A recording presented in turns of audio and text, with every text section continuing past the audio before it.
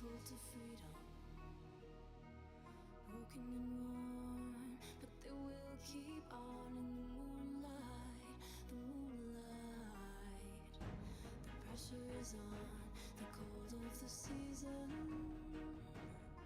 makes it hard to feel, but they persevere for the end game, the end game. I can only wish that one day we'll find the one to keep. The journey is an endless one, to the same love, the same love.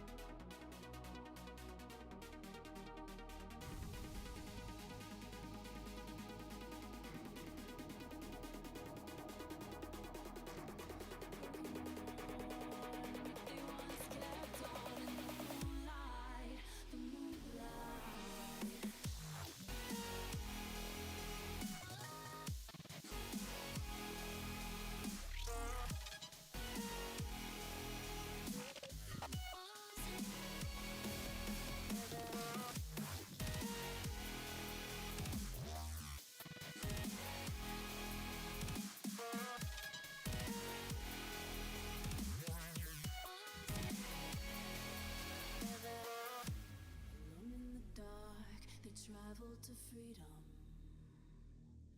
broken and worn, but they once kept on in the moonlight, the moonlight.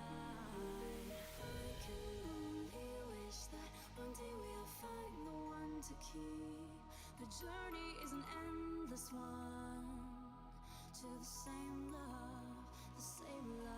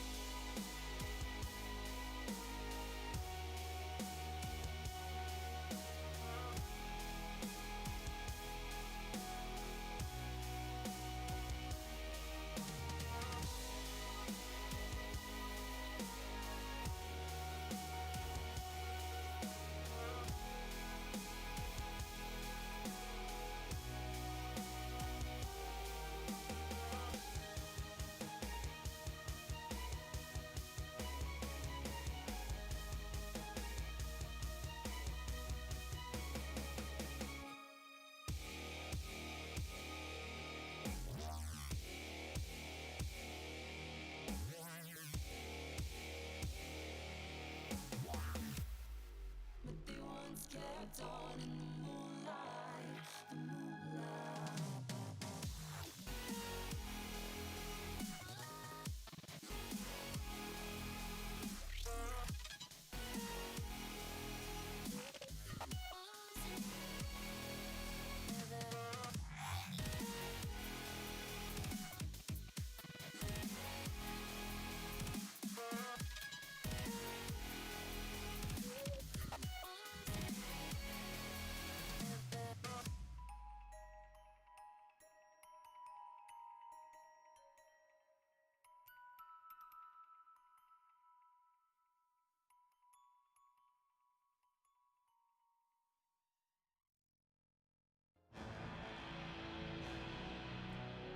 FSL.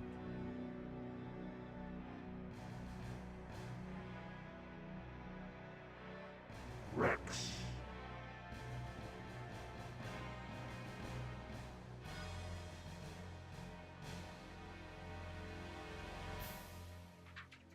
Regret.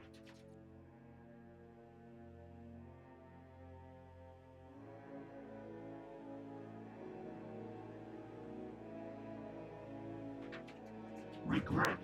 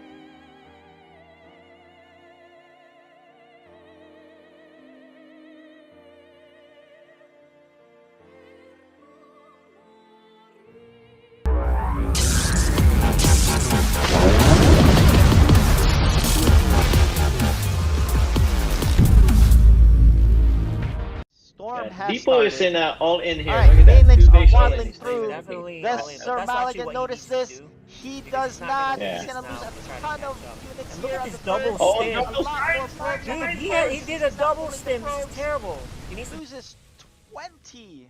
Oh, that was painful. A lot of probes to be lost.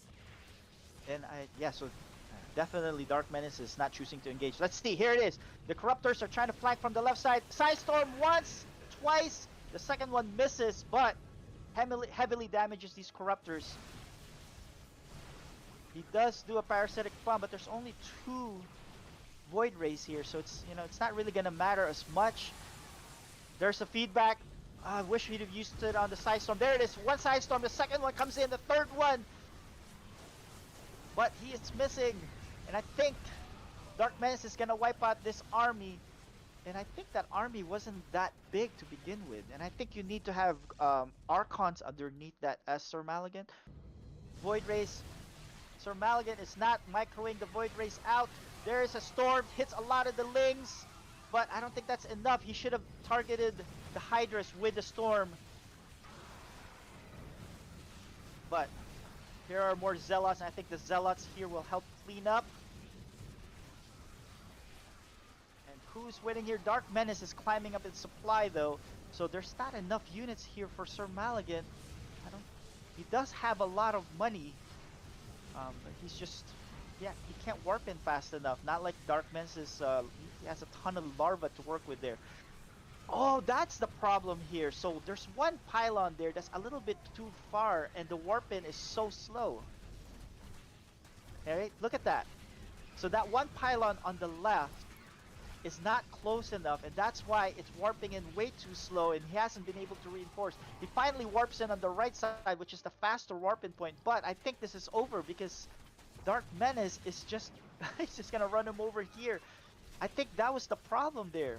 That's what I noticed earlier when he warped in a ton of Zealots. It came in a little slower than usual, and I think because of that, he lost control in that middle. He lost control. It kind of snowballed here for Dark Menace, and I don't think this is gonna be good enough here for Sir Maligan. He doesn't have. He needs more Templars here. He needs Templars to blanket this army with Storm, but he does not have that. He's making more gateways, but I think it's a little too late here. The Archons are going to do well against the Lings, but they're going to fare terribly against the Hydras. Alright, so it's a good idea here to back up. I think the Archons can clean up a lot of these Lings already, but the Hydras just reign supreme here, and you need Storm for that. And look at the Archons. Like, I can't reach the Hydras. There's that one storm, but it's too late. Alright, so I think, yeah, it was that one. It was a back and forth moment. But the fact that Sir Maligan was warping on a pylon that was outside the range of that Nexus. Good job here for Dark Menace. Dark Menace. Our players here. Now on your front doorsteps with its creep. There are tanks all over though. Let's see. Oh, these are Hellbats. Yeah, those Lings are gonna be forfeit real quick. But there are so many Roach Ravagers here. It jumps right on top of the. Oh no, he unsieged the tanks. He unsieged the tanks. Oh, those could have been 3-4 more volleys, but instead they got picked off right before they even did their first volley, and I think because of that, he's just gonna get run over here. If he had those tanks still sieged up, I think he would have been okay. Although, yeah, he might have been okay for the next 10 seconds, but with more, more reinforcements coming here, and I think this is gonna be it. We see a bunch of SCVs trying to kill one Roach, eventually does, but there's the GG. Woo! Yeah, just falling down so far behind economy-wise, and I wasn't getting past it anymore, so that would do it. Shield battery at the front. The tanks are Yeah. gonna be sieged, and this is the mistake, right? Yeah. And that's it. I mean, I don't see him breaking this. Yeah, Yeah, not with this set of units here. Yeah, these zealots are just gonna fall so quickly. There is a nice storm in between all of those marines. Marines dwindle in number, but there's still Good run so back. many. Good run back. It's still possible. Yeah, I don't know. I mean the three tanks. There's more coming. The Colossus There is are no. coming out soon, but Yeah, but they're the oh, three he didn't tanks dispatch that here. last tank. Yeah, the three Oh, tanks are that the ones. go. Oh, I'm losing all the work. Oh man, here goes. Yeah, the Colossus does not have range, so he has to get up and up close there. And that, yeah, the Colossus is gonna get shelled out by the tanks easily. And that would be it. It's gonna be a quick game, quick night, and Listen, he still had a lot of money. He just needs to clean up his build. yeah, He definitely had enough to stop this. He just needed to be efficient. And I would have worked in the Templars. Okay, when you're watching this VOD, work in that Templar as soon as that Templar archive is done. So you can have one yeah. storms, right? And I think this is But it. he has I double mean, upgrades too, which he doesn't need in this situation, right? So I think yeah. some build things that he could make this better. Definitely had a fighting chance. Especially So game the one dou- should have won. But so the double upgrades, right? Typically, you don't want to see that until you get your third base economy, because otherwise it's expensive. And if you're spending money on upgrades, you could just die before you get those upgrades done, right? And that's what happened here. just gotta know what to spend your money on for each mission. But he did have a chance to shut this down if he was down there to greet the Terran army. That's for sure. Right? But anyway, doesn't matter now.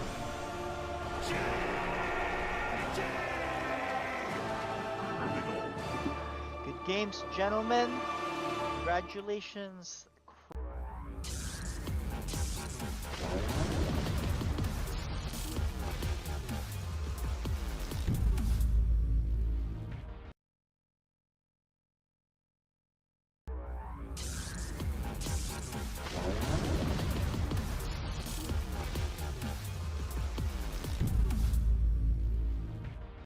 Yeah, Depot is in all in here. Look at that, two base all in. He's not even looking. Definitely all in, but that's actually what he needs to do because he's not gonna win Yeah. this now to try to catch up. And look at this double Oh, stim. drop those mines, Dude, he did a double stim. This is terrible. He needs to drop the mines like now. Oh man. Good mine hits here. Oh, decent mine hits. But he is heavily stimmed. I think he pressed stim like 3-4 times, so we're gonna have to talk to him about Oh it. no, Science gonna see Depot's expansion. Yeah, he is definitely gonna run into that if he goes Gonna down. cancel that. At least he ran into it where he can cancel it. So he Look should at how many cancel it. Templars there is, man. It's time to cancel, people. No cancel. Oh man, he is so flustered right There's like now. 16 Templars. Yeah, I think the power of Protoss is here. Yeah, this is just gonna be a crazy storm fest right here. Yeah, there's not much you can do. Bam! Oh, nope. And he's gonna lose his one of Yeah, two he bases. loses only Second base. That's it. expansion. That's Yeah. oh, nice pick on that prison. Nice pick on the prism, but I have a feeling. Yeah, it's just too much Protoss right there. And And he's People's now leaving his gonna go base. Yeah, he's figured, you know what, let me go attack. I have these mines, maybe they can buy me time.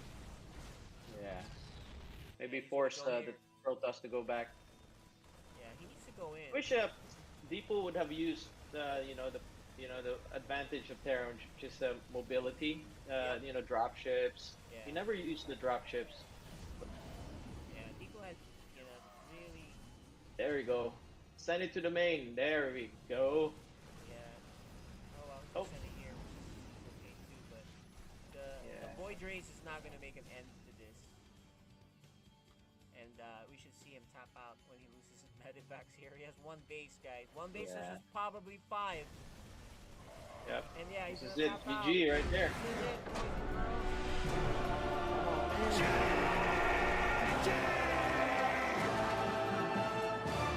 Scion. Good thing.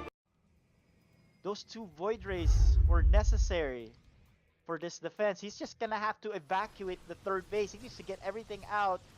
No, but Hyper Turtle is gonna try to commit without the coordination of his teammate. His teammate is kind of body blocked all the way to the top of the ramp, and all of the links have already fallen.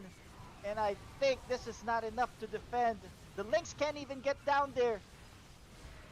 Yeah, I think this is it. I mean, I don't think this is enough for the Tortoise and Hare team to be able to take this out. There's just too much damage potential here for GG Izzy. There's even a Warp Prism, another Warp Prism for Dark Menace in the back lines. They can just keep warping here, and I think that was a quick game. I think both games were attributed to units that were just kind of out of position, and also the Lynx kind of just went down there by themselves, and they just got massacred before even had War Bunnies get a chance to engage. But with that was it. Bring 2-0, just like Freedom's prediction. And let's do a quick interview with our players here. Armies are there. You're gonna get wiped out, and they do scout it. They should be able to see this. And oh, this is gonna be painful. Prismatic alignment is gonna wipe out 1, 2, 3. Is it 4? 4! Oh my goodness. Freedom just plummeted in supply. They need to stick together though if they want to make this work. There are a lot of Widow Mines. A lot of it got triggered. Oh, nice hits by the Banelings. The Banelings wiped out a lot of the Widow Mines already. Here are the Banelings crashing in all these Marines. The Marines take a lot of damage. They stemmed in. I think you just need to sneeze at some of them and they will fall. But the Air Army by War Bunnies is taking apart the main base of Little Reaper. But he's gonna fall back. They're all gonna fall back, maxed out. But Little Reaper is trying to chase him and try to force the issue. But I don't think this is a good idea. There's more air units here for War Bunnies. Oh, he loses almost all but one of the carriers. There's one left. Never mind, there's none left. Here is Hyper Turtle to help with the ground units. And I think they can keep pushing here, but are they going to regroup? They are gonna, just a good move here by Hyper Turtle. More Banelings are in the way. But Freedom is posturing on the top side of the base. There is a ton of Widow Mines here. But it's gonna probably go off against on top of them. Oh, good thing the Marines ran back, because otherwise that would have been disastrous. Widow Mines trying to target interceptors that are on top of the Marines. But there are blinding clouds by the Vipers, and I think this might be it, because Freedom cannot lose this army, and he does. There are all these Widow Mines, but that's not gonna be enough. Hyper Turtle's in pursuit. Hyper Turtle has the biggest unit count in the game. More Banelings wipe out the rest of the Widow Mines. Freedom cannot rebuild. He only has the main base, which is already mined out, and this base here, which is also mined out, and he has no income. Little Reaper is still producing, well, he is producing 5 carriers at a time, but I don't think that will be enough here. I think this is a victory march for Tortoise and Hare, and this is a victory to catapult them into playoffs. Good game, good job by Tortoise and Hare. Just falling short there is Little Dom. Woo!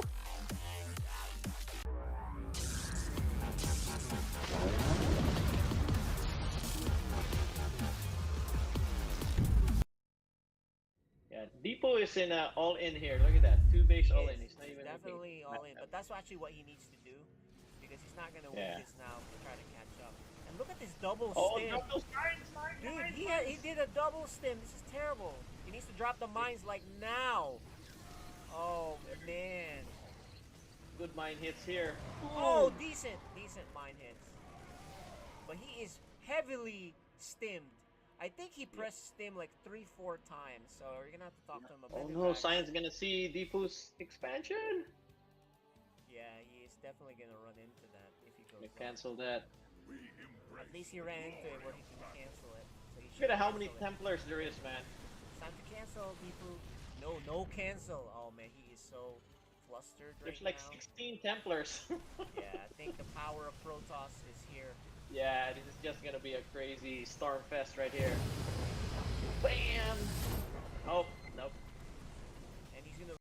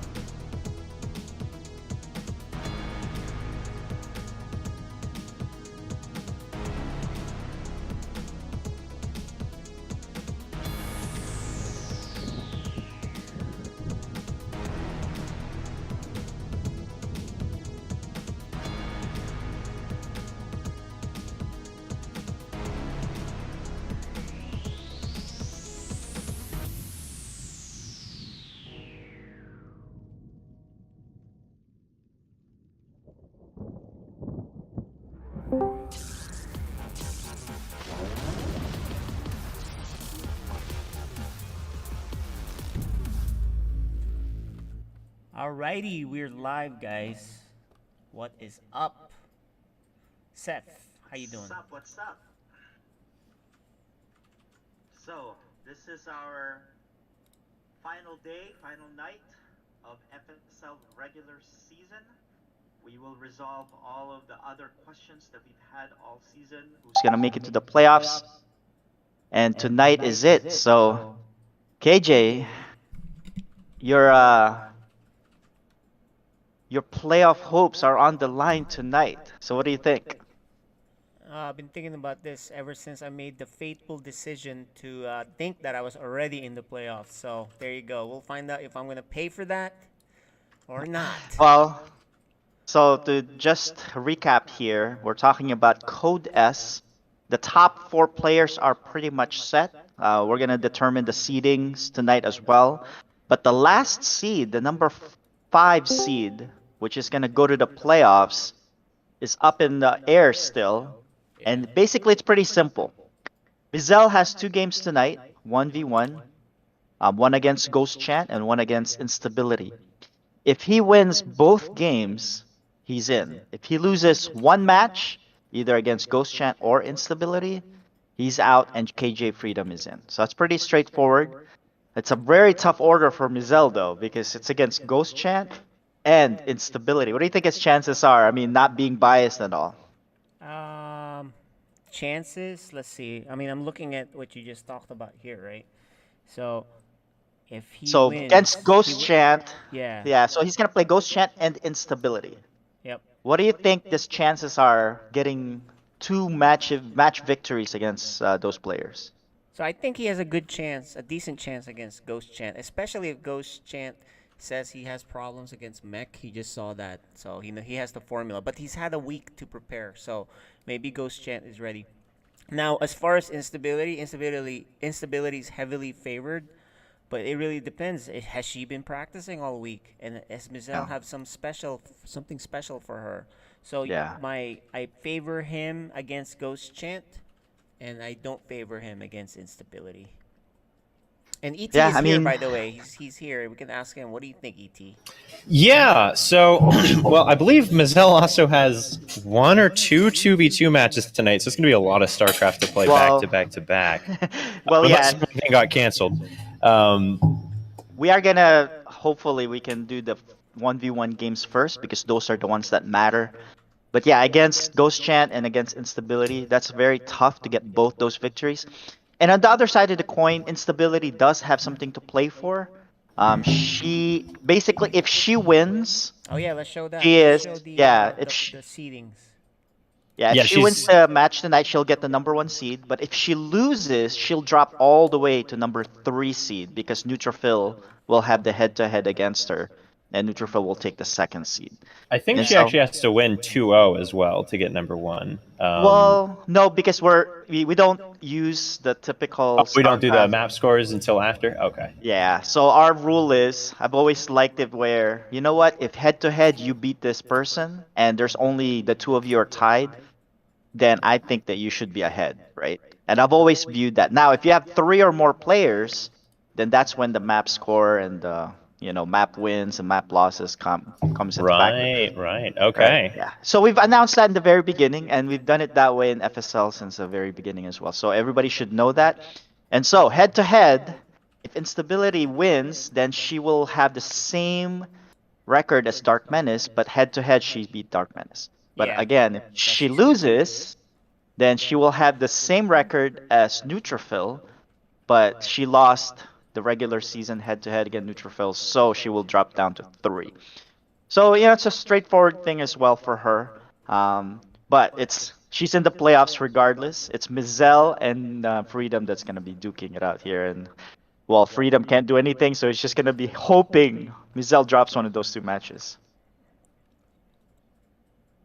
All right, so that's gonna be the code S. We've talked about the different scenarios there. Sir Maligan is already locked in at the 4th slot. So we're just gonna be determining 1, 2, 3, and 5 seeds tonight. And then 2v2, there's no playoff implications, right? This is just pretty much finishing out the season and just enjoying. So we have the blind leading into death playing against Benzel, and then Benzel playing against Kodeo. Now Kodeo, win or lose, does not alter their playoff seedings. They're already seeded number 2. So I think this is just for fun game for them as well. So it'll be pretty cool though to see blind leading to death against Benzel. What do you think about that matchup though? Well, that one can go either way. The thing is, the Benzel individually are really good, but as a team, we've seen that they haven't really been good, right? So Yeah, I think it's a matter of who is off racing, and that person off racing is really failing to catch up to the other person, and that's how typically they don't work well together. At the same time, they're not as comfortable in their off race. So, but yeah, and then Kodeo, I doubt that Kodeo is gonna pull out all the stops tonight. I think they're just gonna be winging it and playing it because they do have an important match next week, which is playoffs. So we can talk about that more later. playoffs. Look at that playoff bracket. The 2v2 is right here, guys. It's set. So tonight's 2v2s don't matter too much for the playoffs, but it matters for momentum. That's right. Yeah, so GG Izzy against Sturtis and... Wait, is that correct? Hold on, I'm gonna have to double check that. I think it's the other way. I think we're gonna have to have this graphic updated. It's Kodeo versus Sturtis and Hair, Okay, never mind. and GG Izzy versus Purifiers. So We'll have him fix that. we'll have that. Well, we still have to update this anyway because Yes, we after will tonight, fill out... It's gonna change. Yeah, we're have gonna more fill out... stuff. Yeah, 1, 2, and 5 there. So, but as you guys see here, code B is gonna be pretty cool. Is if Fenrir, Shampoo, and Kitty Cat, whoever comes out of code B, they can be the Royal Roader here, go all the way the code S champ if they so Explain desire, that to people. right? What does royal roading mean? Well, maybe not Kitty Cat Gamer because she's already played before. But Royal Roader is basically a rookie that comes in, first time playing in this tournament, and then goes all the way and wins the tournament, right? And so, Shampoo and Fenrir, if they win this, they can actually go all the way, win Code A, and then go all the way to Code S, and then beat up on the neutrophils and the instabilities and the dark menaces there. So it'll be pretty cool, but it's very unlikely, but they will have a shot to do that. I see. And then I think yeah, and we'll fill out number 1 seed here, the number 5 seed, 2 and number 4 is already determined, but we'll have this upgraded after tonight. And then playoff starts this Friday, right? Friday is playoff Friday. Yes, I and see. then we're gonna try to have only 2 matches per night. There's gonna be one night where we're gonna have 3 because it's just the way it works out. But 2 matches a night because it's gonna be a best of 5. And if we have 2 matches going all the way to 5 games, that's gonna be a very long night. So we're trying to avoid 3 matches per night. But we're gonna start off with Champone and Kitty Cat Gamer. You know, I'm excited about that. Let me see. I wonder what happened. What was their score last time they met? It was 1-2. Kitty Cat Gamer won it, I think. The first game, Chi and Pone just made like a couple gateways at home and walked Zealots and won. And then the next games, Kitty Cat Gamer kind of adjusted to that, got out early lanes to defend those, and then went into big roach attacks. Gotcha. I think I remember now. I mean, they got to some good max out scenarios, but it was pretty much a really close matchup. And you know, this time it's gonna be a best of 5, so I wouldn't be surprised if that goes all the way to 5 games. Right, there you go. I fixed the bracket for 2v2. Is that right now? I think that should be right. But So quick fix, GG Izzy Purifiers, that's right, and Kodeo and Turtis and Hair. That is correct. all right, we'll try to update this as it develops tonight, just so you guys can see. But Yeah, there you and go. so we're gonna be sorry about starting late tonight. Zell got hung up and he's trying to log on. He should be logging on momentarily here. well, So Sir Maligat already made the picks for yeah, so for that. So that's what we have for tonight. I think we can start with the blind leading to death against Benzel if because I don't see instability or ghost chant yet. Yeah, instability's on the chat, so she can go. In fact, Okay. you wanna take on Mizel when he's not warmed up. So actually, if I was you, I'd push for it. Like, yo, I've been here. You're the one that's late. Oh, but you know what? Mizel did the first veto, so he's online. He is online. Well, he might have done it So- on his mobile phone. That's true. So, but yeah, we're gonna get started shortly here. Oh, But you Ghost know- Chant's ready to go. I'm sure he's ready to like catch a, and this is the onus is on well, the advantage is for people that are ready, right, on time. So Ghost Yeah, Chant can push I'm- for that. So they're going, hey man, I'm ready to play. Did you make your picks? I'm good to go. Hey guys, Maligant here. Oh, Hey, Maligant's here now. So been let's here talk too, to so let's we're talk to going. the we're going Maligants. first. We'll get you on the camera. You need to be on the camera if we're gonna add you. Oh, that's right. Hang on. Yeah. and Also, I guy's think during this playoffs, I was thinking about this the other day. I think we should but by the time it ends, actually before the finals, we won't count the finals, but we can do some yearly awards or seasonal Yes. awards, right? We talked about most improved player, but also we can talk about game of the year, Oh yeah, or good idea. you know, and then MVP player for team games, Oh yeah. right? So and then we can have votings for that. So we can talk about that more, but maybe we can come up with that and award it right before the finals. Yeah. Yeah, I mean, there's a lot of things. We can't do things like, most valuable player as an individual because I think that's the one who wins the championship, right? But, Yeah, I MVP, mean, yeah. Well, So, you can but have yeah. regular season MVP, and that would be instability. yeah. Well, she has to win this last night first. Oh so yeah. let's- This is the last one. She has to win But- this for that to make. But I'm sense. sure we can come up with different categories that we can start off with the first time we're gonna do it this year. But yeah, and yeah, so Well, whoever's on, we can Yeah, play well, that we have- game. Yeah, we can hop on. But one more thing I want to announce too, which is really cool, guys, is if you guys can see, let's put this on. We had this was mentioned earlier. We had a prize pool increase thanks to our generous Patreons. So here you go, guys. There's more money, more rewards, and everyone that made the playoffs. Let's explain this, Seth, because this is very crucial. Okay, those who made the playoffs currently at that seed going into the playoffs, you already won a prize. Just because someone advanced and went from code B to A, they don't take away your prize. So explain that part, Seth. Well, yeah, but we do need to talk about that because I was thinking about this yesterday, as a matter of fact.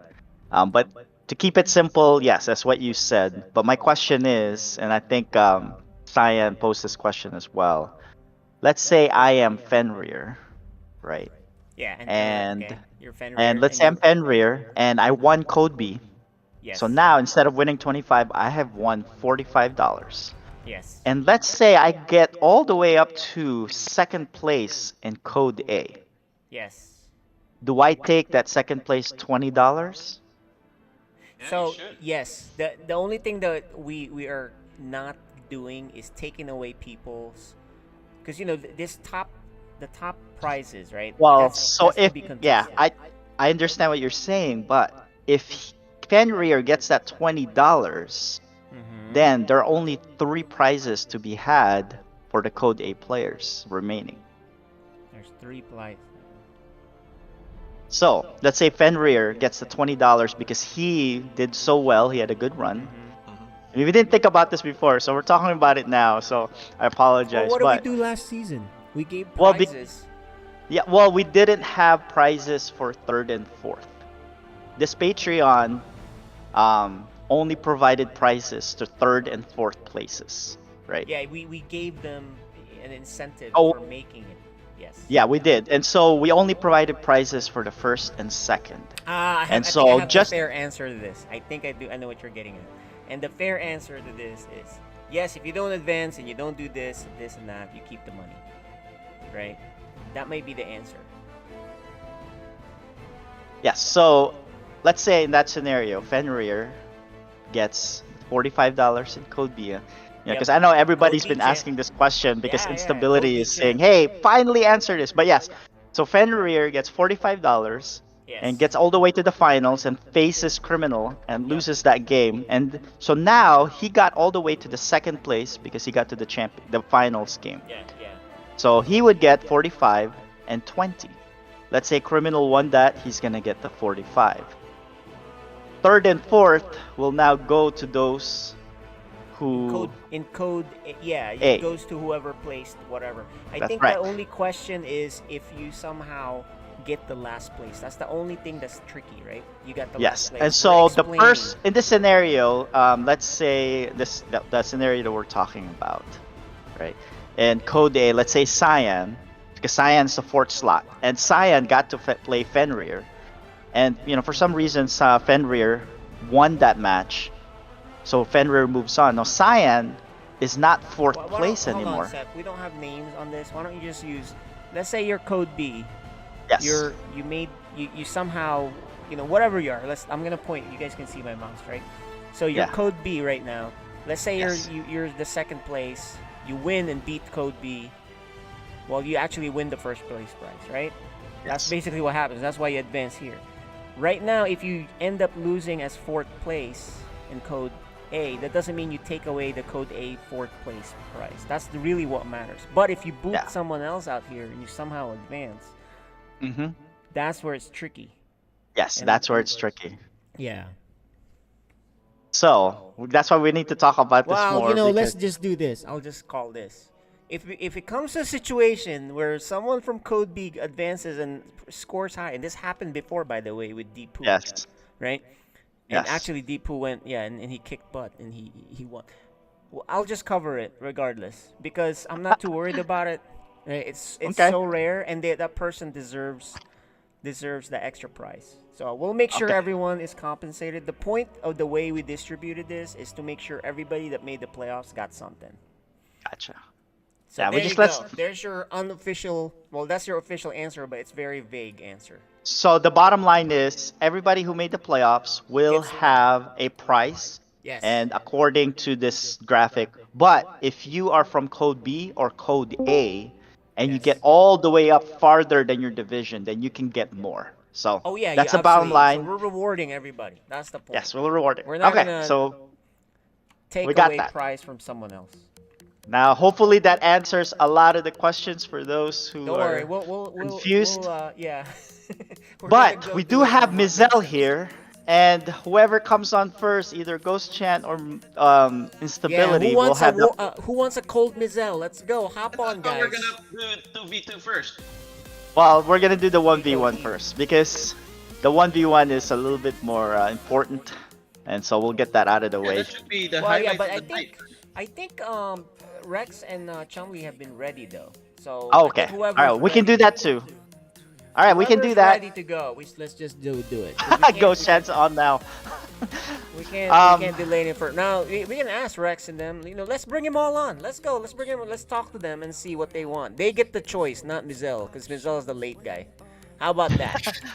All right. All right. Let's do it this way. So let's All right. bring Well, him in. Ghost Chant's in here right now. Nobody else is, so I think we All can right. go Let's with bring him that. in the chit chat. Let's get Mizell. Let's get Maligant. Here's Maligant. He's Oh. on now. Let's There's add Ghost let's add Chat. Rex too. Rex can talk for her team. Let's add You know Rex. what? My suggestion really is leave the Code S games at the last because it has more on the line. Our games for 2v2s are not, it's just for. That's great, Maligant. But remember, the more, if that's the case, this is where Ghost Chant and them prepared. So let's ask them. Let's see what they say. All right. Well, they're here. Ghost Chant's here. Yeah, let's bring Rex him on in and here. Chumley's here. Chumley's here. We need Ghost Chant's video, but he's here. All right. So now the question is, who are we gonna play? Are we gonna play the 2v2 with Def leading the blind, or are we gonna do the 1v1 with Ghost Chant? Blind leading the deaf. Yeah, and I think because Rex and Chumley have been on early, they can choose because maybe they want more practice. Maybe they want to wait and then have Ghost Chant wipe the floor with Mizell first. Yeah, I think maybe if he's demoralized, it'll be easier. That's a good point. Why don't we let them pick Seth? They've been here since the beginning. They weren't late. All right. So the blind leading the Def. Which one do you prefer? Do you want to play now or play the next game? You want Play to now. warm Play up now. first? Play.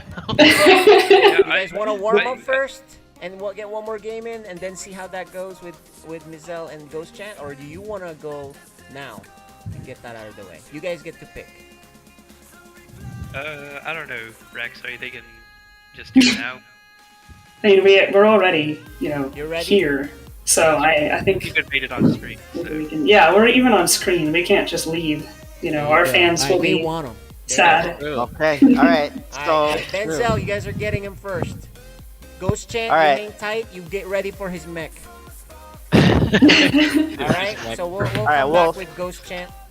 we'll go with Ghost Chant and then game number 2. So in the meantime, I am gonna host the 2v2 game. Yeah. So the map selections have been done actually. So I Yeah. think we're it's good to been go done. here. Let's do our normal interviews for this. Okay. So let's start with Mizell gives you a chance to talk real quick here.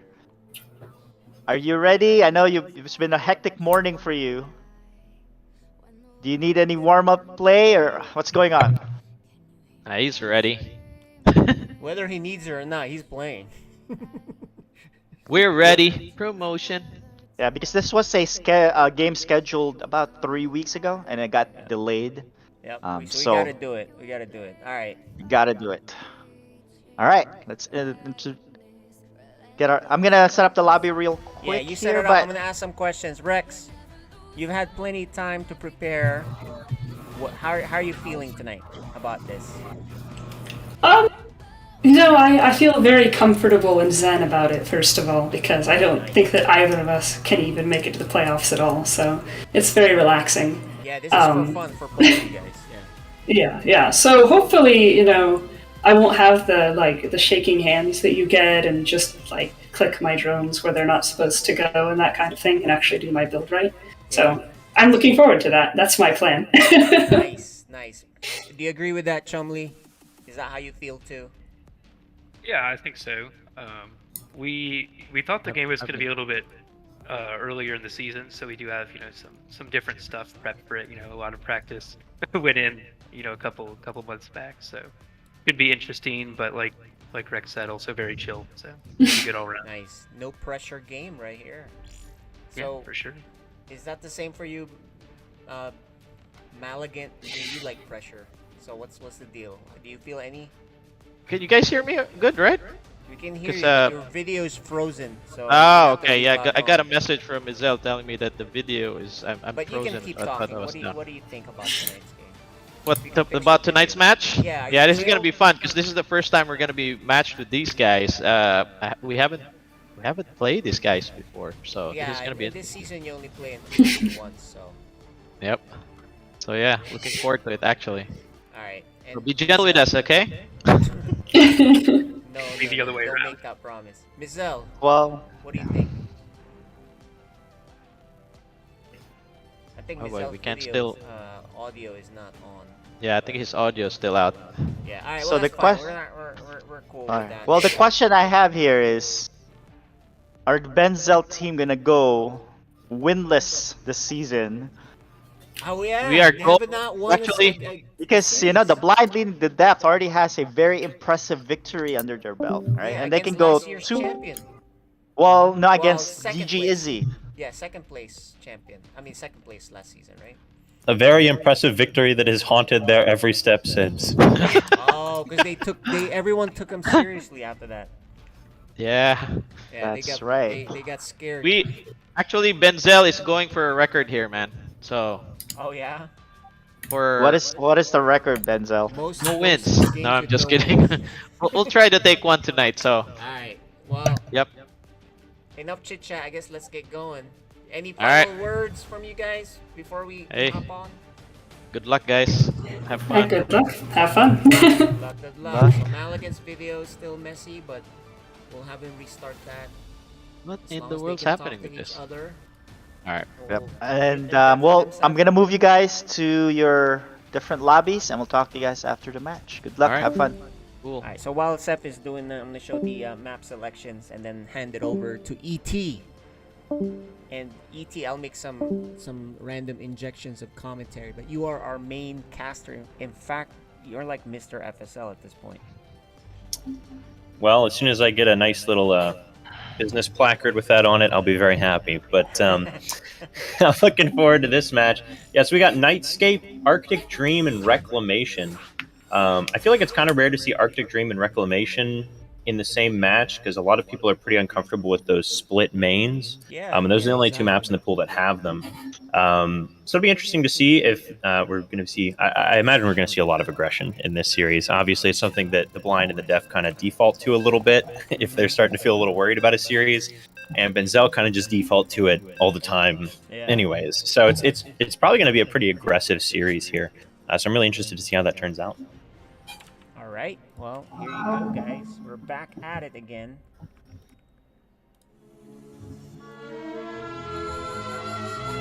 You are watching FSL Season 5.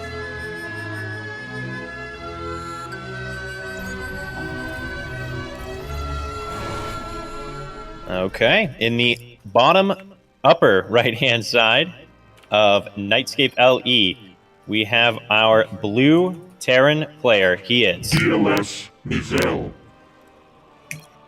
And his ally in the green, also Terran. He is. Sir Maligan.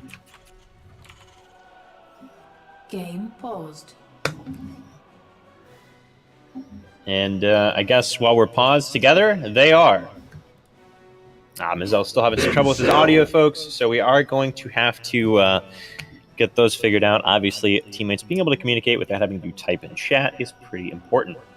And I will say, man, I think they have a worse score this season than last season, but Benzel really picked up the pace with the intro animations. They really kind of nailed those this season. I'd say they're probably the best around, honestly. They're cheating though. They're both graphic artists, man. It's true. It's true. I remember we gave them lots of ribbings because they were the graphic artists who didn't have a player intro the entire season last They made up season. for So it, huh? the only ones. Yeah. But yeah, this is so Nightscape is the only map we'll see that has a conjoined main base. So makes defending very early aggression a little bit easier. Doesn't matter too much around the 2 and 3 base stages as much, which is where I think we'll see Mizel and Maligan hit a little bit more, is once their opponents have expansions. We don't typically see, just complete go for it, kind of one base all ins out of them typically. They might be one base, but they're a little bit more tech heavy and they hit a little bit later. So that's what I kind of expect to see here. And we'll see if the blind and the deaf are looking to be a little more defensive or offensive here, as Mazel is still troubleshooting that audio. And yeah, so it'll be interesting to see what direction they decide to take there.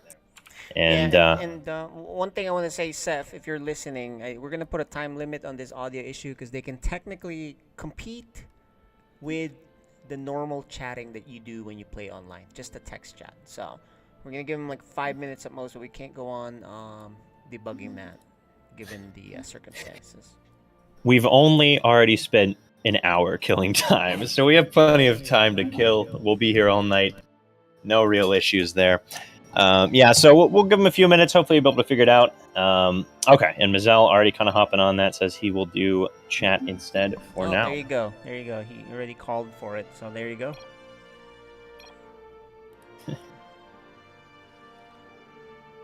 Maybe maybe the blind and the deaf will opt to also do that to even things out. Who knows? I assume that's a decision they can make on their own, though. But they blind and deaf? You said that, right? Aren't they named default deaf anyway? Yeah, it's true. I mean, really, they shouldn't have ever had. Or I guess one of them should be communicating via voice chat, and the other one should be text chat because one's blind and one's deaf. But oh my gosh, E.T., I just thought of something. They're like that Batman meme. You know, you merely adopted the dark. Yeah, it's true. It's true. I was born in it. Yep. All right. All right. Well, anyways, down here in the bottom left-hand side, we have our red Zerg. She is Rex. And her ally, the purple Terran player. He is Chun-Li. And together they are The blind leading the deaf. All right, so we'd have a pretty quick SCV scout coming out for Mazel. We do have 2 gases on the way for both Chumley and Malagant, slightly later on that second gas for Mazel. At this point, looking like it's going to be a Reaper expand for him, while Malagant maybe goes into a little bit faster of a factory. And, I mean, I don't want to call them predictable, but it's probably going to be a mine drop if I had to, like, guess. It may not be, but that's just sort of the default for them. And we do see a very quick factory. We'll see exactly what they have planned from that. Actually, it's Mazel getting his factory down first, despite the fact that he only has a single gas to the 2 of Malagant. So he will actually be delaying that command center just a little bit, but with a lower gas 1 base than Malagant. Already a bunker on the way, well aware of the strategies that the blind and the deaf are able to pull out here. But with a good scout, they shouldn't be too concerned about that. I guess they do know it's only a 1 base out of the Terran, and that could be concerning to them. Looks like more of a standard TVT opening style out of Chumley, getting some quick Reapers, whereas it's been mainly Marines for Benzel. Are getting 1 Reaper, I think, for scouting now. And it's going to be a second barracks, actually, behind the factory for Mazel, so going into a little bit more of a bio style, not mech, and not as much of a dedication to Widow Mines. We already have a starport and an armory coming down for Malagant, so it is going to be those super cloak mines, I do believe, based off of the tech we are seeing here. And Chumley may lose his Reaper here. Both Reapers kind of getting stuck on random doodads, and the Reaper does stop running away. A little unfortunate there. That scouting is important. He does know that there's no expansions for either player, but really, I mean, the Overlord already kind of knew that. We do now have a second command center coming down for Mazel, instantly scouted by Rex. Baneling Nest on the way, and Ling Speed, and it looks like it's going to be what would have been a 3 Reaper double Hellion, I think, pressure out of Chumley. Did lose 1 Reaper, so it and is now supply blocked. Is actually rebuilding one of the Reapers and is making another Hellion. So it's actually going to go up to 3 and 3 potentially before he moves out. And it's going to be like a Ling Bane pressure alongside that, I think. This could hit pretty hard, especially if that mine drop is already out but hasn't hit quite yet. But if that mine drop does manage to hit and he's got Super Cloak, it could be quite a bit of a pain to deal with for the blind and the deaf. Tank is getting sieged up, should be able to help defend this pretty darn well. And a bunker coming down already for Mazel, so playing this quite safe. are Benzel, third base on the way for Rex. And the starport only just now starting for Chumley. Looks like that Widow Mine drop is loading up and heading out across the map. These are going to be permacloaked mines once they're burrowed. And there are no turrets of any type out for the blind and the deaf. These Banelings looking to maybe hit on that bunker, but did he just lose all his Marines? Okay, no, he still has some Marines in the bunker. That's good. That's good. We don't. That would be unfortunate. Empty bunker, not the best. Widowmine drop is looking to come in. Chumley and Rex, it looks like, are ready to go in as well. There are 2 tanks, but if the Lynx can get on top of those, they're going to do a lot of damage here. And that one bunker is not going to last long without repairs. It's taking some unnecessary tank shots, though, is Rex, and the mines moving into Chumley's bases right now. First one does get burrowed down. First hit, only going to be a single SCV. Worth noting that the splash damage of Widow Mines does not kill SCVs like it does probes with the splash damage in one shot. It does take 2. So actually hitting the worst player out of the 2 that he could have hit here. And with scans able to come down, maybe can clean these up, but it looks like that's actually a scan from the opposing team, perhaps. He's lifting all but one of them up and is going to try and plant them in Rex's base. Rex is moving over there with her Lynx to defend that, and has just clicked it right onto the medevac, I think. So overall, this mine drop has gotten some good damage, but once the scans come down and clear it out, as one mine is indeed being cleared out, they are still on 3 base and 2 base respectively, whereas it's only 2 base and just now 2 base for Maligan. I'm not sure it got enough damage. They were able to defend at home, though, which was quite nice, so I'd say relatively even overall, as more Widowmine shots do continue to come down. A lot less damage than you'd expect if it were a Protoss or a Zerg that those were hitting, though. Only 4 kills on that one Widowmine, and it's fired like 3 or 4 times at this point. So that SCV just barely surviving there. They got the dropship, though. Hurt a little bit. That's the good news, They right? did get the dropship, yeah.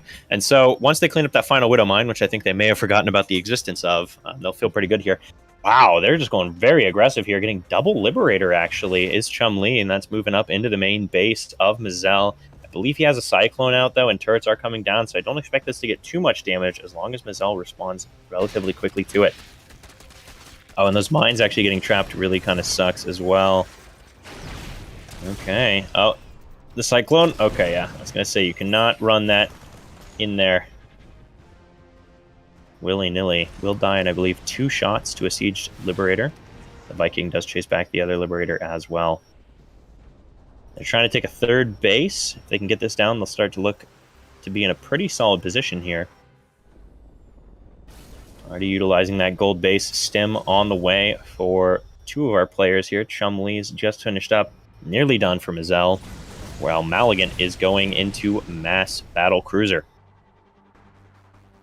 On the opposing side, there are Marines coming out, so those should be able to deal with the Battle Cruisers initially, and if Rex can get out a Spire and get some Corruptors going, they'll do quite well against those Battle Cruisers as well.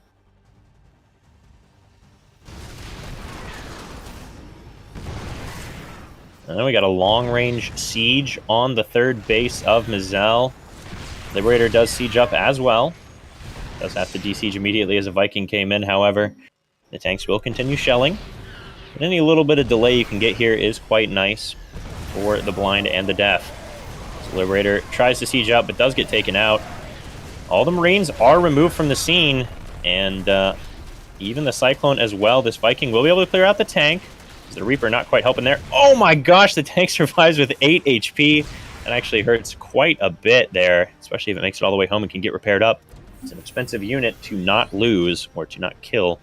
We still have about 8 SCVs, I want to say, just chilling in Chumley's main base. They got clicked back improperly from the initial Widowmine drop, and they've just been following this other SCV around, pretending that they're working for quite a while. I think he did just send some of them back to work, but definitely not as quick as one would have hoped. And there we go, indeed. They are back to mining again. Rex is going up to 4 bases, while Chumley's still only on 2, is building his 3rd base and floating it out now, I believe. Yeah, it is indeed floating out. But the initial 2 battle cruisers are done. We currently have 19 Marines for those 2 BCs, and a big supply block, speaking of, coming up for Sir Maligan. He does reveal them slowly, which is good in that he'll be able to get them out, but Also less opportunity for damage that way. If he can kill this 4th base, though, that'll feel pretty good for him. As Rex up to 74 drones, and adding on Spore Crawlers very quickly as well. This 4th base goes down, however, that'll look pretty good for Benzel, as there is a triple drop. Not a whole lot of units in that, but it is coming down to the bottom right. I think expecting that gold base to be taken.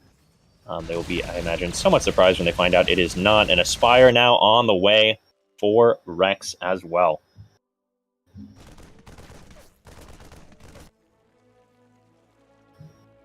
So we're currently even on the base count. If Chumley can get his 3rd base established, that will put them up 1 base.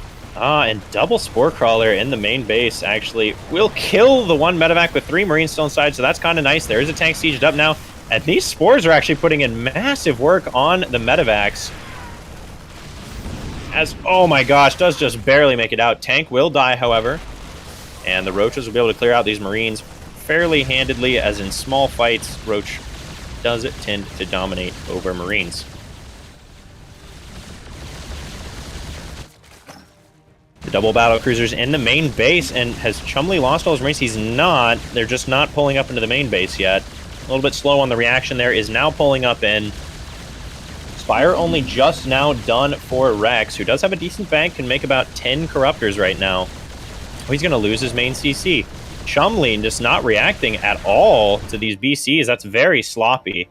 And that's a big loss for him there, as he does still have 2 command centers, but one of them is not landed at the moment. Definitely needs to get that down and established as quickly as possible, as the SCVs surround the turret but do not actually repair it. As they repaired it up to full HP and then stopped repairing. It's a classic blunder we've all run into once or twice as Terran players, I'm sure. Rex should be able to deal with this 2nd drop by Mazel into the main base here pretty handedly, and the battlecruisers are forced to warp back. 4th base being replanted, but getting that command center is just so... that should never happen. I mean, that should just never, ever, ever happen. That's really sloppy out of Chumley there. Not even lifting it or repairing it at all. Very unfortunate, I guess, just not realizing what was going on there. We do have a pretty significant supply advantage for Rex, who's getting up into Roach Corruptor, and as we've seen, if Rex can manage to macro, she usually does pretty darn well, especially considering there's not a whole ton of siege tanks. There's 5, but they have to spread out across a quite large swath, especially when it's 2v2s and you've only got 5 tanks out. Well, you know one thing, though, different, even though Rex had an issue last time, Rex has a lot of Corruptors. She has anti-air, unlike all, last time it was just Roach Biles she was relying on. Yeah, that's something we kind of covered. It was, for a little bit of insight, it was somewhat unfortunate. We'd been prepping them for Benzel for about a month, honestly, leading up to the match, and then theirs got delayed, and they wound up playing against... Watch the nuke! Oh, yep, nuke does get canceled, as there was no cloak on the Ghost, but yeah, they wound up prepping for the wrong team, basically, so they had almost 0 prep against Sky Toss going into that match. Battlecruisers are coming in, but the Corruptors are not here. A little bit of a Marine force, though. I think with the Queens, should be able to hold this back. A lot of Spore Crawlers. I do kind of like that adjustment on the fly, just making a lot of static defense to help deal with these Battlecruisers. The mines could be quite dangerous here. There's warps on all the BCs, I do think. And indeed there are, so they will be able to make it out. Well, I say that. Oh, and with another Battlecruiser. Oh, she's over-microing. She had that. Yeah, I think she could have gotten that volley off. They should be able to kill this base of Maligant, however, and kick him back down to 2, kind of 3. Yep. Actually, the Corruptors could just kind of use their Caustic Spray ability on that pretty easily and clear that out, but not doing it just yet. I think Benzel is getting a little bit too fancy. Trying to go into nukes this early. Nukes, you want to be up at like 180 supply kind of stuff before you really start nuking. They are expensive. And they're going into it just a little bit too early, and it's going to wind up costing them here if they're not careful. Now, they are pushing into a siege line, is the Blind and the Deaf. They're able to get up 4 tanks of their own in a pretty good spot. But the Corruptors are not here to defend against those BCs. At the same time, however, those BCs do not have warp available, and they're dangerously close to these Corruptors, which are taking out the medevacs as well. And Bio's staying power is just lessened so much if they don't have a proper number of medevacs. With all those going down, that could end up hurting them a lot. As Mazel's tank is actually targeting the rocks, the rear tank there. So much action here. There's just too much going on. Yeah, so it does wind up accidentally A-clicking the rocks there. Both BCs may go down. I think was a little worried about the repair there, but does manage to get the BCs. Clears out all the medevacs once again as well. And these are worthwhile trades, I want to say, for the blind and the deaf. A lot of tanks going down.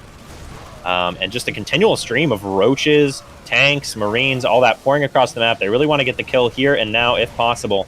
And if this tank gets sieged up, which indeed it does, looks like it will be able to defend against the Marauders. That's big. However, 2 new BCs coming in. They should both have Yamato cannon. And there's only about 6 Corruptors, a lot of which are pretty heavily bruised left here at the moment. So I think Rex really needs to get out of here. Yeah, she's trying to go in here, but it's not going to work out for her, as those are +1 BCs against 0-0 Corruptors. It's not often you see upgrades really coming into effect too much in that matchup, but the +1 will definitely help against high armored units like Corruptors. And more roaches just rallying across to their deaths. This is quite unfortunate for sure. They need to regroup, man. Just regroup. Yeah, They're they rallying. definitely need to regroup. Chumley in particular is hurting. I think he never really got his infrastructure up. Let me check that. He's got 3 barracks and 2 starports and a factory. But I think he was just hurting the economy so much, he never really got all his production up. And now he's floating almost 2,000 minerals, but he's the only player under 100 supply at the moment. He's all the way down at 80. So definitely a little unfortunate there. It's going to be up to Rex to hold this, basically. She does have quite a bank, which means she can remake those Corruptors, and indeed she has 8 more coming down. She really probably add on some Ravagers, though. There's just not a whole lot of splash damage for the blind and the deaf, and you really need that against those Marines in particular. Some Banelings being added in, but I don't think they have Baneling speed. Indeed, they don't. Pretty essential upgrade. Widow Mines, yeah, I think this nuke will make it off. They just cannot push that back far enough. But I think it's not going to hit all too much. Everyone kind of just got out of the way, mostly on accident, it seems like. However, I think Benzel may just have enough to just push through and win this fight and the game. Nope. The Banelings didn't do much either. Unless they, like, nuke themselves, I just don't see this really working out. Ooh. Oh, if those tanks were sieged in the back this whole time, that would have been huge. But yeah, I think the death falling apart a little bit here. And, yeah, just not able to continue the push in a reasonable manner. BCs will fall, which is nice, but then there's just nothing left on the ground to deal. I think Rex falling behind a little bit on the injects as well. 22 roaches are now popping off, but it's just a little bit too late, I think. They certainly have a lot of money. All of them. They do, yeah. Everyone's floating quite a bit, and seems that Benzel was just able to spend it a little bit better and take a little bit better fights. I think the trickle across the map was really the big mistake that happened for the blind and the deaf. I think you kind of just take those trades you got against the BCs and everything like that, and then just go home. I think they macro up a bit more, play more. Because there were some fights where the Corruptors, if they were there. That's true. That's very true. This is actually where F2 is good. For sure, and all these drones are going to fall, and there's just going to be such a massive economy behind this. Oh, those Marines are dead. A lot of Marines do go down, but there's another nuke onto the command center of Chumley, and I just don't think they're going to be able to take that down before it lands, and indeed they don't. A lot of SCVs falling as well. I think it may be a hold here, but again, it's just that economy behind this is going to be so overpowering for Benzel, as they're each up on 5 bases, I believe. Yep, 5 bases each, a 6 coming down from Elegant. Yeah, they're just too rich. Too rich and too fancy. Liberators will fall. Much, right? Yeah, it seems that way. We did see or heard some BC blinks. Oh, they blinked outside the natural of Rex. Right, he only has a couple Corruptors out. And yeah, look, they're mined out of all their bases as well. So it's not just that they don't have a lot of bases, it's that the 2 bases they each have. I guess Chumley did manage to defend his 3rd, but it has very little left. One thing I did notice with them is they rarely, correct me if I'm wrong, they rarely mine their gold in this match. Yeah, I noticed that as well at the start of the game, that they never really take that. I guess it's with the compositions they go for in the early game, like Pure Ling Bane and then like the Reaper Hellion stuff, it's a little hard to break the rocks down, but they definitely should have had those broken down by now. You can just caustic spray them with the Corruptors once those are out, things like that. So the fact they didn't do that was definitely a little bit sloppy here, I want to say. As Yamato cannons are coming down. If you have a Terran, you can kind of just float out of the command center there. So. Yeah, that's very true. Terran can pretty easily float the command center down as needed, so that helps a lot as well. And I mean, they're struggling to just clean up 1 or 2 BCs and some small drops. It is possible that they stabilize. If it could be the exact reverse of what happened in the previous, where they just keep trickling units in and they keep dying and trickling and dying and trickling and dying until eventually Rex and Chumley can kind of stabilize. I just don't think that they're in a position to do that. I think they're a little bit too far behind at this point. Almost maxed out for Mazel. Yeah, they're bleeding, that's for sure. Chumley's making a push. Let's see what he can do. If Rex F2's there after cleaning up, they might have a chance. But yeah, it's true. I think he's sieging his tanks maybe a little late. Yeah. Oh, needs to get that Widow Mine as well. Does get the Widow Mine before it goes off. If he can siege these 3 tanks, he's in a good spot. I will say that is the one thing is Mazel and Maligan didn't really remake their tanks after they lost them in the initial push from the Blind and the Deaf. So it's pure bio, but yeah, good surround. Even a redrop on top. I think it was a very efficient fight, I think, for the Blind and the Deaf, but they're just too far behind, and that's not going to be enough.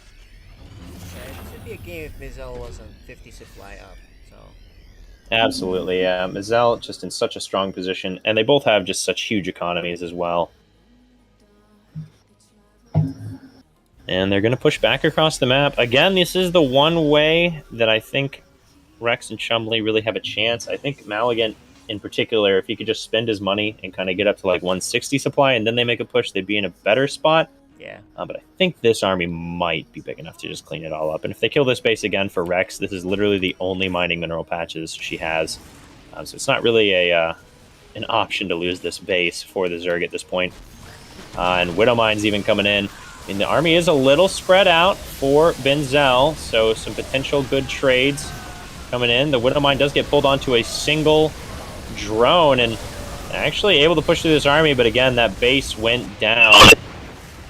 And there's a nuke on Chumley's only real mining base remaining as well. I don't think he's seen it. And indeed, he's not. We'll see if he sees the second one as well. But I'm not feeling too good about his odds, that's for sure. And the base actually falls completely there. That's very unfortunate. And I was criticizing the nukes a little bit. I think my criticism still stands, but at this point, they're definitely getting their value. I think it was a little bit of an unnecessary risk prior to now, but they're definitely working out here. As both players are pretty much out of money, out of mining. Chumley, I think, really should just float his bases from his main and his natural right now, just to those 2 bases that they're defending right now. Get some more mining up.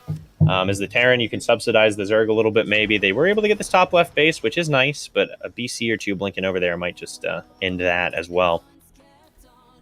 And though perhaps a little bit overly aggressive from Benzel. Still not taking that gold base, though, is very painful. Drop into the main base should be able to clean up the Spire and everything before the Zerg really can pull back all this way. Yeah, so and with some Liberators might be extra painful. And it looks like they might just not even try at the same time as well. Yeah, maybe going to try and make a counter push, but I just don't think they have a big enough army to really base trade here. Especially against, don't base trade against the Terran, but really don't base trade against 2 of them. Especially when one of them has BCs. Battlecruisers are a very, very, very strong base trade unit, if it even does come down to that, but I don't think it really will. Now, it doesn't look like there's any tank. There are a couple tanks. Mazel has actually kind of stuck his own rally in his natural base. But just so many BCs. There's no Corruptors left, and just pure Marine. It's only +1/+1. It's not going to be enough to take down this many Battlecruisers, and I think we will see a tap out from the Blind leading the Deaf here. And GG is called.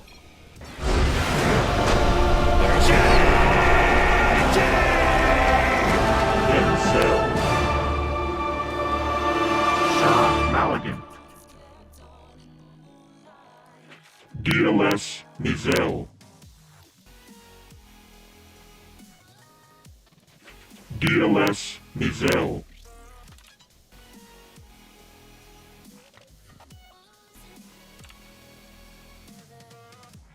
Okay, so that's game 1 in the books. A pretty solid victory. There was a little bit of opportunity there, I think, from the Blind leading the Deaf, but not quite able to pull it together and pull it out. All right. Well, let's get Seth, let's get Sir Maligant's camera back on too before we hop the next one.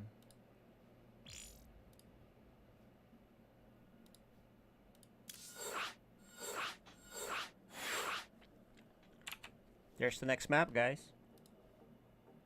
Okay, yeah. So it's going to be Arctic Dream. This one does have those split main bases we talked about.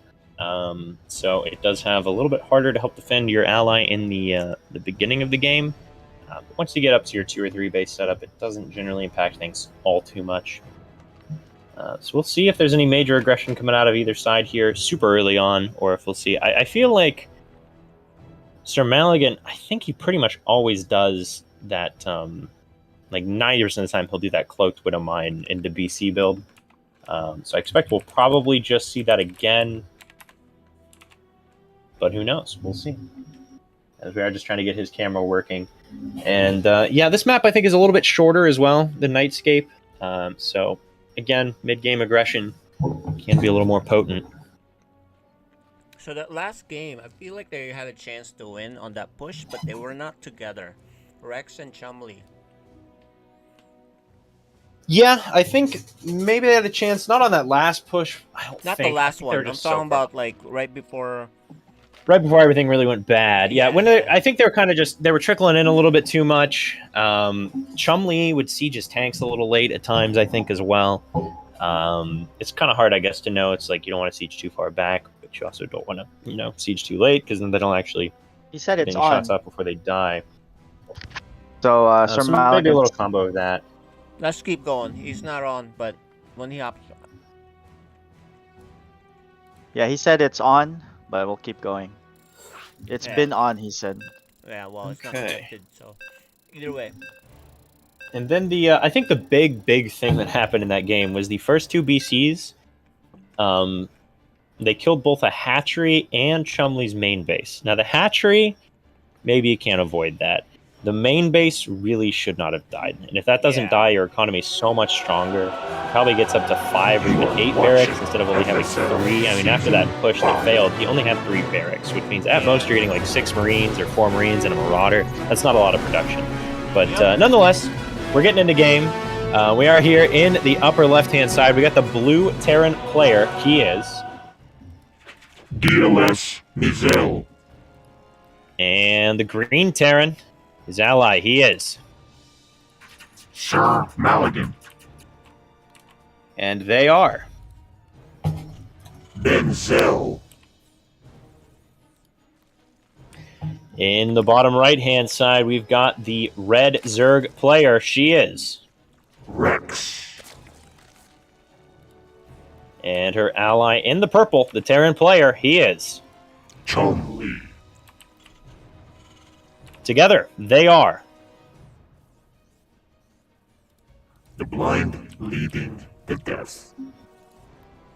all right. So we do have a hatch gas pool, it looks like, out of Rex, double gas. Everything looks exactly the same so far, folks. I can't lie to you. Everyone's doing the exact same build. Except Chumley, actually, is not getting his second gas quite as quick, it looks like, this time.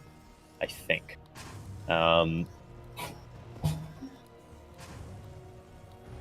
Yeah, so we'll see if he swaps things up. It looks like they may go for a little bit less aggro. Mizel and Maligan really went very, very heavy on the defense.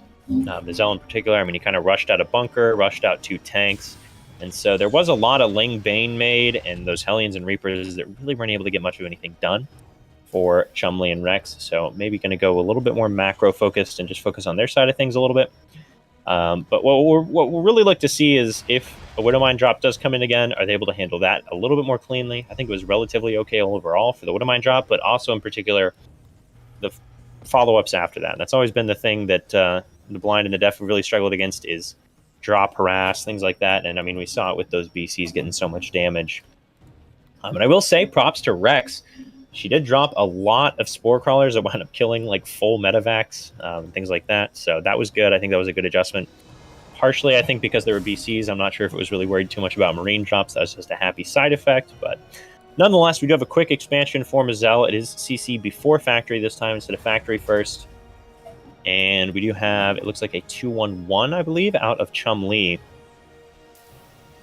who is Reaper expanding as well. Malga's gonna do the mine drop, I think, again. Yep. Like I said, I think this is like a almost every time thing for him, which is, I think, a good play. As your off race, it can be good to just have one build that you do and get as good as you can at it, and then you can start worrying about branching out, or you can do that forever. I know our own Psystorm's Draquette got to GM by 13-12, Ling Bane all-inning in all 3 matchups. So that you can do that. So we'll see. I didn't know that's how he got to GM. That's crazy. Yeah, that was his GM run. No regret junior there. Yeah, pretty much. Yeah, it was just 13-12 Ling Bane every game, no matter what race it was. And he got pretty decently high up in GM. I think top 120 somewhere in there. But anyways, back to this game. We do have a third base coming down for Rex. It is that Cloak Widow Mine drop. We see a very quick engineering bay out of Chum Lee, though, and this is the thing that we see a lot with Benzel is they tend to do a lot of the same types of harassment, and it may or may not happen this series, but what we see in a lot of the series for them is it does good damage in the first game, and then it does a little bit worse damage in the second game, and then by the third game it does like no damage. And if you get too repetitive in these tournaments in specific, it can really come back to bite you because the players get more and more used to it. However, Chum Lee may be getting turrets. Rex is not. Rex does not have any detection yet. Has not even started a lair either, but it's a little bit, I think, easier to make detection against Widow Mines as Zerg than it is as any other race. So as long as she doesn't take too much initial damage, it shouldn't end up hurting her too much in the end, nonetheless. Nizal continuing to add on more and more SCVs. Here comes the drop, and we'll see how Rex responds to this. Quick insta-pull, really. Oh, no. Just to pull those drones! Pull the drones! Oh, does get 5 drones and goes into that third base as well, which is fully... Goodness, I mean, props to Rex. This is the third base, and it's already full mineral saturation by the time the Widow Mines get here. Good retarget out of Malignant, though, to get as much value as he can out of that, and even dropping 1 mine over into the main base, but it does get taken down by the turret. The medevac, at least. Again, that's a lot of damage, but the medevacs can heal it up, and that mine will get cleaned up. Looks like Rex not making any spore crawlers for detection. Maybe this will remind her to pull these drones, or else they're about to get hit by another big Widow Mine shot. Okay, only gets 1. That's actually very lucky. Oh, and boom. I think she actually sent that drone to make the gas, but the mine was too close to it, so it blocked her from making it, so then the drone just sat there. That's actually kind of lucky, honestly. Yeah, that's very fortunate for her there. But anyways, the mines are still running around being jerks as much as they can. And looks like we'll get a hit on this queen as well, quite unfortunately. And Rex really taking a long time to clean this up and floating a pretty crazy amount of money as well. 1,000 minerals, 500 gas is a lot to be floating this early on. Overseer still isn't heading that way, so definitely falling apart a little bit against this. Let's see what she's looking at. I don't know why she has. Our allies are being attacked. Yeah, maybe you could look at the player camera. She's like aware it's there. Yeah, okay. Finally coming down. Oh, the Widow Mine's gonna get another hit though. 3 drones. Ow, that hurts. Will she get this other one? I think so. Finally cleaning up, but Mahaligan's actually coming across again, and the Overseer's not in range. Oh no. Oh, this is so painful for Rex. He's just trying to drone up. Kills already. Yeah, that's pretty crazy, especially considering at least one of the shots only got 1 drone. It means that's been here a long time already, and she thinks it's gone. She's moving away. Oh. Wow, I think that may have been a manual target. I think it would have targeted the queen by default otherwise. So nice out of Malignant there. Going into the main base of Chumley with another Widow Mine. He's sneaking right in there to the middle, and these SCVs didn't get fully repaired. Going to be 4 Widow Mine kills there. Or 4 SCV kills on that Widow Mine, I should say. And a double drop coming out for Mazel as well. Rex lost 28 workers, I think. Which is a lot. Yeah, 28 workers, maybe. I think a couple larvae were in there as well, but at least 25, I want to say, which is still just a ton, And a lot more than here. should have lost. Yeah, it looks like going to be. Oh, I think the Widow Mine will actually. Yeah, the medevac does die, and so Maligan is still only at 50 supply. Maligan's still only. Yeah, he's not macroing enough at home. But if Mazel can get a lot of macro up, that might work out. Double drop coming into the main base of Chumley from Mazel right now, actually, with a Liberator as well in tow.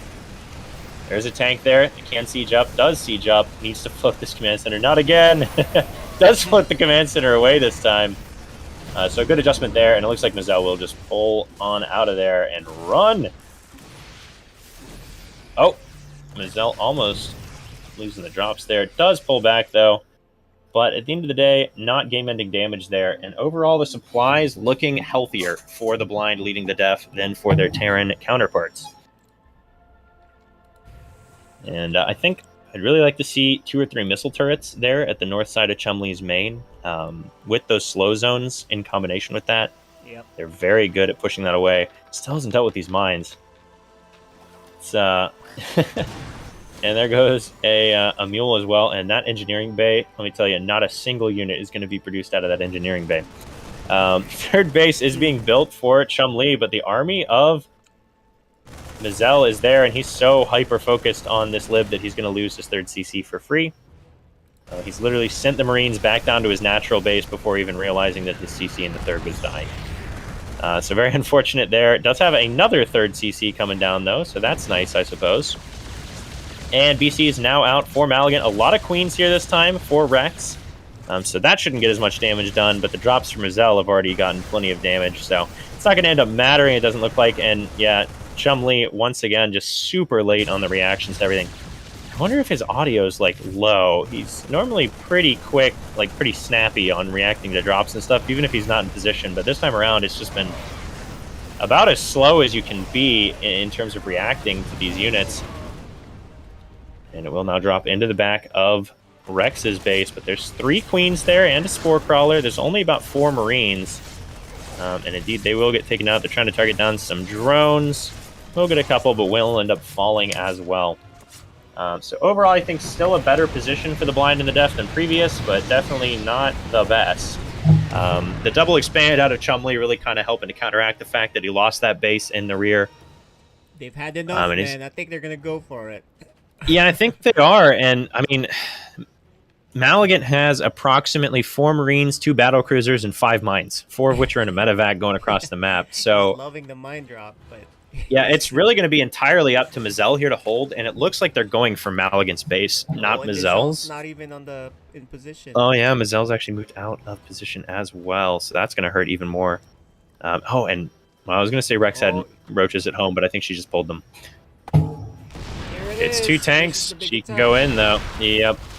Mazel is attacking the third base of Chumley at the same time. There is a tank on the high ground shilling down on the army, the blind and the deaf. Mazel's going home. With those medevacs, they'll be able to see it. I think he is. He just accidentally aggroed onto the gold base there. Is now pulling home. There's a lot of Ravagers out, though, now. And did that third base die or float away? It floated away. Okay, so he does still have his third base, so not the end of the world here for Mazel. There's only 1 tank on the high ground, though. There isn't a lot of anti-air here. Guys. Rex is indeed maxed out. There's not a lot of anti-air for her here, though. Does bile down one of the tanks. And Mazel's just catching the rally with his units that are out on the map. I really like this. Those Widow Mines are out for Maligan as well, who loses his third base. But yeah, Mazel's just catching the rally. I mean, there are 18 queens, so that those can consolidate, they'd actually be able to do pretty good work against this bio, as it's so bruised and has no medevacs. But I'm not sure we're going to see that here. Trying to just push up and kill Maligan, I guess, are the blind and the deaf. But Rex is going to die. Rex is just going to lose everything here, I think. And I'm not sure there's enough anti-air to even deal with the battle cruisers of Maligan as well. Stimming, though. So that's true. The roaches are doing pretty good work considering, but oh my gosh, this stack on the ramp is so painful for the blind and the deaf. Yeah, I think he's gonna go all the way. Mazel's trying to come down, but he's running into that triple tank line. Trying to come down from the main base and clear things out, but he's taking a lot of damage. And honestly, this is an army that the blind and the deaf can deal with a lot better than the other armies. So at the end of the day, I'm not sure they mind too much that he's coming over. Rex is down to 80 supply. Yeah, Rex, I mean, they should have just pulled back and defended, I think, after, or maybe even just leave Chum-Li. Once you have that tank line, it's really hard to break, and just kill the third bases, and then let Rex deal with this army back at home. But now she's lost her lair. These queens can't transfuse because they're off creep, and we had a patch.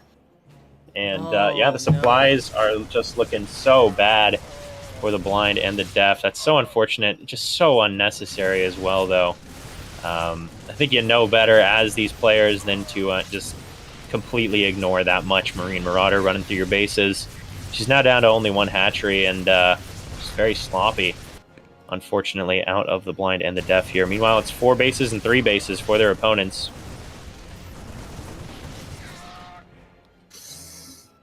And that's pain. She does have a big bank, so she needs to just take like 3 hatcheries. Oh yeah, she has a lot of money. She can get her larva back up. That may be okay. Is taking a macro hatch as well. Maligan lost has her a lot lair, of money. though. Look at Maligan's money. He should Oh, donate goodness. that. Yeah, absolutely. So much money there. But Mazel has quite a bit as well, and he is up on a 3-base scenario as well, so it's not too painful for him there. Mizel still wants to do. I mean, Maligan still wants to do a drop with no mines. He's really enjoying that. Yeah, I mean, it's been getting a lot of damage done, so I don't necessarily blame him. It might die to the Spore Crawler there just because it is kind of low. We'll see how it comes in here. Okay, it looks like he's dodging it. Looking at his vision, he's aware of that Spore Crawler's position. Oh, goodness. Okay, well. Rex is like, well, you're not wrong. You're not wrong. Nope, very alive. They actually are on maxed out Broodlord Corruptor. You just don't know it yet. Shouldn't be to all. It happens. I do that as well. It's always the most, the messages you would want the opponents to see the least as well. That you accidentally send in all chat. But this army is going to be caught, and I think this will be game. There's just no way for the blind and the deaf to win this at this point. They're so far down in supply, they didn't react to the counterattack by Mazel at all. And I think they honestly went for the wrong player. They chose to try and dive Maligan instead of Mazel. When they both had armies that dealt with Mazel's army better, and Mazel has, in the previous game and even in this game, been the scarier opponent to deal with. Obviously, Terran his main race, not so for Maligan. But they're going to be able to push through and kill. A good try out of the blind, leading the deaf, but unfortunately... they actually had a chance to win both games. So. Yeah, both games, they definitely had a chance, and this one. I'd say it's definitely a rough opponent for them. As we know, the thing they've struggled with the most is definitely multi-prong harassment and drops and mines and things like that, and that's the name of the game with these boys, so GG is called.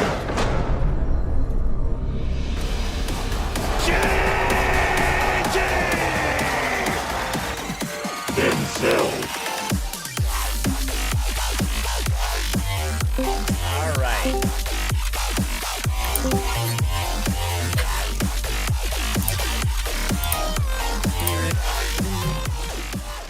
Well, that was a lot of fun to watch. I'm sure it was stressful for the players, but it was a lot of fun for us to watch. Let's start with Seth. Let's start with Chumley and Rex there. You guys had a great chance to win both games. It just kind of didn't work out that way. What do you think went wrong? Well, in game 2, which I remember better, game 1 was a long time ago. In game 2, I think that I needed better multitasking at home. I think I had all of the tools to win and was just too busy microing in one place and not multiple places. I feel like we were really close to, it was the mutual push. So maybe we could have won there, but who knows? I'd have to. Yep, I definitely think you could have won there. Just send a few just to defend your base because you guys were in the winning position. But like you said, right, you're gonna check the replay and see. Seth?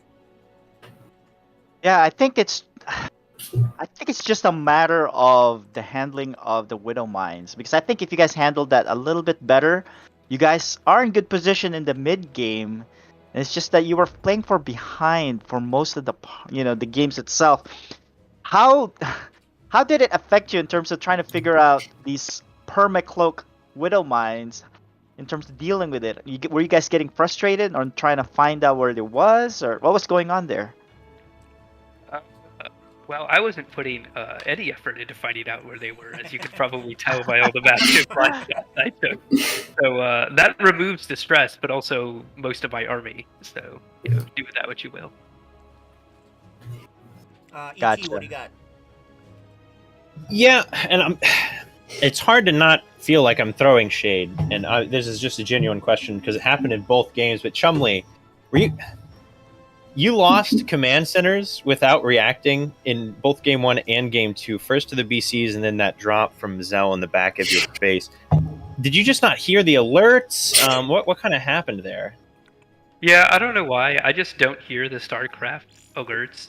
I don't know if it's because I'm used to like alerts in different games, but that is a problem I pretty consistently have because I don't know why. I just they don't click with me, so I do that a lot.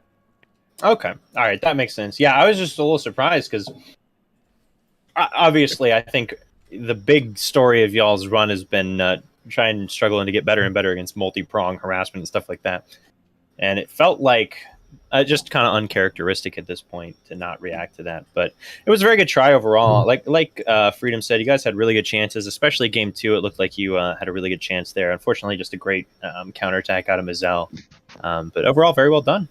Yeah, one more thing I want to add is the good news is for the off season, I think for you guys to work on are easy things that you can incorporate and you would eliminate these kind of losses. So and you're gonna love this. For Rex, my tip for you is just make a spore anyway. You have a lot of money. You have so much money. Don't be afraid to make static defense. Right, you're really good at like making drones and making units, and let that work for you. And then F2, I noticed. My question is, I don't think you F2, which is good and bad. In some cases, I think it was really good if you F2'd. You probably would have pushed and won. Is that consciously something you don't do? Just curious. So 'Cause you're Zerg that's player. yes, that's actually a funny question. I don't have the F2 bound to any key because I use it too much. So if I get interrupted while I'm making my critters, and I don't bind the eggs to a hotkey, then I will never use those units ever because I can't get them back. Sometimes I'll notice them standing around at my bases and stuff, but it's better to just not have an F2 key overall. Yeah. Okay, just curious because there were some fights I was wondering why you didn't bring the rest, but that explains Yes. it. 'Cause most Zerg players use F2 when they're ready to go kill. They're like, "Hey, let's go!"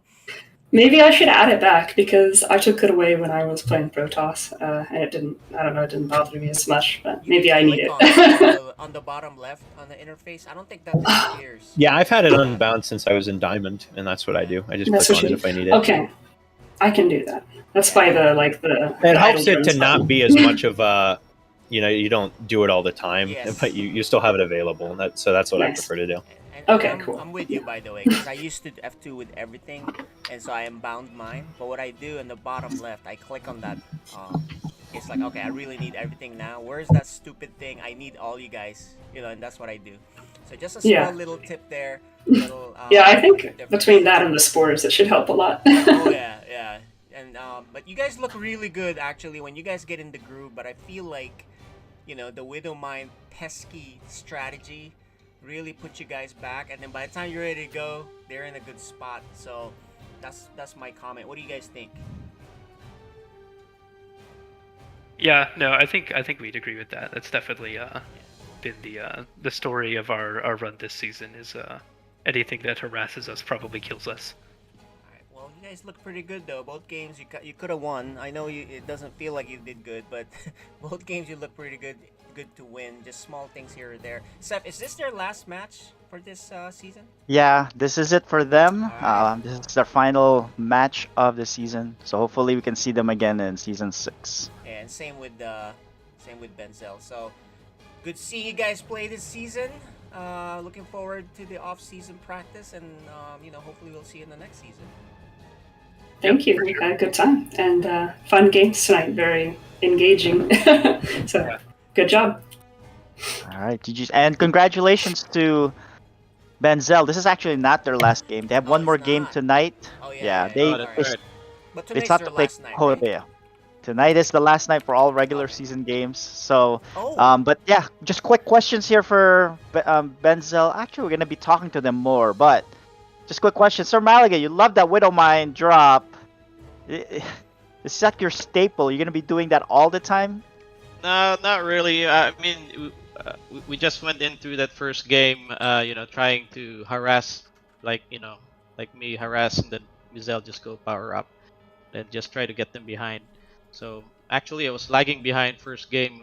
I was too busy with the mines, and I was floating with so much money. So yeah, Gotcha. good thing it Yeah, worked. you were consistently the lowest supply guy and the team Yeah. before here, but hey, you did your job, right? Yep. And then it was funny because when we were playing, I had audio, but Mizel couldn't talk to me, but he could hear me. Then my We video were the blind, wasn't working. We were like, You guys blind were the beating the blind deaf. beating the deaf we were just, versus. yeah, I know, right? We were just typing. Mizel would be typing, I'll be talking, but it was too funny. Yeah, but Yeah, and then you that worked. mistyped send message to all. Zerg is dead. Oh, he did. That was Oh, funny. yeah, that's right. Yeah, so yeah, it Yeah. worked. All right. Well, good thing All you right. didn't type anything in there that would be something else. But Yeah. all right. All right. That'll Well, do it let's for move tonight. on. Yeah, let's move Yeah, on. good game, Thanks, guys. guys. Good game. GG's. Thanks. GG's. I'm gonna bring up Ghost Chant here. Joining us now, we have Ghost Chant. It's gonna be Ghost Chant versus Mizel. Yeah, sorry for the wait there, Ghost Chant, but can you hear us? I'm gonna make sure he's Indeed. there. All right.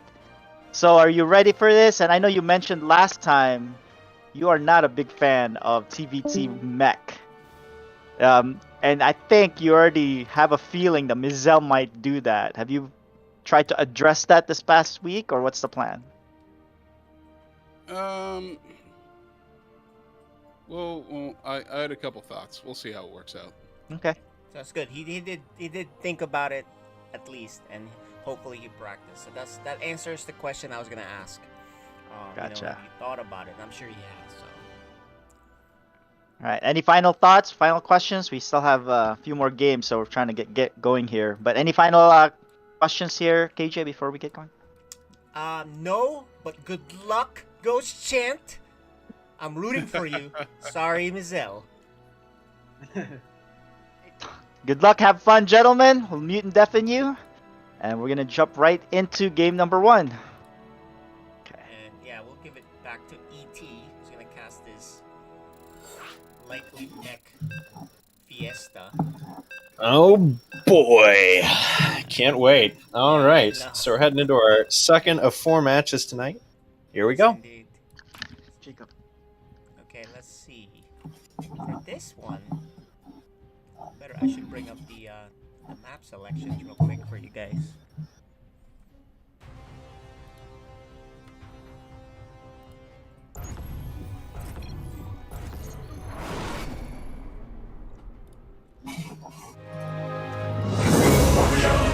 Okay, and we are loaded into the game. It's Glittering Ashes. Here in the bottom left, we have our yellow Terran player. He is.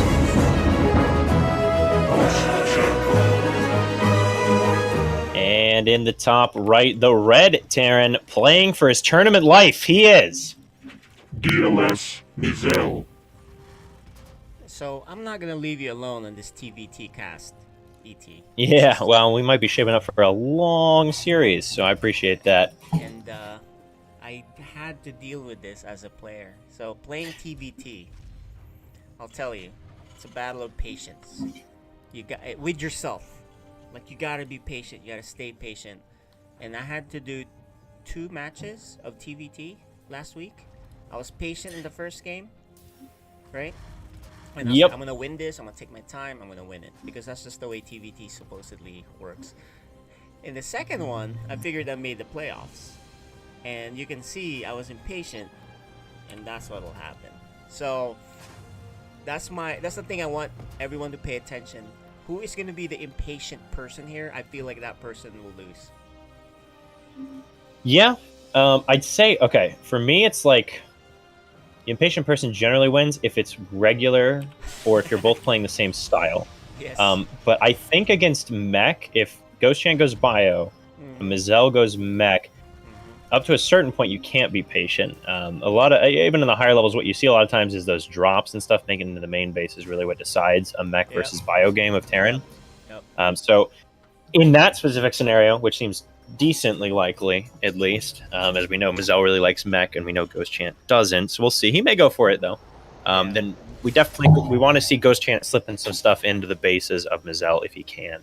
Obviously, at a certain point, they just get the defenses up, and then you do have to get very, very patient. More so even than when it's bio versus bio. But we'll see exactly what happens here. It's actually going to be double Reaper, a very quick reactor out of Mizel, and then making 2 Reapers at a time. And then I guess he's probably going to make double Hellion, like swap it over and make double Hellion and go for like a little bit of a push like that. I think it's just a slightly different way to get to pretty much the same result of the 2 Reaper, 2 Hellion that you kind of see in TVT. But if he can catch Ghost Chant off guard with this quick 2 Reapers and get the first Reaper, that'll be a very big advantage for him. I think, Ghost Chant will be able to make it away. Good, quick reaction there out of him. And we are going to see, starports out of both sides. A slightly quicker command center out of Mizel, but it looks like Ghost Chant will be taking one as well, just based on the minerals he's floating. Going for a very quick tank. And insta-gas out of Mizel.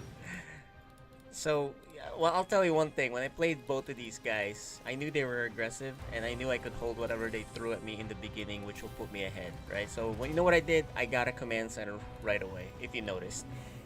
And so, both of them are going to be aggressive against each other, although there's a command center for Mizel. Because 1-1-1, I feel like that's, defensive aggressive, right? Right, yeah.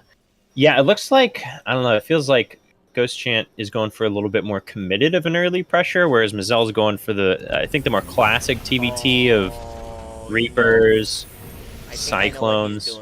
So, Ghost Chant, I think, is doing what I did to Mizel, which is a tank push supported by Vikings to spot, and just non-stop shell and just win that way. Because you can see him, he's pushing. He's pulling some SCVs as well. Yeah, so I like this. Because, Mizel is expanding, so he won't have a But Mizel is going... tank. It's true. He is going into double Viking, though, but with no tank, that's going to be really painful. He will be able to outpace the Vikings of Ghost Chant pretty much instantly, as he does have a reactored starport, so his first 2 already popping. He can get some more out, maybe. But I feel like it's just got to be a mistake to not go immediately into tank behind the Cyclone. Not one tank. I mean, that's just... And I guess you could maybe do it, but you got to be on the map with your Reapers. You can't just be sitting like this. You got to know where the army's coming from. Try and get a lock on one of the tanks with your Cyclone before it can get sieged, stuff like that. He's only just now moving out. And what a sight he's going to see, as this is going to be a powerful attack. What? You don't have a tank? Alrighty. Yeah. Oh, and Mizel gets one of his Vikings caught by the 2 of Ghost Chant as well. So Ghost Chant pretty high up in the Viking war initially. Another one does pop out for Mizel now. So that does help him there. But this tank position, I mean, you have a command center, but you don't have anything to really do with it at the moment. Command center planning down on location for Ghost Chant on the other side of the map, and he's even going to go ahead and get a missile turret as well. Yeah, look, this is nice. He brought these SCVs, but he's actually not repairing his Vikings yet. I'd really like to see those SCVs repair those guys, as they are essential in this fight. And rushing out a Liberator, though, I really like that choice for Mizel. I think they can outrange the missile turrets and force those tanks back bit by bit, which will be good for him. Bounces himself a little bit there with the Reaper, but is starting to repair up his Vikings as well. And as long as he can just keep this position for a little bit longer, he'll be in a pretty good economic position. Yep. They're even on SCVs, so it's really just that base at the moment. You should have put these SCVs on auto repair, and you could have repaired that tank before it died. So. Yeah, I think so. It's even on the Viking count at the moment. There is still a tank, and there's double turrets, so it's going to be hard for Mizel to push out still, as I guess he lost the Liberator to the Viking quite painfully. Ooh, can Mizel? Ghost Chant can't see it, just barely. Oh, but Mizel couldn't see him either, but he's actually shooting the wrong tank. Oh, if he had auto repair, he would have at least killed one of the other tanks too. And that's that mistake, I'm really surprised. Oh. Well, that mistake I didn't mind, but the fact that there was a whole nother tank and 2 more Vikings is a little bit unfortunate there. I mean, I guess the rally just I don't know how long those were sitting there, but it's got to be a while. I mean, he was producing Marines one at a time, he and there were gave it up 2 or too 3 easily. banked up. Yeah, I He's- think maybe he forgot his rally was not all the way up in the net, so he didn't even realize that his units weren't coming into view and just never even knew those were there until it was too Yeah. late. But I think with those extra 2 Vikings, that's enough to win the air war. And Yeah. then those tanks, I mean, 2 tanks hold against 2 tanks that aren't sieged yet. So, Yeah, I'm really a little surprised unfortunate. he didn't rally closer to the action, and because you don't have time to.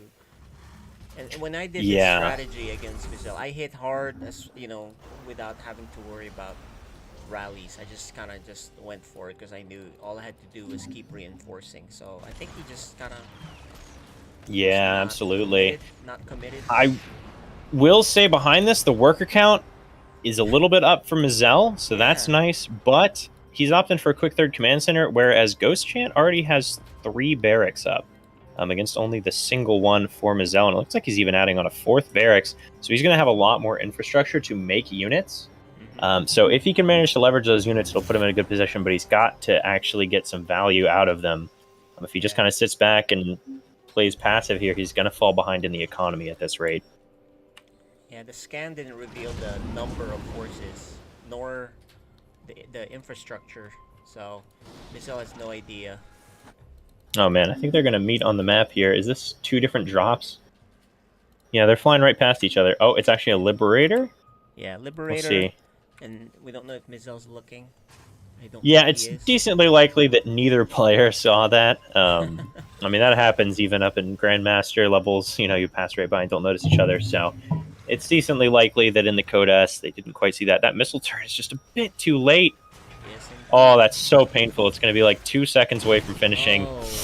Does get taken down, which will make that all the more painful to clear up. But Mazel's pulling into the main base already. He was aware.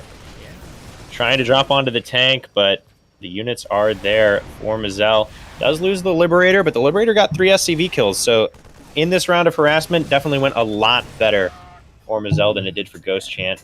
Mizel going mech again, guys. Yep, his classic move. He does like that composition in this matchup, and it's quite strong. It's definitely hard to deal with. At this level, it feels like I haven't seen it at the pro level in a while. There was like a year or two around like 2019, I think, where players were trying it a lot more in TBT. But I guess it feels like mech in general just isn't seen much anymore, unfortunately. We see a little bit out of Maru, but obviously we don't have any Marus here, but these players are still quite good. So we'll see how Ghost Champ manages to deal with the mech, if at all. Does have his own third base down now, but it's 52 SCVs to only 34. Yeah, That's a Ghost big... Champ's falling behind. I don't know, I'm surprised what's going on here. Yeah, I think maybe, just hypothesizing, Ghost Chant, obviously not a fan of playing against mech. Might have been trying this as kind of a new style he's not as practiced at yet, that quick push. And a lot of times when you're trying newer builds, your overall macro level kind of falls a little bit. So that may be what's happened here. Just really wanted to end the game before it got to that mech point, and so the macro cycles following that up have not been as clean as we'd like to see. Still, though, it's not such a big deficit that he can't come back, and he is up quite a bit in the army supply. So still definitely a very doable game, but Mazel, I think, has a lead for sure at this point, especially with those double upgrades. Yeah, these Marines, honestly, they need to be very active and just snipe something and run away if they're not sieged, the tanks. So, you just feel like, okay, they're finally getting active now, right? But yeah, and I guess this is sort of the tough thing is he doesn't have a whole lot of medevacs. He's only got 2. If you have like 6 medevacs or something here, you could probably just doom drop this main base and honestly probably win the game straight up. Mazel's still spread very thin. He's only got like 8 tanks, which is not a whole ton. But because of those early Vikings, and he was pretty delayed on getting his reactor on his starport, he's pretty low on the medevac count, so won't be able to go for anything like that just yet. By the time he's able to, there might be missile turrets and things like that up for Mazel on the edges of his bases. yeah, Mazel's set up nicely now, though. It's very defensive, the way you're supposed to be playing as mech. So you can get your bases up and then boom, just do the mech force, but... Yeah, getting a lot of sensor towers really early on as well. I like that. Just getting that like this, knowledge. Stim to punish. If there's no tanks siege, that's where you go in and then run away. And Yeah. Was able to get the punish here. I don't think we have blue flame on those Hellions yet. Shouldn't matter too much. But yeah, I feel like this is not a good trade for Mizel, but the target fire is a little poor. He managed to damage almost every unit without killing any, I think, there towards the end. I think he could have gotten 2 or 3 Vikings, maybe the Cyclone, but instead just damaged a lot of units. Here's the left side. Let's see the reposition. Yeah. Oh, is he attacking his own? He's going to kill his own command center. Okay. He's trying to repair it. You can't repair buildings that are still under construction, just so everyone knows. But superior Viking a quick count reaction for Mizel, nonetheless. man. So many Vikings. Yeah, it's far superior and able to pick off a lot of those medevacs. I do like the little split off out of Ghost Chant can maybe delay that 4th base, but definitely looking pretty painful for him here thus far, and down 30 supply now in the mech count. Not looking good for Ghost Chant now. I think Mizel's in his element. Honestly, he's feeling good. You're not gonna break this on that side, and on the other side, he didn't break it either. Oh, he could almost get close enough to deny the tank from shooting. Doesn't quite manage to. Should have. That's unfortunate. Some minor thing. Little micro slip-ups. It's a lot to be doing all at once. He has been good on his upgrades, I'll say. I think Ghost Chant has been cleaning up his macro a little bit in these later stages. I mean, he's going to have his 2-2 way ahead of that of the Terran opponent, the mech opponent, I should say, which is helpful. But again, you need to have a lot of medevacs. I feel like drops are really the way to do it. Yeah, indeed.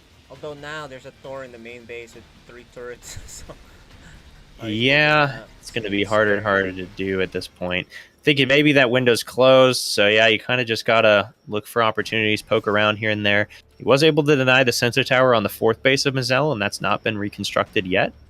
So he is still able to move around there pretty freely. Mizel adding on 2... Or no, I'm sorry, that's Ghost Chant. Ghost Chant is double expanding.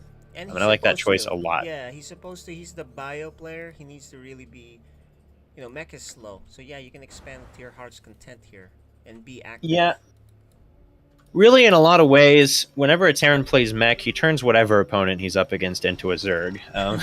Yes. They suddenly have to be way up on bases, and they use really small units that move around quick. And so everyone just kind of becomes a Zerg temporarily when they're playing against mech.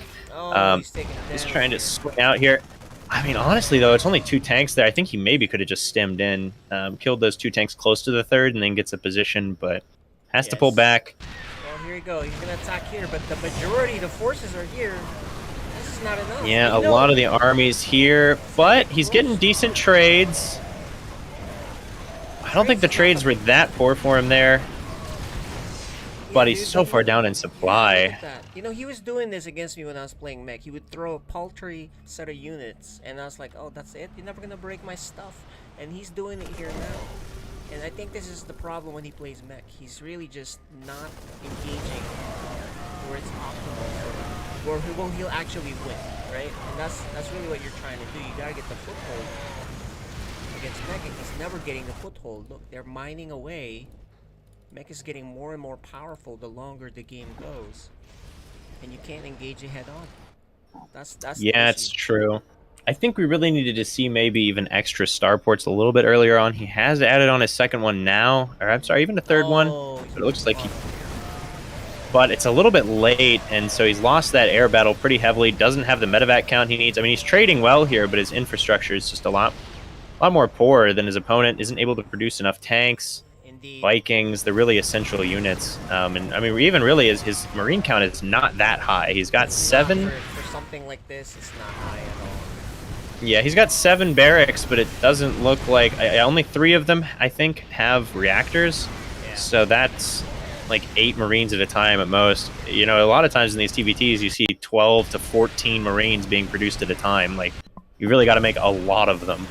And so that's why we see... I mean, he's way down in supply. He wasn't really that far behind in mining, if behind at all, for the last little while, but he just was not able to get the production up. And from here, I think Mizel has a pretty clear road to victory. I think he just pushed the Nat here, yeah, and that is indeed what he's doing. Get on top of that infrastructure, and if Ghost Chant can't break him right here, right now, I don't think he's going to be able to win. Funnily enough, I don't think Thors are actually... Oh, the GG's called.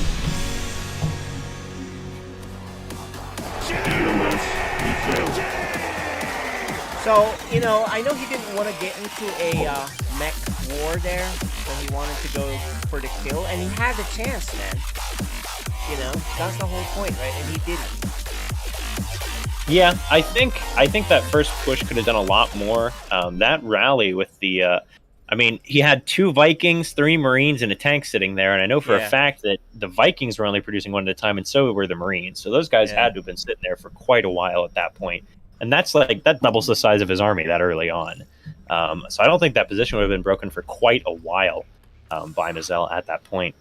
But just not quite able to get his whole army there. I guess it's that F2 key again. Yeah. Gotta get that F2 going for these guys. But honestly, if you're going to go with some aggressive thing like that, be decisive. You know, go for the kill. Yeah, you really absolutely. don't want the mech game. Go for that kill. That way you don't, you know. Let's see what he does here. Because he just revealed his first strategy to get out of the mech wars, which he ended up going back into. Yeah. All right, here we go. It's 2,000 atmospheres. You are watching FSL Season 5. All right, in the bottom left-hand side, up 1-0, keeping his tournament hopes alive. It is DLS Mizel. And his opponent in the top right, the yellow Terran, he is Ghost Champ. Alright, what kind of all-in are you going to throw in here for Ghost Champ? I don't think he wants to go in the normal game. Yeah, I will say, I guess he has no way to really know that that's what Mazel's build is, but if I knew what Mazel's build was from the last game, I'd be going like Proxy 2-Rax Reaper here, because that really quick reactor is, it just feels super greedy in TVT in particular. If they Proxy Rax you at all with those Reapers, you're kind of just dead, I think, but maybe knowing that Ghost Champ's not a big fan of that kind of play. Oh, he's not a fan of that play, but he's not a fan of dealing. He's even less of a fan of mech, yeah. So, Mizel, double gas. Double gas is pretty standard in Terran versus Terran. I hate doing it because I feel like I need to make more minerals than gas. But you kind of have to do it. Yeah, for sure. And so Mazel, I mean, Mazel also has the advantage of Ghost Chant's out. He's playing for his life, so I'm sure he's prepped a little bit more than Ghost Chant has. And obviously, I think TVT is probably his strongest matchup. It's funny, last season, just based on his drops and his mines and everything like that, I probably would have said Mazel was probably best against Protoss, but it really seems like this season it's been Terrans where he's able to get his wins. So we'll see. Yeah. There's people that'll tell you just Terran versus Protoss just isn't good for Terran these days. So that's what someone will tell you. That's true. That's true. I do always. I mean, I might be crazy, but the amount of loathing that everyone in the Codes has for trying to micro ghosts has always been very surprising to me. Because I've used them in like team games and stuff like that, and it didn't, like EMPs and stuff felt like one of the easier spells in the game to hit. But that might just be because I'm used to fungal, which behaves a lot like it, except it moves about a tenth of the speed when it's flying over to the opponent. Yep. So it's a little bit harder to hit. But yeah, it's just like they're all very opposed to it, and that means any High Templar at all, your game's kind of over in TVP. But anyways, this is TVT. This is a little bit of a different matchup. We do have a quick command center of both players this time. Ghost Champ, dude, he's expanding on the top, right? Because he's scurred. And what a nice advantage for Mizel here. Yeah, that's a good little fake proxy racks out of Mazel. Definitely helped him out here. As Ghost Chant's playing a little bit worried.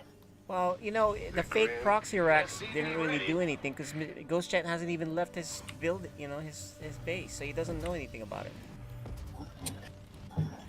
Has he not? I could have sworn he SCV scouted. Oh my gosh, I guess he didn't. So no, Ghost he didn't Chant SCV is not scout. even scouting, but he has a He's good just- force here.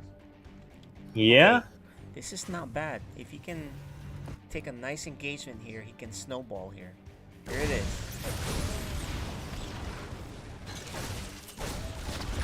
Ooh. Micro. Back and forth micro does manage to clean up one Hellion and one Reaper, but that's for 3 Reapers. I mean, the Cyclone should win Oh! here. I think, yeah, There okay, you there go. we go. Yeah, Good yeah. micro out of Mazel, gets some good damage on the Cyclone. I think that's, yeah, advantage Ghost Chant at this moment. I mean, the Cyclone's the most important unit out of both players' forces there, and even resources-wise, Ghost Chant does come out a little bit ahead on that. But at the same time, Ghost Chant isn't going to lose this game in the early game. He's going to lose it once the mech starts coming in, and there's a lot of tanks and things like that. So I don't think it's going to be too impactful. Mazel, though, is going into Bio. All So right. hold that thought. Mazel's We like, actually I'm aren't up. going to see mech this time around. I'm up unless one maybe, game. I'm gonna show you I Yeah. can play other styles. Yeah, and maybe Ghost Chant plays the mech this time around. We'll see. I kind of doubt it, but we'll see. Quick third command center out of Ghost Chant. It's funny. That's This is good. this game around. It's much bigger economy focus out of Ghost Chant and smaller economy focus out of Mazel. Sort of the opposite previous game. So we'll see how that winds up panning out. Big. Not And I guess in a lot of ways, it'll kind of come down to how long does it take Ghost Chant to realize that it's not mech. Because you play quite a little bit differently from this point on, really. He has a Cyclone here, and it's not really going in to check. He's not scanned the opponent. He's just the danger here is he assumes it's one thing. Yeah. You know? And I mean, at this rate, his stim pack is going to be way behind Mazel's. So Mazel's going to have a lot of potential for a pretty big push against Ghost Chant. Funnily enough, Mazel's the one scanning, not even Ghost Chant. I guess just making sure that his opponent isn't doing anything funky. Surprising. And yeah, third base down for both players. Tank, not quite sure what it wants to do at this point, and third base is going to get morphed into that orbital. Double eBay is coming down for Ghost Chant, so that'll be an advantage he has, and they are even in the worker count this time around. He also has the advantage of the command center already done, so. That's very true. Yeah, and every second that it's done is more and more energy for mules, more SCVs that can be produced. At the same time, though, if he does float that down, that makes him a lot more exposed to anything. Oh, yeah. Well, this should inform Ghost Chant of... Oh, even gets it with, I think, a mine and 2 Marines. That's massive damage there for Ghost Chant. And good information. I mean, you should know at this point that your opponent is, in fact, not playing mech. May do a scan just to ensure, but I'd imagine at this point he's probably thinking that it's going to be bio. And indeed it is. So that's very big in more than one way for Ghost Chant here. And he's actually looking to move out. I don't... Well, he has disabled with these Ravens, man, so there's only one tank here. Is Mazel kind of trolling? I feel like Mazel's trolling. Is there a world where you go Widow Mines against Terran? No. I don't know why he did that, but I guess he didn't want to make a Hellion. So. I guess, but he's continuing to do it. I mean, he's made 6 Widow Mines thus far in this game. He has to go home. He's out of position. There's only one tank here. And yeah, there's Ravens, which means they'll be able to deal with those Widow Mines potentially. Yeah, although Mazel does have this stim. I think so. I think what Master Mines is kind of... Oh, this... Another drop gets sniped by Ghost Chant. Right now. Yeah, Ghost Chant is looking pretty good at this moment. I think just drop a couple turrets on that tank. Yeah, and indeed he does. And that tank is completely gone. That's the only tank he had. More turrets to defend his own tanks. The tanks are actually, them being so close together is good because it means they aren't friendly firing, so the turrets will be able to clean up those SCVs with no losses. And yeah, 15 SCVs going down. One tank does unsiege. And yeah. Ghost Chant is not using all his units. Again, out of position right here. Yeah, not F2ing for sure, it looks like. But I mean, it's double the supply, and I guess this is a pretty good example of why you don't go Widow Mines in TVT. Yeah, I mean, the mines got shots, but you need that long-term siege potential. It's not the same as against like Ling Bane or anything like that. And he's still making mines, man. I think he's conceding the tanks. Yeah, it's funny though, because it's like you really don't have room to. I mean, maybe I feel like this can't be a troll because Mazel's playing with his life on the line, right? Like it doesn't matter if you won the first game and you feel really good. You gotta play like your life depends on it because it kind of does. It does. Well, he has one more. Actually, yeah, he has to win both series to make it to the playoff. Yeah, Look, a this little is the funky. game. This is the game where Ghost Chan is in his groove. His infrastructures are getting solidified here.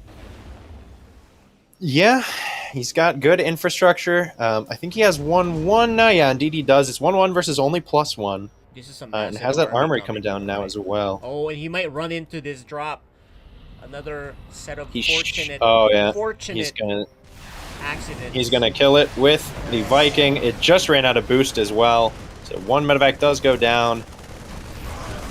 Oh, this is a And, monster that's another- of a force, not a tank in sight. How is he ever gonna stop this?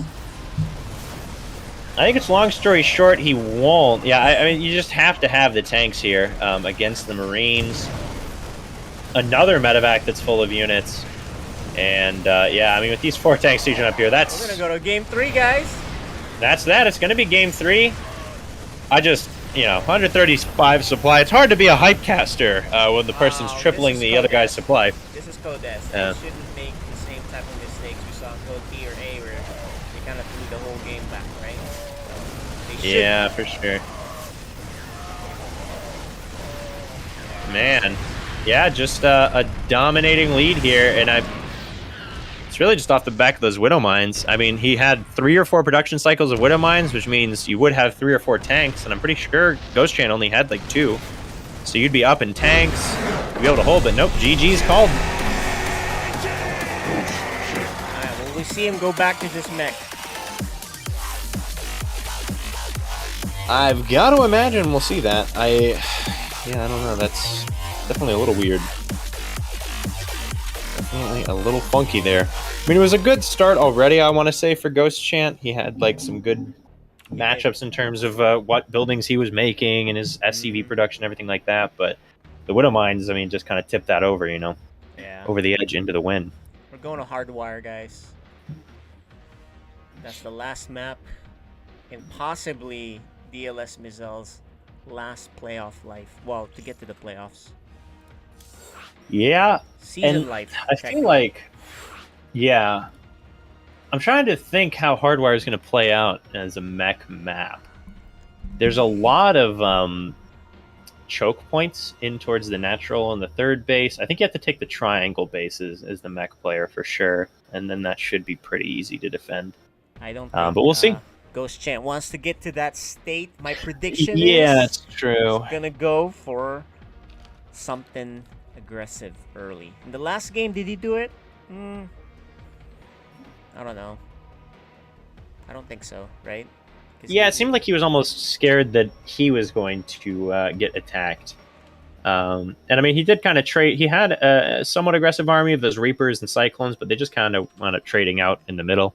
But man, the fact that he kept that Cyclone alive in that fight, if that Cyclone goes down, that medevac drop isn't found, that medevac doesn't go down, he doesn't kill the other medevac during his big push, like the first big push, the Cyclone killed another full medevac, so that one Cyclone killed like 20 supply of units, all of which were inside medevacs there.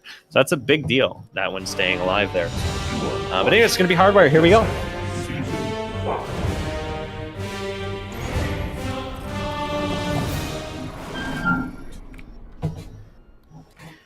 All right, in the top right-hand side, we have our yellow Terran. He's evening up the score 1-1, and he is Ghost Champ. His opponent in the bottom left. He's got to win this game if he wants to make it to the playoffs. He is Mizel.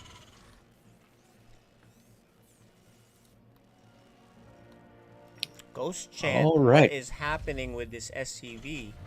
Yeah, that was a little late. It's almost like it was even standing where you build your barracks. It's like That he was thought it was way time to late, build the man. barracks or something. Look at the Yeah, the depot a good- difference. 7-8 seconds, I think, off. Yeah, in the Yeah, beginning. I think that's really weird. He had 2 SCVs queued, and he didn't cancel it. And it took a while, and he's like, forget it, I'm not going to cancel it. Let me just make the depot late. That's what happened there. Ah. But you can't. Wow. You always cancel because you need that depot. You don't need 2 SCVs, 1 queuing. What's the point of the queuing? It doesn't matter for you, right? So Yeah, something's absolutely. going on. Something's going on with this setup or what? Or maybe he got distracted. I mean, it is the first move you make in the game. You normally are not supply blocked by the first thing, right? Yeah. Yeah, you're generally looking to make sure that your build's crisp around the 2-minute mark, not the 2-second mark. Most of the time, that's pretty much open and shut. But we do have a scout out of Mazel to see what's going on. Probably has noticed that this. I mean, he might think he's being proxied Oh if he notices yeah, just how late that's that true. barracks is. He's like, Because wait a there are a minute, lot of dude. Terran proxies that you proxy the first barracks and then take a slightly delayed second one in your main. Oh, the I only thing is, don't though, know man, that he he'll saw, think of that, though. No, he won't. You know why? He saw 2 gases, so you That's can't true. possibly have the money for that. That's true. That's true. So he shouldn't think fool that. way. Accidentally fooled, even.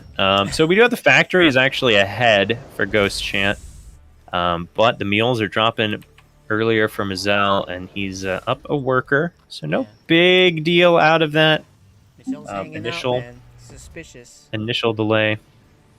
Yeah, it's definitely wondering what's going on.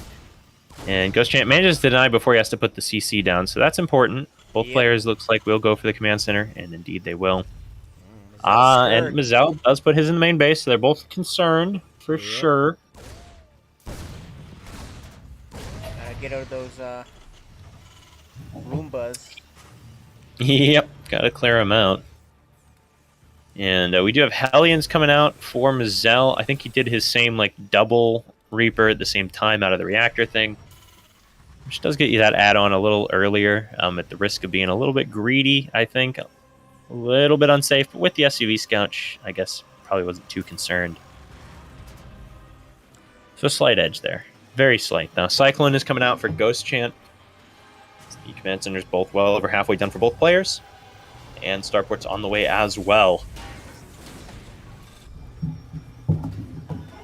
Now, Ghost Chant, I think, is going to play the same build, it looks like, overall. He's getting that very quick tech lab on his Starport as well, so I think an early Raven once again, potentially.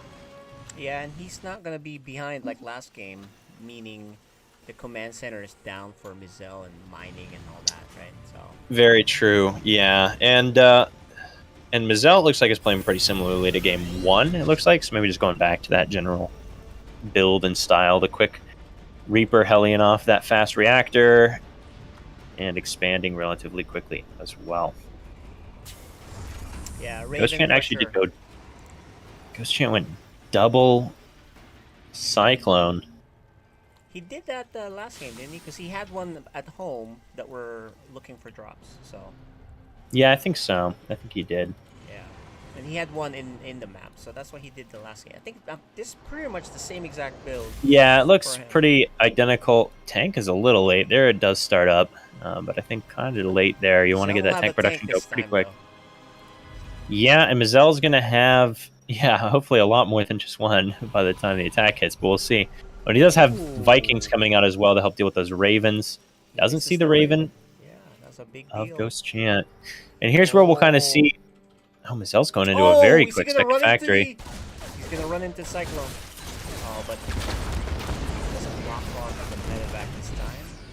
Yeah, but knowing about this is already pretty important. Mazel's going into a super quick second factory off the back of this, by the way.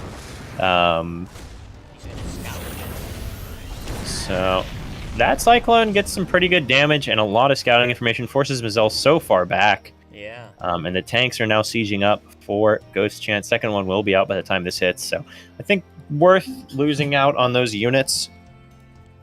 So yeah, it was just 2 Reapers and a Cyclone for a Hellion, a Reaper, and that information. Mazel Definitely can't afford a bad drop here. Yeah, and I think he was trying to get sieged up on the production, like from the low ground with that tank, but you just can't do that. Don't have the opportunity. So he's going to boost in and drop out in the back of the net. I don't like that. Yeah, don't drop there. With that Raven, I mean, he can throw down 2 auto turrets. He has Marines there as well. That drop would have just been annihilated. So good pullback out of Mazel. Looks like he is going to try and go back in, though. He's boosting into the net, going into the main even. You kind of run into the same thing. It's just like, what are you going to do against these auto turrets? Yeah, the tank is immediately going to fall, and the Marines are going to follow. Oh, we might lose this. And the medevac. Gosh. That's really, really good for Ghost Chant. Impatient.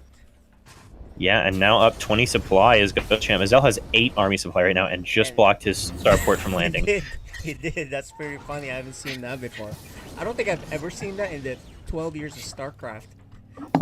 Yeah, well, something I actually I just saw in a cast. It was Hero versus Special, and Hero put pylons next to the factory and the starport of Special so that he couldn't drop his add-ons for like an extra 10 seconds. That's the good idea. I've seen that though. I've seen that a few times. But a tank blocking your own, I've never seen. Yeah, that doesn't happen very often. Perhaps a shift click just messing up a little bit, something like that. But anyways, a very good position for Ghost Chant here. And we do have Mazel going into mech now, but he doesn't have a whole lot of units, and none of them are in the natural. 2 Ravens. Okay, he can win this if he can siege up and disable these tanks. I'll tell you that. That's how it works in TVT. You get that position, you force a liftoff, you're cruising from here. Yeah, it feels like he's playing a little bit too worried, though. I mean, he's sieging up so far back. Here it is. There was nothing in the natural. If he just went straight into the disable that tank. He just double disabled it. That's a little unfortunate. He just cast 2 disables. He's not going to have high ground vision if he doesn't hurry up. Okay, does kill the tank. Will lose his Ravens in exchange. Not quite. One Raven does stay alive, but... This damage is critical. Yeah, this is so much damage for Ghost Chant.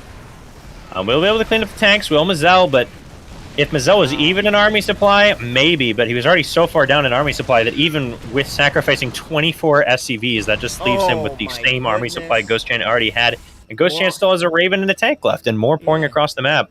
The Vikings are here. That Raven, you know, his Raven control there was not that good. You saw the double disable and then losing the 2 Ravens here finally. But you know, he still has a huge lead here now. Yeah, he's in a very strong position for sure, especially with this extra tank and the Marines coming in. They'll be able to clean up these Vikings.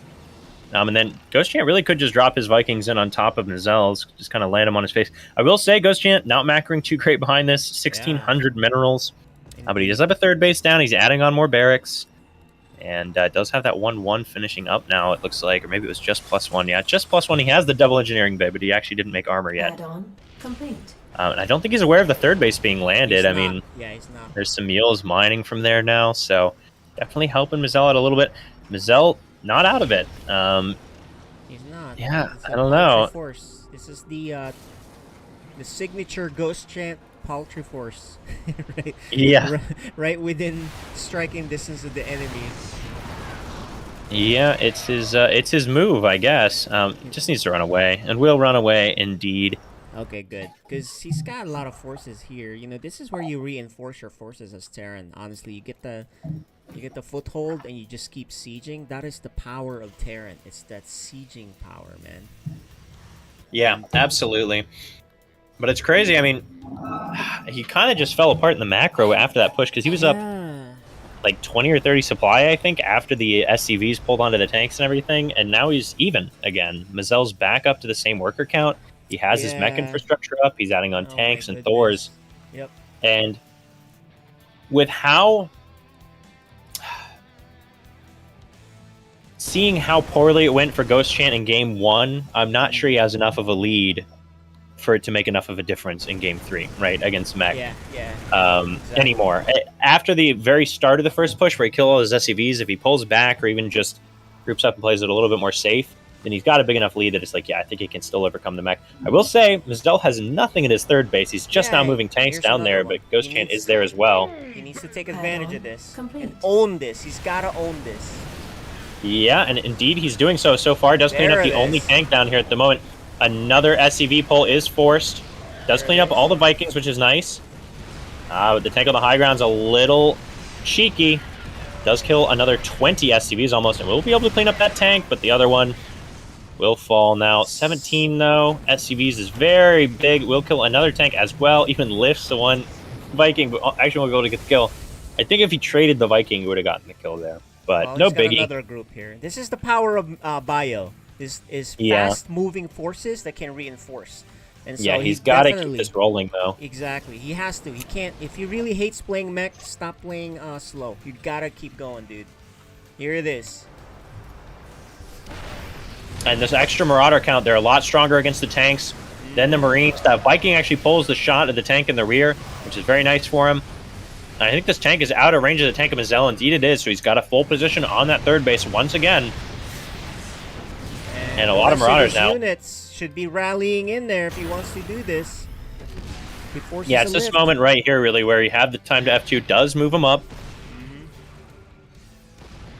But this is the thing. This is what you see with the mech player as well is... Oh, and actually he's got vision on this tank, so we'll be able to kill it as well. But Mazel is slowly pulling more and more units away from his natural to his third base. Which means ideally Ghost Giant should hit the natural next, because there's really not very many tanks there anymore. Because he's just pulled more and more tanks. And yeah, indeed he is hitting that natural. I think if you literally just drop in the back of the natural, you kill like every SCV. You get a tank sieged up there. A lot of times they have, like depots and things like that you can see there. The move. Although this is but I think Mazel scanned. It is, but Mazel has a paltry force as well. 37 army supply in total. So I think it's okay. It was more when Mazel's... Yeah, it's more when Mazel's maxed out and you're going in with a force this size that it's not a good idea. But in these small fights, another 22 SCVs. Great trade here, even if you lose all these units. And he will even kill another tank as well. So great stuff out of Ghost Chant. Here he's up. Double the supply again. And Mazel, I mean... This is his chance at the finals, or not the finals, I guess, but the playoffs slipping away here. He is up to 4 bases now, which is nice, but he just doesn't have any army. He's at half the army supply. Catch a tank, a free tank. Is Mazel trying to move out here? I feel like you can't move out here. Yeah, you caught a tank. You can't move out. You don't have the advantage right now. Bio is dangerous when you're not... This high ground position is nice, but the bio is actually kind of pre-spread in a nice way, so we'll be able to maybe get this tank. He knows there's a base going up. Yeah, he knows there's a base now, so he will be able to run up there. Sends the one Marine just to confirm. Does see it. And looping around on the right side as well. There's nothing in the natural for Mazel once again, because I feel like he's taking the 4th too early. You just don't have the units to defend 4 bases. That's the thing with mech, is you can't let yourself get spread too thin. Exactly. Or else you're going to be in a really bad spot, and trying to defend all 4 of these bases is just too much space. There's not enough. Two-prong attack here for Ghost Chant, which I love. Yes, and there's no tanks here. I think both of these attacks are going to work, actually, which is when you know it's really bad in the game, is when your smaller force and your bigger force both win their fights. That's when it's going really well for you. Oh, so many workers go down. And he kills the base! Yeah, looking good. Yeah, in the words of Bilbo Baggins, Mazel feels like butter scraped over too much bread. There's just not enough units to cover the amount of territory he's trying to possess in this game. And so Ghost Chant, I like the addition of Marauders. We didn't really see that in the last game. It did so well against the tanks, especially in this low supply scenario. And now it's 40 supply to 147. He's scanning and just looking so to see strong. if there's a secret base. He's now pushed them to 2 bases, which is terrible for mech because they need the gas. Yeah, absolutely. And it's not. And I mean, the main base is pretty much mined out from Mazel. He will have gas mining, but there's almost no mineral mining left there. He only has 1 tank. I mean, the problem is with mech is you need to be the one with more tanks. Yeah. It's less economy, more army a lot of times with the mech player. And he's donating units that he can't afford to lose. This is falling apart now. Ghost Chant, I think, is in a position he can't lose.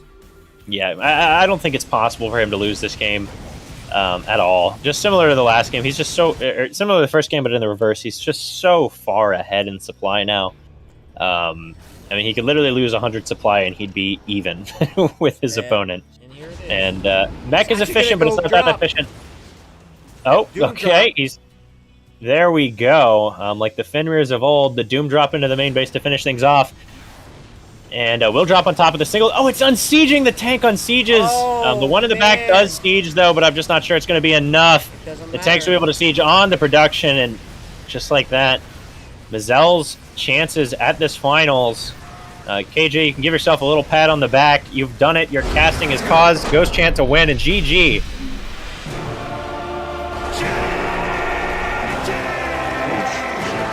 Well, that was a surprise.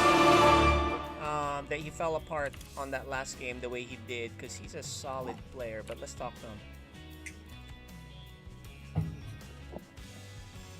talk to the players now. Good games, gentlemen. Well, Congratulations, Ghost Chant. GG's. GG. yeah, nice comeback there, Ghost Champ. But let's start with Mizel. Mizel, you look really strong game one. Like you look like you're in another league, right? You were just super on point with your production. Everything looked really good. Game two was a little messy for you, and then game three you just fell apart. I think you overexpanded. But tell us, we don't have to talk about game one. That was pretty. You looked really good, but or maybe you want to talk about that one first. Tell us what you want to talk about, the good or the bad. Um, what if I'm actually out of words. I think game two I messed it up because I wanted to rush the games since I have two more games today. And then on the third game I just got you know a mass of marauders and what do you call that, ravens. So yeah, I mean, GG. That's for Ghost Chan. Congratulations. Yeah, he improved. He did have the advantage of seeing our games last week, right? So, it helped them prepare. I hope. I hope that's what happened in there, rather than you giving the games away. But you look really good though, Mizel. Honestly, except you didn't close it off on certain parts, and then it seemed like in game three you overexpanded, rather than securing yourself. Is that what you think happened? Yeah, yeah. I thought that my defense was good, so I was like, okay, I think I'm ahead. I might as well go for third round. Wow. That killed me, and I only had like 4 times.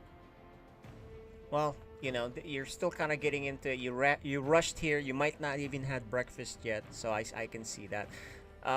Congrats, Ghost Chant, for taking the game in a comeback fashion.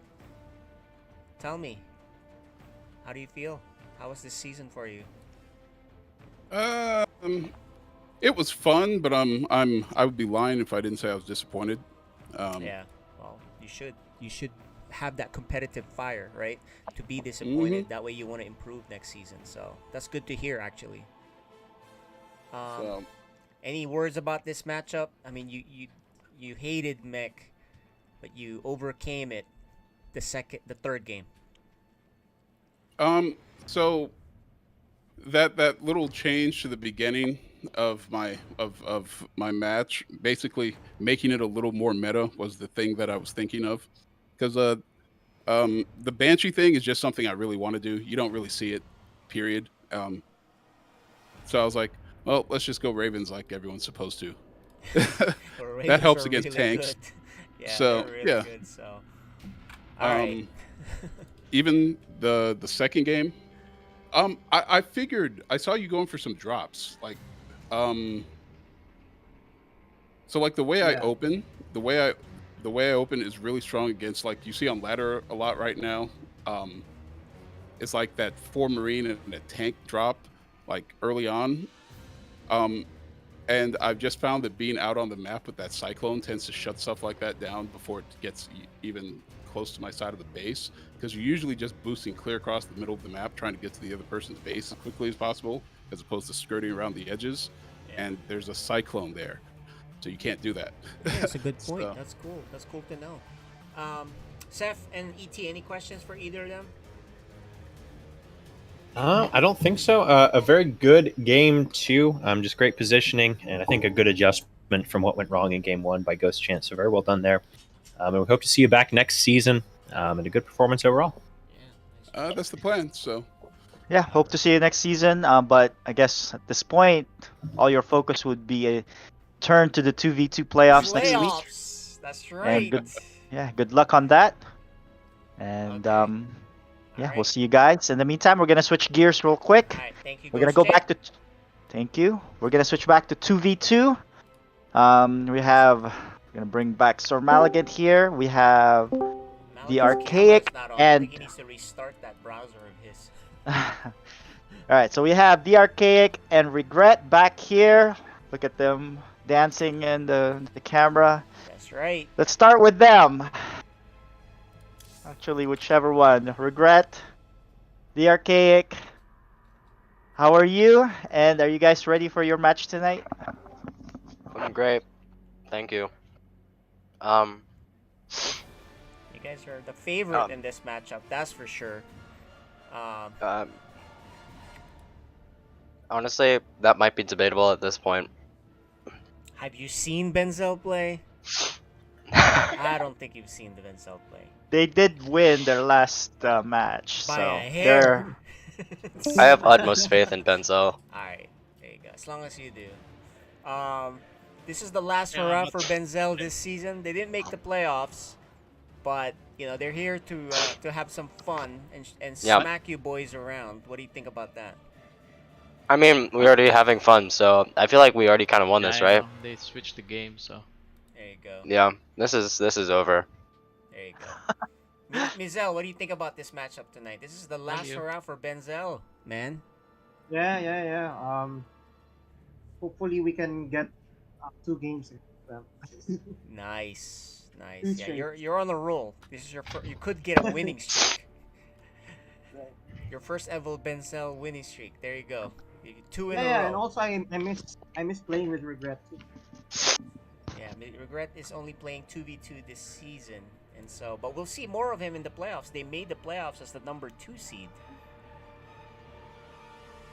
I think, unless, right, Seth? yeah, they are the number 2 seed. Yeah. So we will see them next week as well. We'll have both semifinal 2v2 games Alright. next week.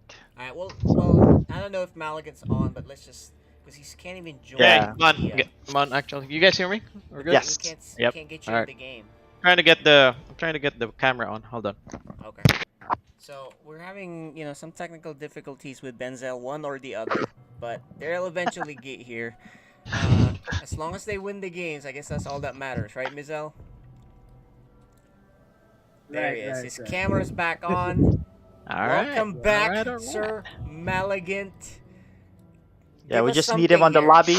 Yeah, give us something here for this game. Like, what should we expect out of you versus the number 2 seed? I'm gonna play Zerg. Nah, I'm just kidding. Okay. Then we'll move you to code B. All right. So you guys are gonna try to upset this number 2 seed, and you think you got a good shot, right?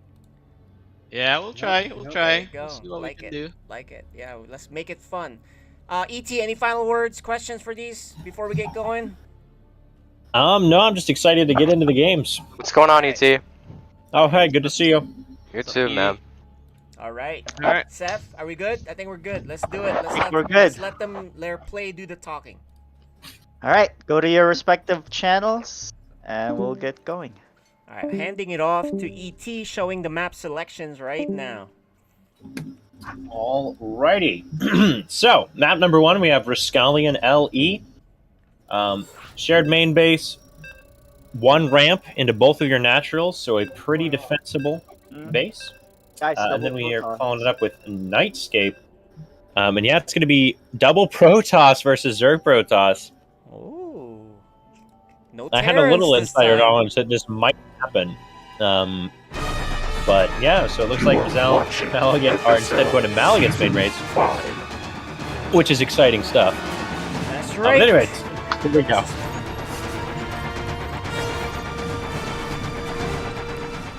In the top left-hand side, we're not used to seeing him like this, but the teal Protoss player, he is. DLS Mizel. And his ally, the green Protoss player, he is. Sir Maligan. Together, they are. Benzel. And in the bottom right, the last Protoss rounding us out, the purple player, he is. The Archaic. And his ally, the blue Zerg, he is. Regret. Together, they are. Team Codeo. Number 2 seed, man. Number They're 2 not going to show seed. their tricks for the playoffs, but they want to win, but they're not going to show their tricks.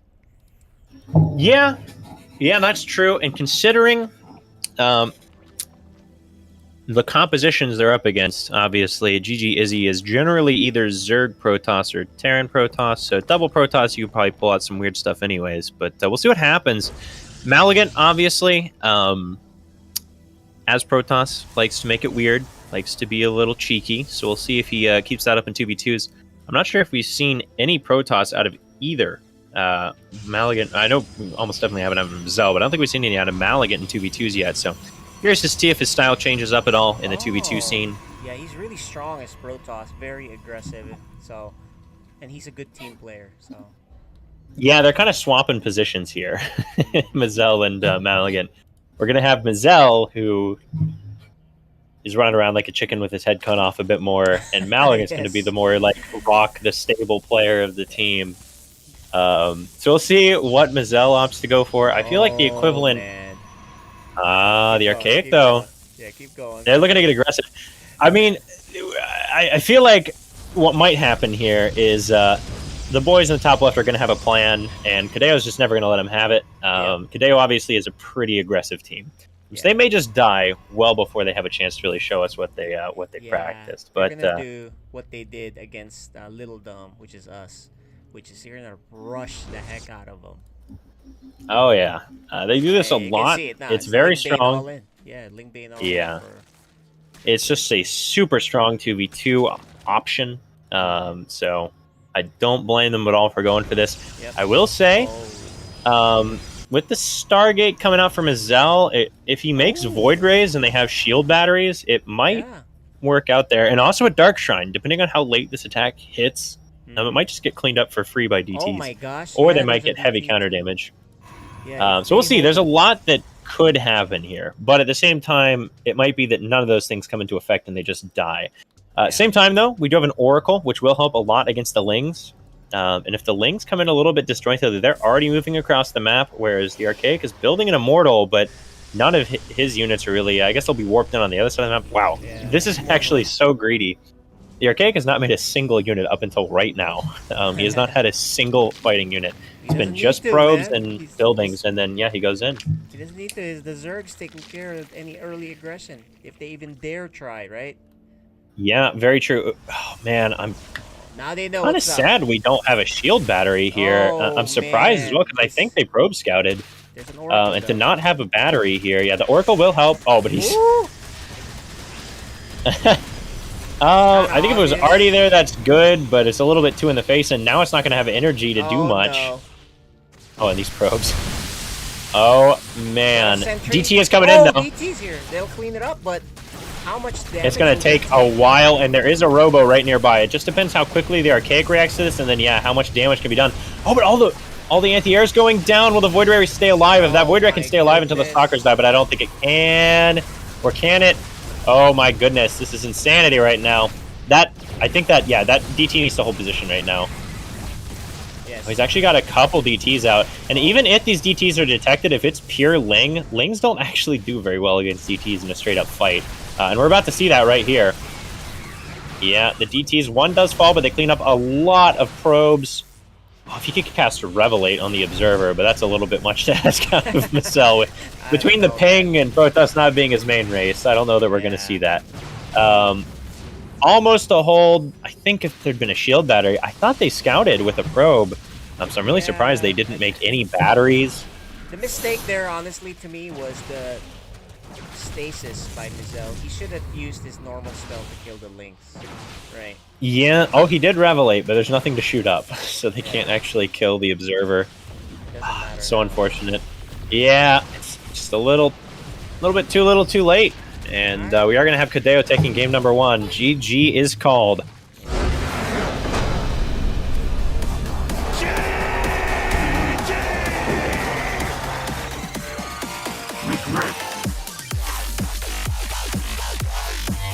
Okay, well, pretty strong there. Mazel's APM was still flying at 287, even on his off race. Indeed. So, on that one, if he had kept his Oracle energy for the Lings, it would have been fine, I think, So. That's very true. Something that's also telling is to look at the workers created tab.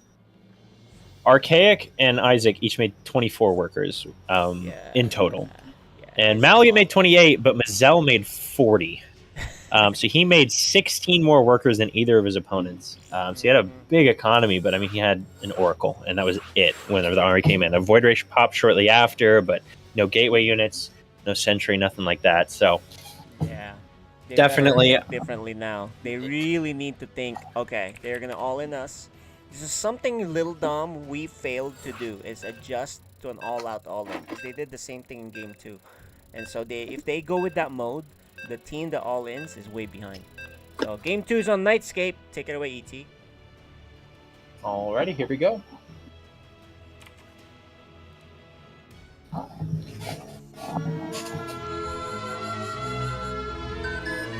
You are watching FSL Season All 5.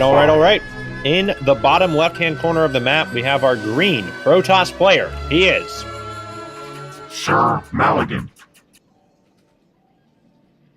And his ally, the teal Protoss, he is DLS Mizel. And together, they are Benzel. And in the upper right-hand side, their opponents, we have the blue Zerg. He is Regret. his ally, the purple Protoss. He is The Archaic. And together, they are Team Kodeo.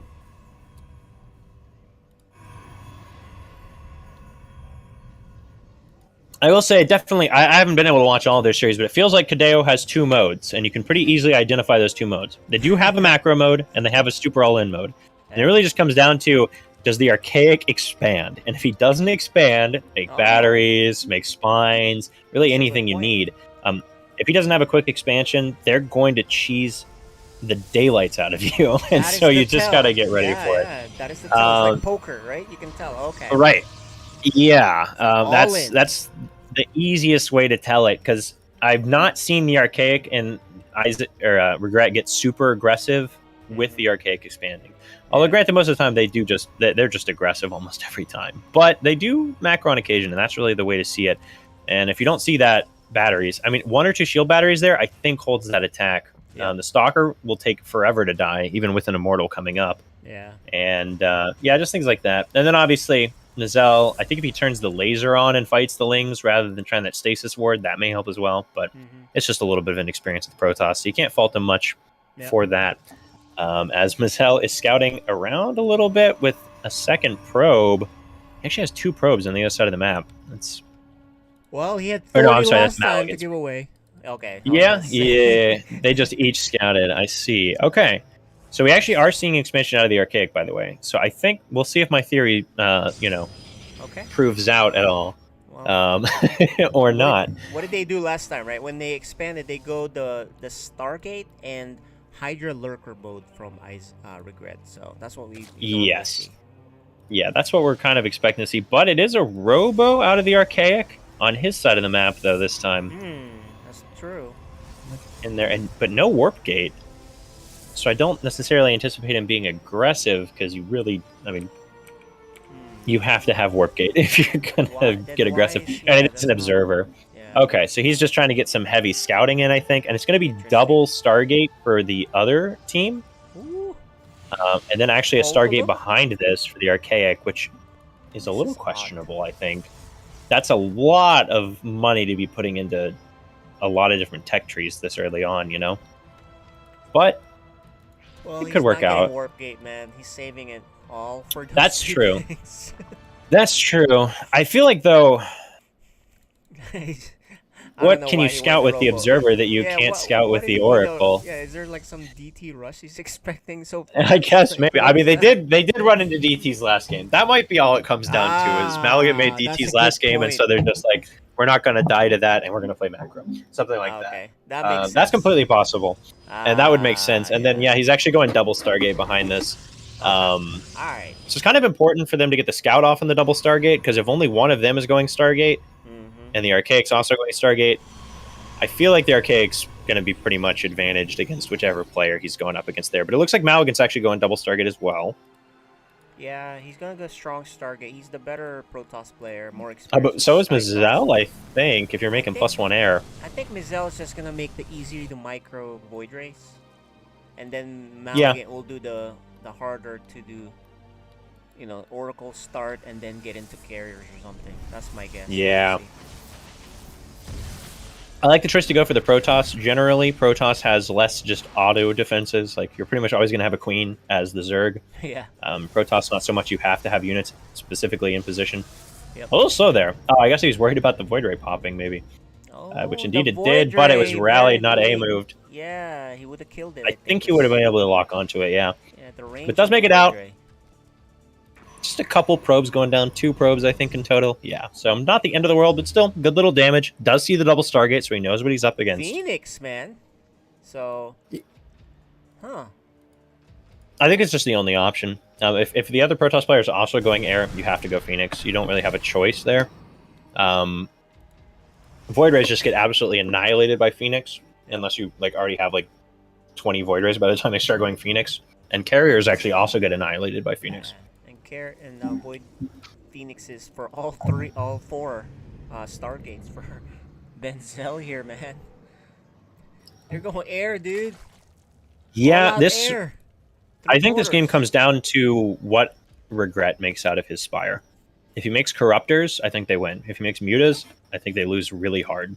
Because you'd be going Mutas into 4 Stargate production of Phoenix, which is about as feels bad as it gets. But it has finished up now. We'll see what units he chooses to make out of there. I'm not actually sure what their scouting has been this game. Okay, they know about a single Stargate from each of their opponents, but that's it. Oh, it shows all the. Okay, it's 10 Mutas. Oh no, that's actually really bad. Oh, this That- is well, wow. just because you have Mutas doesn't mean, just because you have Phoenix doesn't mean you're good enough to defend the Mutas. I know that personally. Yeah, that's true. I've had plenty of Protoss just lose 30 probes to my Mutas when they already have Phoenix out. But we'll have to see. I feel like, generally speaking, this is bad for them. Malaga swapping into carriers now, which I do like. I think you get a little bit of a Phoenix advantage. I really hope they're sharing control here, and one of them has all of their Phoenix on a control group. Yeah, that would make sense. And it looks like they do have that. I think you give Mizel the edge in the Phoenix War by making a few Phoenix, and then you go into carriers yourself.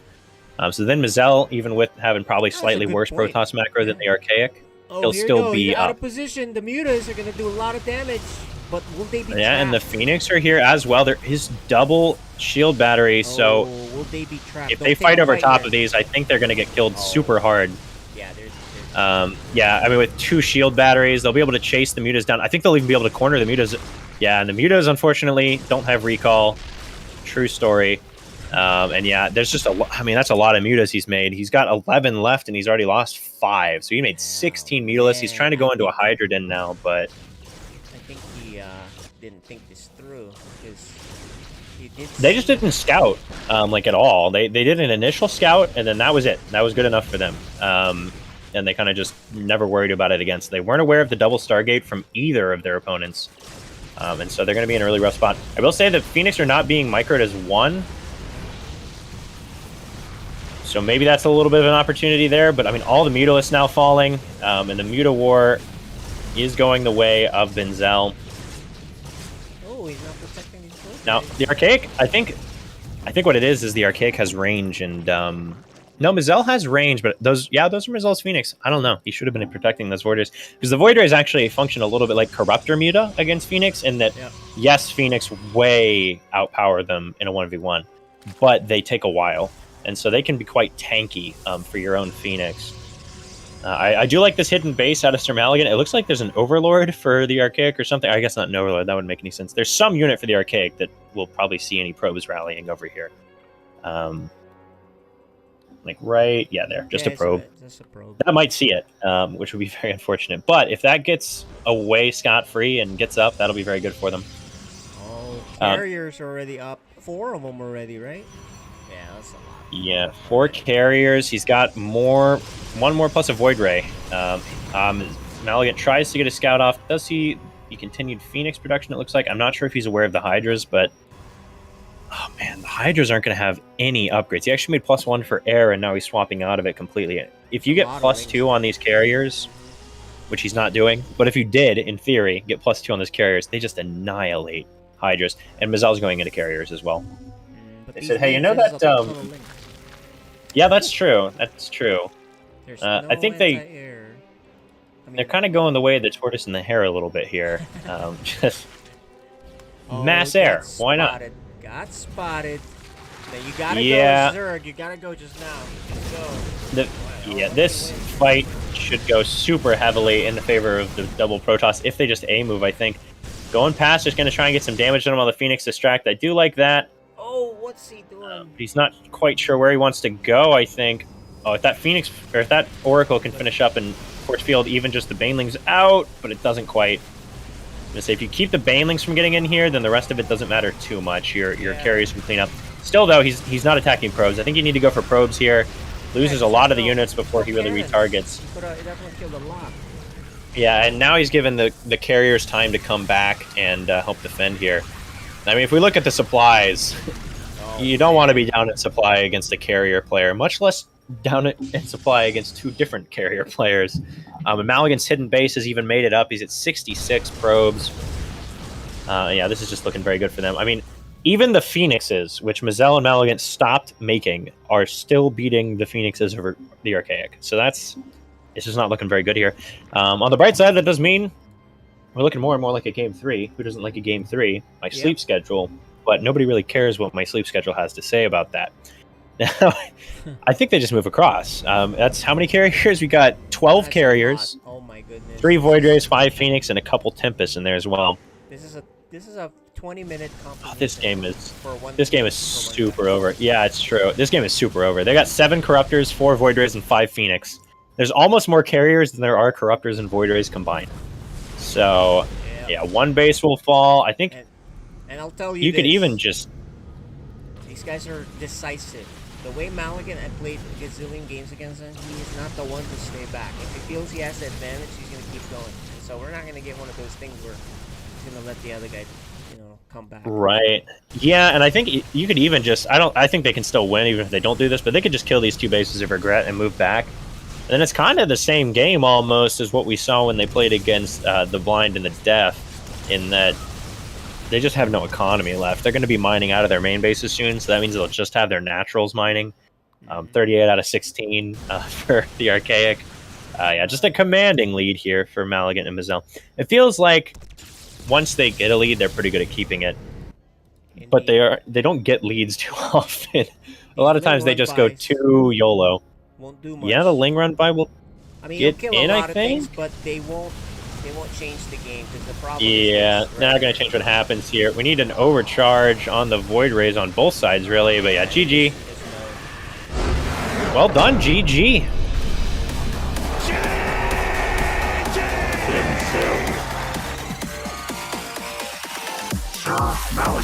Okay, so a solid game 2 out of Benzel there. They went the way of the double sky toss, and I think that really just came down to a lack of scouting out of Regret in the Archaic. If he makes 16 or even like 12 Corruptors instead of 16 Mutas, they just annihilate the Phoenix there, and the game looks really different. So just not knowing what their opponents were going for really wound up hurting them there. Well, the other problem there is they saw an Oracle. So there's a chance there's Phoenixes. I would wait until you're sure, right? So. Right. Yeah. Yeah. I mean, they even scouted. They just scouted before the second Stargates had dropped. I checked. They'd seen the single Stargate from both Mazel and Maligan. Yeah. So but they just didn't. Yeah, they should have just followed up. Really. I mean, even just a single Phoenix, goes across, checks. As soon as you see even one double Stargate, you really shouldn't be going mutaless, I want to say. You see one Stargate as a Zerg player, you're kind of hesitant to go mutas until you're sure. Right, yeah. Once you see 2, it's like, no thanks. Someone else can do that. Emerald City. Let's do it. Here we go.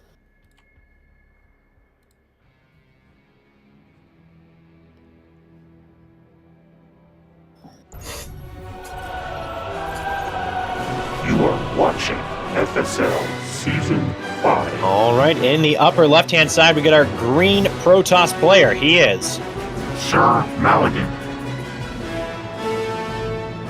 And his ally, the teal Protoss, he is. DLS Mizel. Their opponents in the bottom, or I guess, yes, both of them are Yeah, together. that was my bad. All good, all good.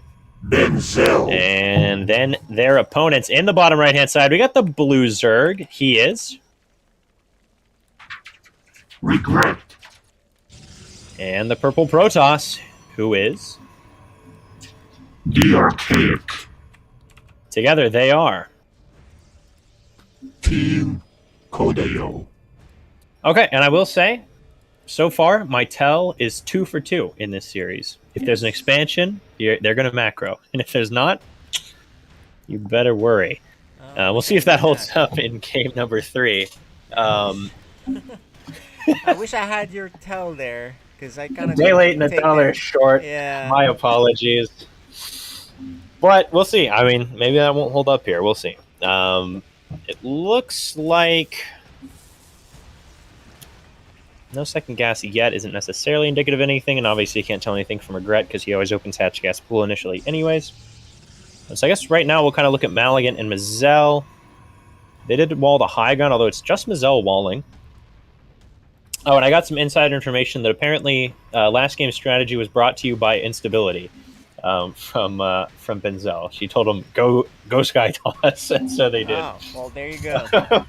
So, there you go. Funnily enough, I feel like that build would have just been annihilated if Regret and the Archaic did the exact same build from game 1. Oh, yeah. If you try to just go, like, really quick Phoenix, it's not great. But, the Archaic is at least faking an expansion. It's been pylon blocked by Maligan. That's the thing, man. I would not have pylon blocked this. Yeah. Well, they don't know about the tell, you know. They don't have it confirmed yet. So, they don't know how much this is kicking themselves in the butt, kind of. Yeah. There is double expansion out of Benzel and Stargate each as well. Regret. Maligan And is then the scouting, Archaic. so you can see. Yeah, I'm looking at the workers for the Archaic. He went up to 24 in game 1. So he's gone beyond that this game. He's got 4 more on the way to up to like 25. Hey, you know, that tells you that it's not exactly the same. But yeah, it's Okay, definitely not and the the same. Archaic There's expands. there it is. There's what you want, man. There's your tell, ladies and gentlemen. And indeed, they're going Stargate. He's making a Void Race, so it's not looking super all in yet. And a third base. Yeah, there you go. We'll see if the macro goes better for them this time. I think it really just came down to being caught off guard. I think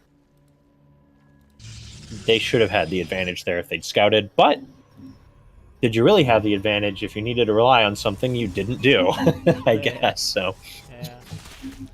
Oh no. But a good quick link, and this is what I was talking about with Phoenix. They're about the most. I guess he could have lifted the Stalker, but other than that, they're not. They're not the most useful thing. Yeah, just like 5 lings is going to get some major damage. That is insane. They both did not make anything out of this. That is. Yeah, they made the Stalker, but then they just left it on the low ground to get surrounded. Yeah, this is kind of sloppy because you know you're dealing with a Zerg. You know this is a possibility, especially Regret. So I'm surprised they let him do that. Yeah, especially considering I'm pretty sure Regret sent that across not expecting to get anything done. Yeah. Like, that was just a see what's going on kind of thing, and they're like, oh, free Stalker. Oh, 6 free probes, you know, so on and so forth. And that was 9 probes that have gone down so far. I think one of those was a scout, but still, 8 probes to 6 links. And a Stalker, and a Sentry. Not looking great. He's gonna spot the proxy pylon here by the Archaic, I think. Maybe Oh, he there- does. he He does does see see it. it. Okay, so he sees the proxy pylon. What is the plan of the proxy pylon, though, if you're making Phoenix as the Archaic? He's got 2 Phoenix out, I think. Yeah, 2 Phoenix out. The brain. What's the, I guess so. 3 probes is pretty good here. Does see the second Phoenix, and it is double Stargate. Yeah, I guess that must just be a mind game pylon, because at least as far as I'm aware, there's not much point in making a proxy pylon when you're going double Stargate Phoenix. But he's getting warp gate, so he can warp in something eventually. Yeah, that's true. And he didn't go for the Robo this time, so that should... I mean, the Robo cuts into your Phoenix production by 100 gas. The Observer cuts in by another 75 gas. That's an entire Phoenix, plus a little bit right there. Plus just the build time. They're not So worried that about DTs this time, man. yeah, they're not too worried anymore. Zell doing his first He's Phoenix not very lift. used to this. I doubt he even knows you can Oh cancel my this gosh. lift. Yeah. I bet you he doesn't even know you can cancel a Oh, Phoenix lift once Mizel. it's started. He's gonna lose 2 Phoenix for that, for his hubris, so to speak. Well, Oh they're no, fast one of them enough. does make it away. Yeah, he's gonna get back to the shield battery and his friends. So I don't think you're technically supposed to be able to outrun a Phoenix with a Phoenix since they move while shooting, but oh well. The Archaic, I like the Void Ray there. Could get caught by Phoenixes himself, but not the biggest of deals. And the Archaic, I like this, is just going straight into Hydralisks. Corruptors are good against Phoenix, but I feel like Hydras are just a little bit more solid. that's right. They could Especially get if they're run both over going by Phoenix. Hydras if they're not paying attention here, because Yeah, and I think we're going to see a big assault out of the Archaic and Regret, at least on the third bases. He's paused at 59 drones, which is a really good count to go into Hydras off of 3 base. He'll have Baneling speed, so he can bust shield battery formations and things like that as well. And just a lot of Hydras. I mean, he's making 8 more. He's already got 4 out. Once you get up to like 20, 25 Hydras, they're just going to be able to slaughter the Phoenix, really. Especially with Phoenix of your own kind of hovering nearby. That makes it so you can't really lift the Hydralisks, because then the other Phoenix fly in. So it makes it kind of a dangerous dance for our Benzel players. he's going double Evo for upgrades, so maybe not quite all in, unless he just loves Yeah, Evo. they might not go for a push. I feel like if he doesn't go for a push, that's a mistake. Because if you're not going to go for a push here, you need to take a 4th base and go up to like 80 drones like now. He could start droning now, but maybe they're just worried about the Phoenix coming across the map. That's true. That's true. It's a little tough, but it's like stopping at 59 workers for this long and then just going back into macro has definitely cost you. If they attack and you did that, you feel like a genius. But if they don't attack, you feel poor, because you are. Well, now Because yeah, 59 is an attack number, not a macro number. But anyways, we got range on the way for both players. Or not all 3 players, I guess. 2 of the 3 players. And more Stargates coming down for all sides. We'll see the Hydralisk, so knows the army composition. Yeah, Regret's hiding the majority. He just wanted to show a few Hydras. And again, this here, it's like they should really share control here. And just have one player control the Phoenix, because they're kind of just one player goes in and the other goes out. I mean, with Mizel's ping, you got to imagine by the time he's heard go in, Maligan's already pulling back, and so it kind of just shuffles in and out a little bit. But if you notice, Regret didn't help till the very end there with only a few Hydras, so I thought he was hiding him. I guess that's it's true. I mean, he's got so many Hydralisks for this point in the game. He's going up past 30, and he's still only at 58 workers. So yeah, you've got to see an attack. Why does he only... Okay, he's going to the gold base. I was going to say, why does he only have 1 on minerals at his third? That makes sense. I like that move. The third's a little bit safer, but then you go to the 4th to get the gold minerals. Yeah. But still, only 58 workers. They got to get a lot of damage done here. But they are hitting right before the carriers are really going to start hitting for Mizel, or for Maligan, I should say. There's 3 carriers on the way, but they're less than halfway done. You know this is dangerous time for Benzel here. This is a scary force. Banelings galore. This looks like like just a complete victory for Kadeo, I want to say. It doesn't matter if they win the Phoenix battle. There's nothing to contest these Hydras. Yeah, no AoE. They've forgotten that, you know, the other team can go Hydras. They got blindsided. They're probably thinking all air. But you forgot the basics of PvZ, which is you gotta have AoE. Absolutely. So they do lose 2 bases each. I mean, I do feel this is a move that really has to kind of kill here. Because if you don't kill them, and they're on 2 bases each, but they have carriers, and you're barely on a 3-base economy, it's not going to go great for you. But I think they are going to be able to kill here. I mean, there's just not enough Phoenix to lift everything. Void Ray's now coming in as well, and the carrier's falling. A good try out of the Benzel boys, but I just think it's going to be a little bit too much. They forgot. I think they forgot that they need AoE.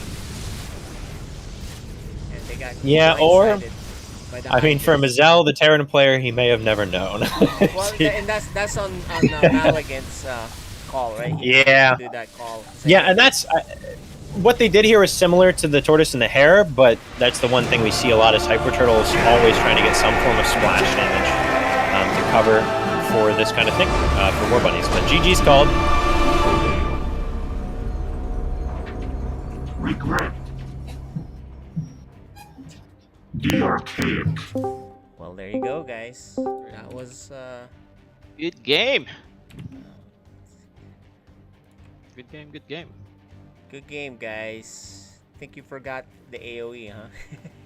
I know. We saw the. Oh shoot! We don't have. Yeah, I was we don't, I was pulling a fear dragon there. I said, oh, Hydras are hiding. You know, they're trying to hide the Yeah. Hydras. That's why they're. But anyway, Sep, what do you think?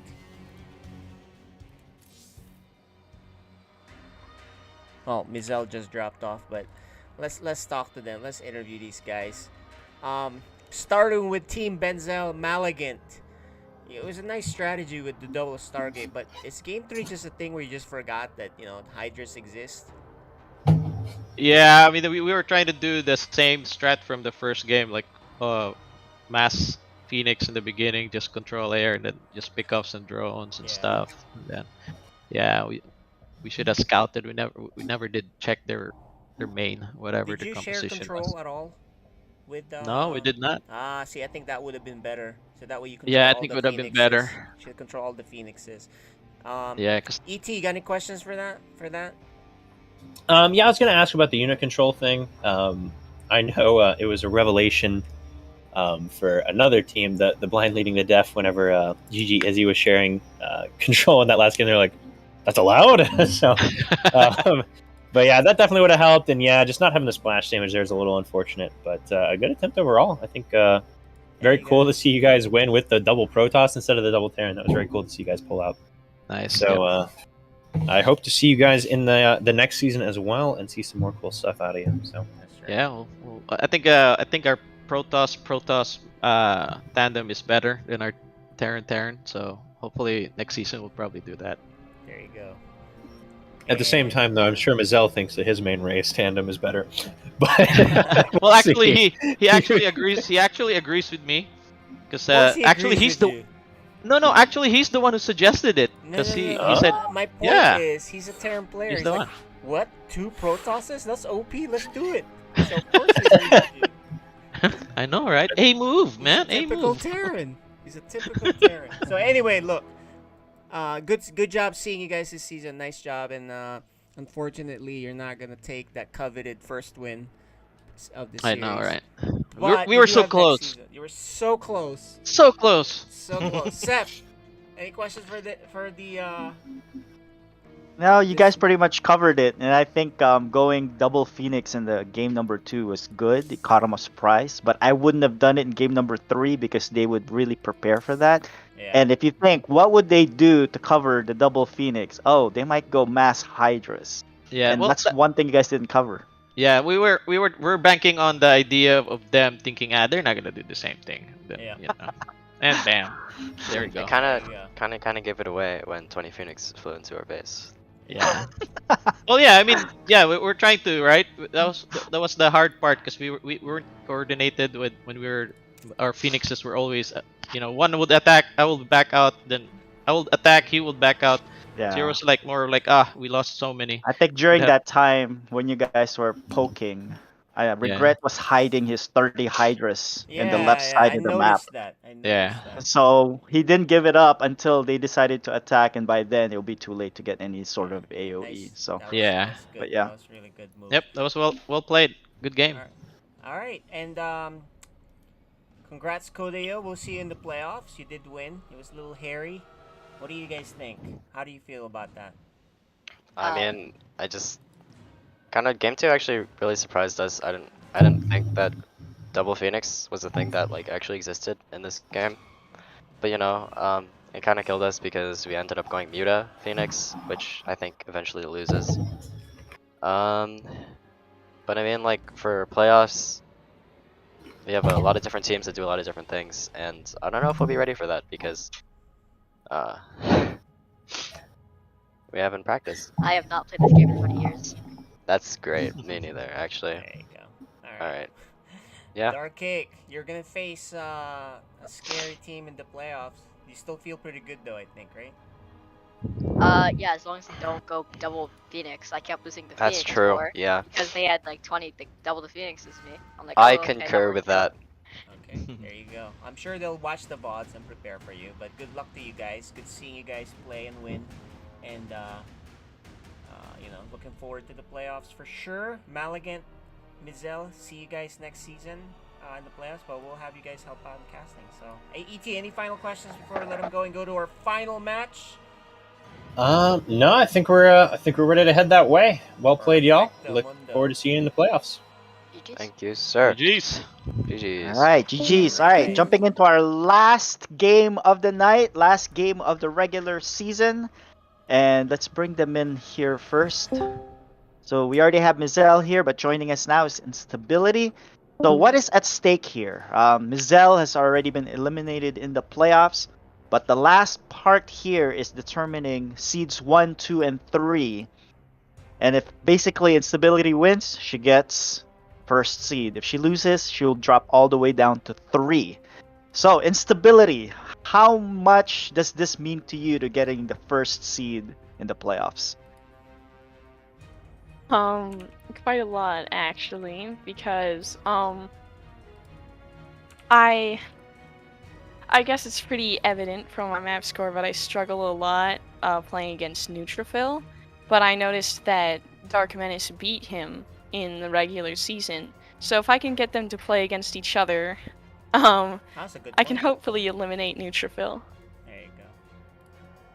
That's let them duke it out in that other side of the bracket, huh? That's the way to go. And then at the same time, you would get a relatively easy matchup on that side of the bracket, right? Because you'll be facing off against the winner of the 5th seed and the code A. And so in terms of ranking, I think that's a better scenario for you.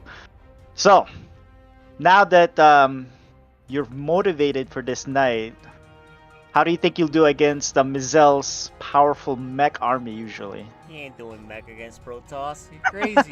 Yeah, mech is an incredibly easy composition to beat. So if he was going to do it, that would be kind of foolish on his part, I would say.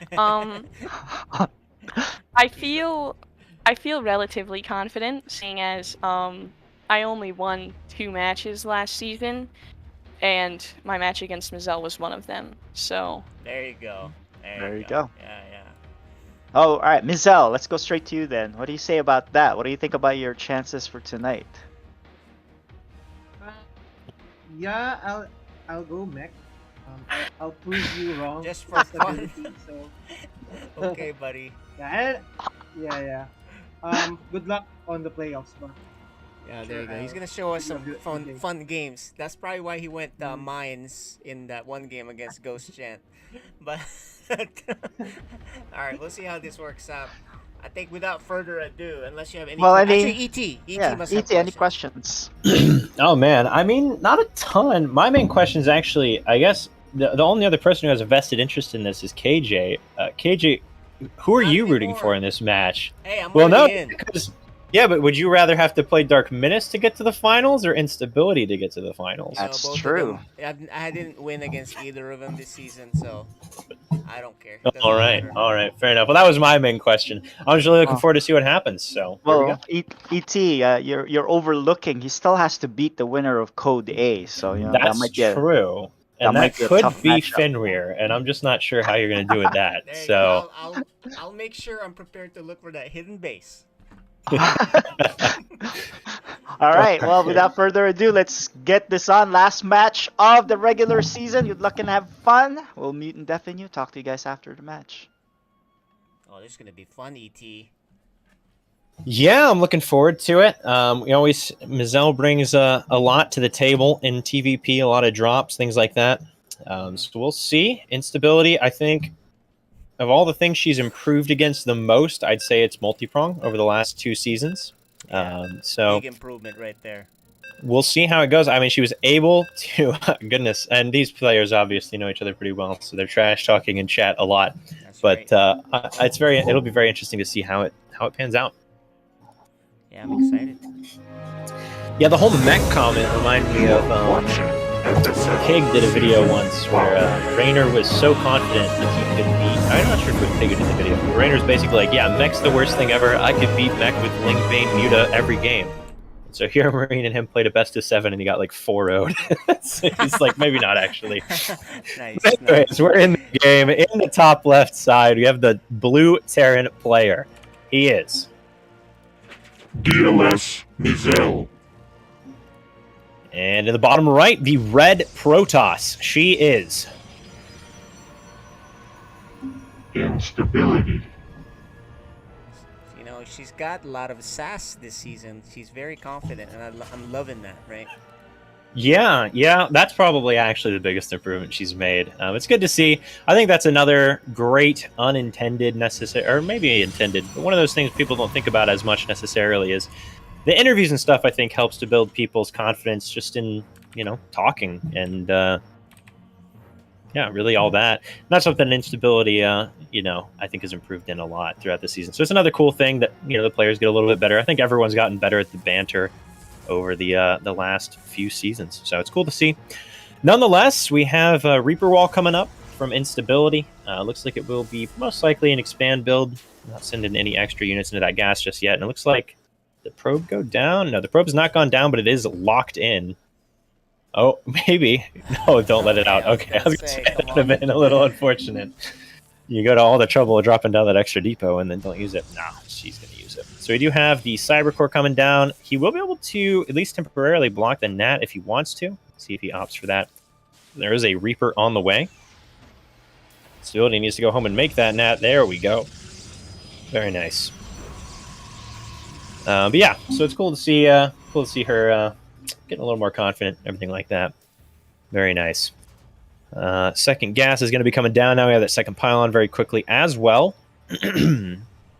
Obviously, if you go Cybercore first, I think you take your second pylon before your second gas, because your Cybercore is done just that much earlier to get out your first unit.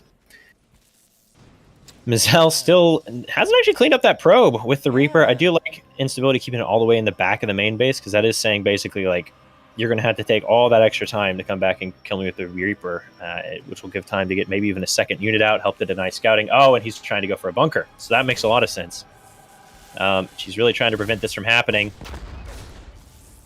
Oh, she gets the SCV is actually very big here. No repair. Repair is a big part of this bunker dealing much damage at all. I don't like this adept. Okay, good. Yeah, she cancels the second adept and goes for a stalker. So that's exactly what you want to do. And Instability's definitely gotten better versed in this as well. I feel like we've seen this 2 or 3 times against her in the FSL at this point. So a little bit better versed. Actually sending the adept straight across as well. I like that. The Reaper, of course, does extra damage against the adept, as it is a light unit, just for all the viewers out there. So the Stalker is going to take a lot less damage per shot. Immediately has to salvage the bunker, and it goes up into the main base. A little bit of a slow pull on the Stalker there, but Mizel also shoots one of the probes in the gas first. We'll be able to get a probe, though. Maybe even a second one. Good pull away by Instability. Oh, and I think this Reaper's going to die. Does indeed get taken out. I don't think he saw the Twilight Council either. I know Instability's... That probe is still alive, by the way. But Instability, I know, has been practicing a little bit more on... Oh my gosh, he built the CC in the main base. That's kind of surprising, I feel. It is going to be a Hellion build, which is interesting. The Adept getting shots in the Hellions here, even if it does die, is actually, I think, good for the Protoss. Because the earlier those Hellions are getting damaged, the better. And the earlier she knows about it, the better as well. So 3 Stalkers, that's plenty to deal with 3 Hellions. And the natural base now landing. And there we go, finally cleaned up. So That makes an extra Reaper just for that? Wait, you're right. Yeah, he already lost the Reaper. I'm not sure. What's going on here? I guess he could That's pop up a in the little main funky. for scouting. Yeah, maybe he wanted it... Because if you're not doing a medevac drop, then they can just wall like this, and then the Reaper Grenade can help you get in anyways. So that might have been the reasoning. I imagine that has to have been the reasoning. Yeah.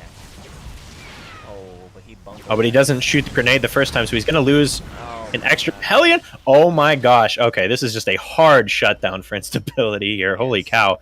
Blink is on the way as well. This is 4-gate Blink. So I was going to say, this is something she's been working on a little bit. Oh, and the shade. This is like Kadeo versus GG Izzy all over again. But is going for a mine drop with a Hellion as well? Okay. Double Hellion, double mine. I don't mind that. That's actually pretty smart. But I think Blink might be done by the time it gets across the map and into the base, and that might just be a hard shutdown as well. Yeah, it's going to be 4-gate Blink. This is a build instability he's been working on. She's actually going pretty quickly into a Robo Bay as well behind it, so not going to be as committed as you can be with this. Obviously, we saw when Parting kind of made his big return to stomping all over Terran faces a year or so ago, a couple years ago. 4-gate Blink was one of his most potent builds in any matchup, really. I mean, he'd have 8 Stalkers against like 12 siege tanks and 30 Marines, and somehow he'd come out with all of his Stalkers alive and all of the tanks dead. I really don't know how he managed it. I do like the synergy here of forcing the probes to run and sort of line up, and then the Hellions come in, but it doesn't look like it's going to get too much done. Oh, she can Blink on top of that. Oh, yeah, okay. Oh, man. Not looking 5 good. probes is decent, but you've lost. You got to remember the first Hellions have to factor into that as well. A Reaper, 4 Hellions, a mine, a medevac, and it's going to be another mine as well. Hopefully. Oh, he got the armory and she doesn't know. And he's looking at that mine periodically, so I think he's going to target it as well. Yep, here it comes. Oh, okay, nope. Does not target it, so only 1 extra probe. Could have been a lot worse for sure. But you do get the extra damage from having that armory. Stim now on the way. More and more Stalkers coming in as well. And she's got that Robo Bay, so she can start going into Colossus very quickly. Obviously, instability. I believe it was one of the most memorable games in the FSL I've seen was the holding a proxy 4 Rax Marine with the Colossus. And I believe that was instability versus Mazel as well in the previous season. So she's obviously a very big Colossi player in PvT and has that 3rd base going down as well. Looking pretty even-ish in terms of the worker counts. Which is generally good for the Terran, but he's lost so many units without getting a lot of damage, so it's still a little bit poor of a situation for him, especially with Colossi now coming out. Stim isn't even done yet. His 3rd base just now finishing up. We'll have to morph into an orbital and then float over. I'm gonna ask you Tank something production here, is now 'cause, starting. you know, the worker count isn't as bad as they thought it would. In fact, it was actually even at 38 after all that Mizel lost. So yeah, the worker count being ahead for him is good, especially when you incorporate in the the mules into that. I mean, you can see he's almost doubling the mineral gathering. What happened there? Oh, just a Ravens there. Okay. But it has been 10 probe kills, and that's about how many probes she's down. But yeah, so the mines were doing it. I mean, the Raven, she said to pull. Yeah, had to pull away, but the Stalkers are now there. She pulls all the way back to her natural too, which is surprising, right? Instead of just away. Yeah, I think a little bit sloppy there for sure. Colossi are now out, more coming down. Extended thermal lens is going to come up as well, and I think she's maybe dropped a 1 Chrono 1 probes is another big part of this. A lot of times when you see a shutdown like that, like if Hero shuts down a mine drop and a Hellion drop like that, immediately he's going to be chronoing like all 3 Nexi, just pumping out probes. And she's not even consistently producing 3 probes at a time right now. She's floating money, and her Nexi are all sitting still right now, right? Yeah. So definitely not the best probing right now. But against a player like Mazel, you have a lot to juggle at times, so it's somewhat understandable. Army supply is still pretty even, but she's down. Well, now 10 workers. Okay, she's starting to produce 3 at a time again, so that's good. And I'd say her army is a lot more sophisticated than Mazel's. He's got no medevacs. Okay, he's starting to make medevacs now. I was going to say, you really kind of need medevacs, especially when you're going up against Colossi. He's got a heavy Marauder count, which is good. He's definitely got a lot of Marauders. I think we need to see Storm coming down soon. Yeah, I think I agree with you, because he's not looking bad, man. I'm telling you, Terran does not look bad right now, and he's not falling behind as I would expect someone who's lost the first 2 attacks, right? Remember the first 2 it's he true. invested heavily? I mean, that's It's true. And I think that's a lot of it's like he got okay damage with his drops, but Instability just really hasn't been good at reprobing behind the attacks that she's received. Yeah.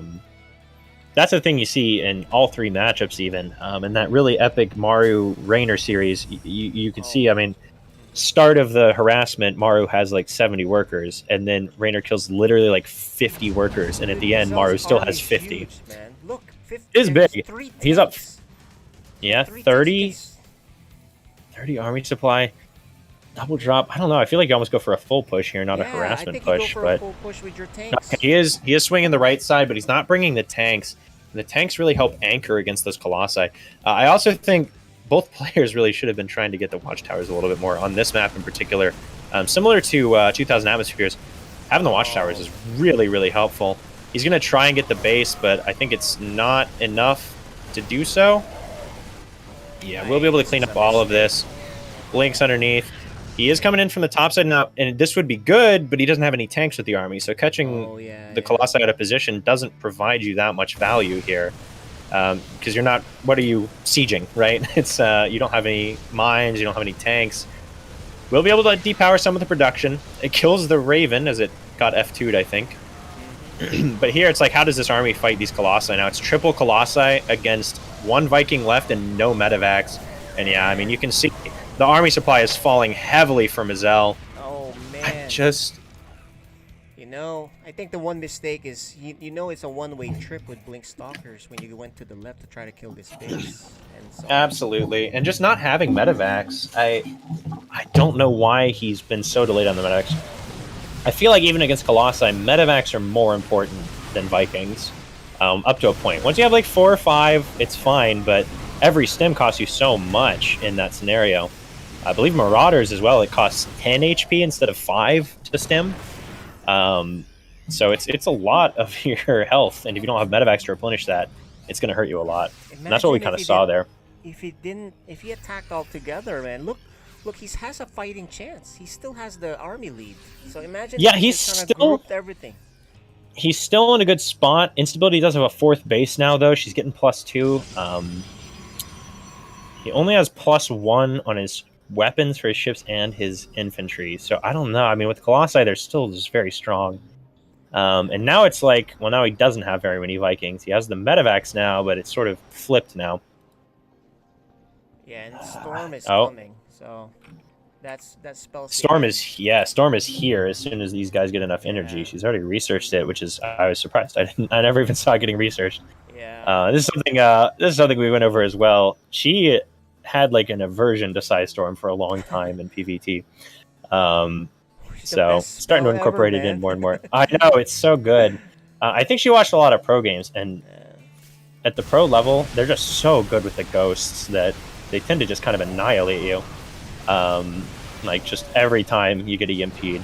And High Templar are the stackiest because they're so small. They stack way more than like infestors do. And yeah, I mean, it's just not good. But anyways, Instability is looking pretty decent here. Mazel is still up in army supply, but now it's 82 workers for Instability. Only 64 for Mazel.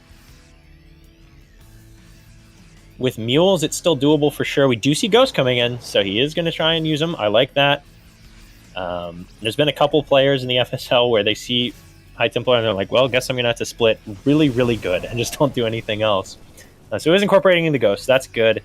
We'll give him good opportunities. And one thing that a lot of players, or a lot of viewers don't think of as well is it's not just the High Templar. EMP has the ability to deal like 400 damage. Oh my gosh, that's so unfortunate. Yeah, EMP has the ability to do like 400 shields damage in one EMP to a Protoss army. So it's not just the energy. If they don't have Colossi and Disruptors, Ghosts are extremely potent. But anyways, we are trying to siege up with Libs. I think the Liberators are a little too early as well. Does get a big EMP off, but I think there's one Storm still available, maybe? Nope, does get EMP as well. Oh my gosh, guys. Honestly, I don't know what's going on with this fight. How bad the fights have gone for Mazel. He's still in the game. That just tells you. Yeah, Instability really needs to get out of here. I think you push north to the 4th base there. Once you like break the Liberator and stuff, you don't push farther into where the army is. So a little bit of a mispush. At the same time, though, it's like Mazel's in this game. but Instability's filling 7,000 resources. Yep. So if she can spend those, it's not going to be an even game or even close to it. I mean, she could be easily remaxed again. She's got 9-10 gateways. I really would like to see double Robo. She lost her Robo and never remade it. Okay, that's unnecessarily sloppy. That might cost her the game here. She's just now rebuilding too, but you need to have something to deal with tanks. You can do it with pure gateway, but you have to be going pure gateway, not just lose your Robo and then never rebuild it. And Mizel has naked tanks that he hasn't brought over. I mean, this is a situation where you have to have a feel like, look, I gotta win. I gotta send everything. Well, you know what? Who did he just lose to? Ghost Chant. And so he's like, look, smattering of army. That's what does it, apparently. And so he's going the same way. No, not his Protoss as much. You need everything. But the tanks, one is unsieged. The charge lots. It may very well be. The Blink Stalker's just so strong, though. And those are +2 Zealots against 1-1 Marines and Marauders. So very strong. You need mines here as well. And a good swap out of Instability. She's done a pretty good job of rotating through the various different things Terrans really hate playing against. Colossi, then High Templar, and then adding in charge lots. So between all those, you got to have Vikings, you got to have Ghosts, and you got to have Widow Mines. And it's hard for players to get all of that up in a timely fashion. Yeah. However, she's not really pushing the advantage here. Maybe she's just not aware. Yeah, she's just not aware of the 4th or the 5th base, which is a little Yeah, he is. She didn't see it. unfortunate. I'm a little surprised that it hasn't even like occurred to her either, though, like to even think about that, right? Much less do anything about it. But nonetheless, the triplets are coming in. There's not that same bank of tanks back there anymore. There's only 2 or 3, as he did lose quite a few in that forward engagement where he only had part of his army. And here it's a maxed out Protoss against 140 supply Terran. And I mean, Mizel was up in army supply in previous fights, and now he's going to be down almost half the army supply. The only way you can win this is if Instability plays super passive and just forgets that the idea of a Terran being on more than 3 bases is a thing. Which so far she's done, but I just don't know it's going to keep up that way. Especially with 4 Colossi. That's a lot of splash. Well, only 2 are up here. That's true. The other 2 are building. Oh, but he's starting to move out. I mean, he could catch that base in the bottom left, but even so, one thing Instability has always been pretty good at doing is continuing to expand consistently, like throughout a game. No matter how long it goes, she just keeps dropping bases one by one. Sometimes she shouldn't, and she should make more gateways. But right now, she has a pretty good infrastructure, 14 gateways, double Robo now. And I think Mizel's chance was before she'd realized that her Robos were gone and rebuilt the 2, when he moved out there, if he'd brought everything and really just hard pushed into the 3rd base or the 4th, that was his opportunity. But now, I mean, Instability's just got so much bank. She has way more unit producing structures now than she did before. She's got 4 Colossi as a backbone to that army, a lot of High Templar gathering energy, and it's just looking very difficult for Mizel here. Now, he is getting into Widow Mines. He does have Drilling Claws. He has a Liberators coming in as well. And somehow he manages to be oversaturated on 5 bases. Like, every time I look at a base, there's like 30 out of 16 on it, even though he's got 5 mining bases. That one's good. The one on the bottom left had like 30 SCVs on it, though. Yeah, 31 SCVs. Is he? I guess he's mining out. Okay, yeah, it's just because he's mining out of his main base and his NAT and everything. Yeah, he'll fix it up, which is good. Scans and sees that base there. But how are you going to feel when you find out that that's not even the newest expansion, and the top right is also taken and fully saturated on minerals? Oh, and Instability, man. She's going up to 20 gateways and 3 Stargates. Yes. Granted, a lot of these gateways are at the front, so we'll see how that goes out for her. I don't think there's enough Liberators here to deal with the +3 Stalkers. Those just absolutely shred unarmored Liberators. And even the Widow Mine's getting taken out. The nuke is literally on top of the Ghost itself. I mean, even if she pushes in there, I think she can just kill the Ghost herself. Okay. Good patience out of Instability. I mean, she is only 160 supply. Yeah, that would be all over the papers for a week to come. Man, it's like both players are just like, no, we can only engage each other in direct head-on army fights. There's no way we could possibly ever go attack each other's expansions. That's true. There's no side attacks, no run bys. It's just Instability had 100 army supply to 50, and Mazel had 5 bases, and she didn't attack any of them. It's just like a gentleman's agreement. To Yeah, just play I guess fair. so. Man, it's possible Instability just thinks she's that far ahead, and Mazel is just struggling on 3 base, but surely you've got to realize he has at least 4 at some point. Yeah. I don't know. Oh no, man! You play around too long. You could. Yeah, I mean, Mazel has a bank now, and he's almost maxed out. And Instability, I mean, yeah, she has a bank, but what's she going to do with it is the real question here. She did get triple Stargate. She can add on a fleet beacon anytime. Yeah. And Disruptors would be really big here. He's so Marauder and Ghost heavy, and Disruptors really do a lot against that. Well, Mazel's going to do a counter attack with probably a nuke on that base. Yeah, finally. We did need to see that. Need to see something. He doesn't have Cloak, though, so she will be able to just outright see the Ghost if she looks for it. She's busy. She is busy, but also I feel like taking care of 20 workers of instabilities would be doing her a favor at this point. Storms are massive. There's no EMPs available. 15 workers go down, but like I said, she was on 91. I think that's just doing her a favor. She didn't need that many workers at this point with 10,000 minerals in the bank. That's much better used as army supply at this point. But pushing through this might just be the game. I mean, there are tanks here, but there's not a whole lot of them. I think he should have landed the Vikings because there's tanks in the... Oh, he tries to EMP, misses slightly. That's true, but they're all so damaged. I just don't know that's going to make enough of a difference. And yeah, there's 20 gateways. That's just instant 40 supply army advantage that wasn't there 2 seconds ago. And as you said, that's the differential. 40-something supply, 50 now.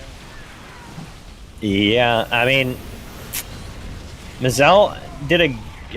It's weird. It's like Mazel did a good job of coming back. He did a good job of keeping pace with the splash damage types. You know, getting out Ghost when he needed it, getting out Mines when he needed it, getting out Vikings when he needed it. But in a lot of ways, this game has only gone on because Instability literally... I mean, she's pushing in and killing the Terraners on 6 bases, and she has not scouted 3 of those 6 bases at any point in the game. Yeah, which is wild. I've not seen that. You don't have any bases. I'm winning this game. Like, actually, the guy has other bases. He has a lot of bases, but GG, she does win it. I'll tell you this. Mazel had a great chance to win twice. In the first push, if he had taken his tanks and mines, his army was overwhelming. He had enough.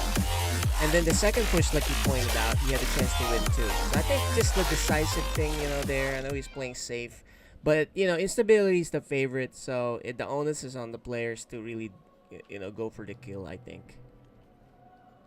Yeah, absolutely. And yeah, I think both players there went up way higher than they needed to be in workers. It was like 90 workers versus 90 workers there. Yeah. Or watching like armies that are about 20% smaller than they should be, really. Which doesn't sound like a lot, but it's a lot. It was fun to watch, that's for sure. It was a good game, yeah. Glittering Ashes for game 2, guys. Yep. All right. So Glittering Ashes... I feel like Mazel had his best chance to win in the last game. Now, Instability is gonna just put the screw, it's just gonna squeeze his neck now. Yeah, and I mean, Curious Minds is the small, tempo-focused map of the pool as well, in a lot of ways. But anyways, we are loading in. Here we go. She dropped off the camera, but here we go. Oh, she's back.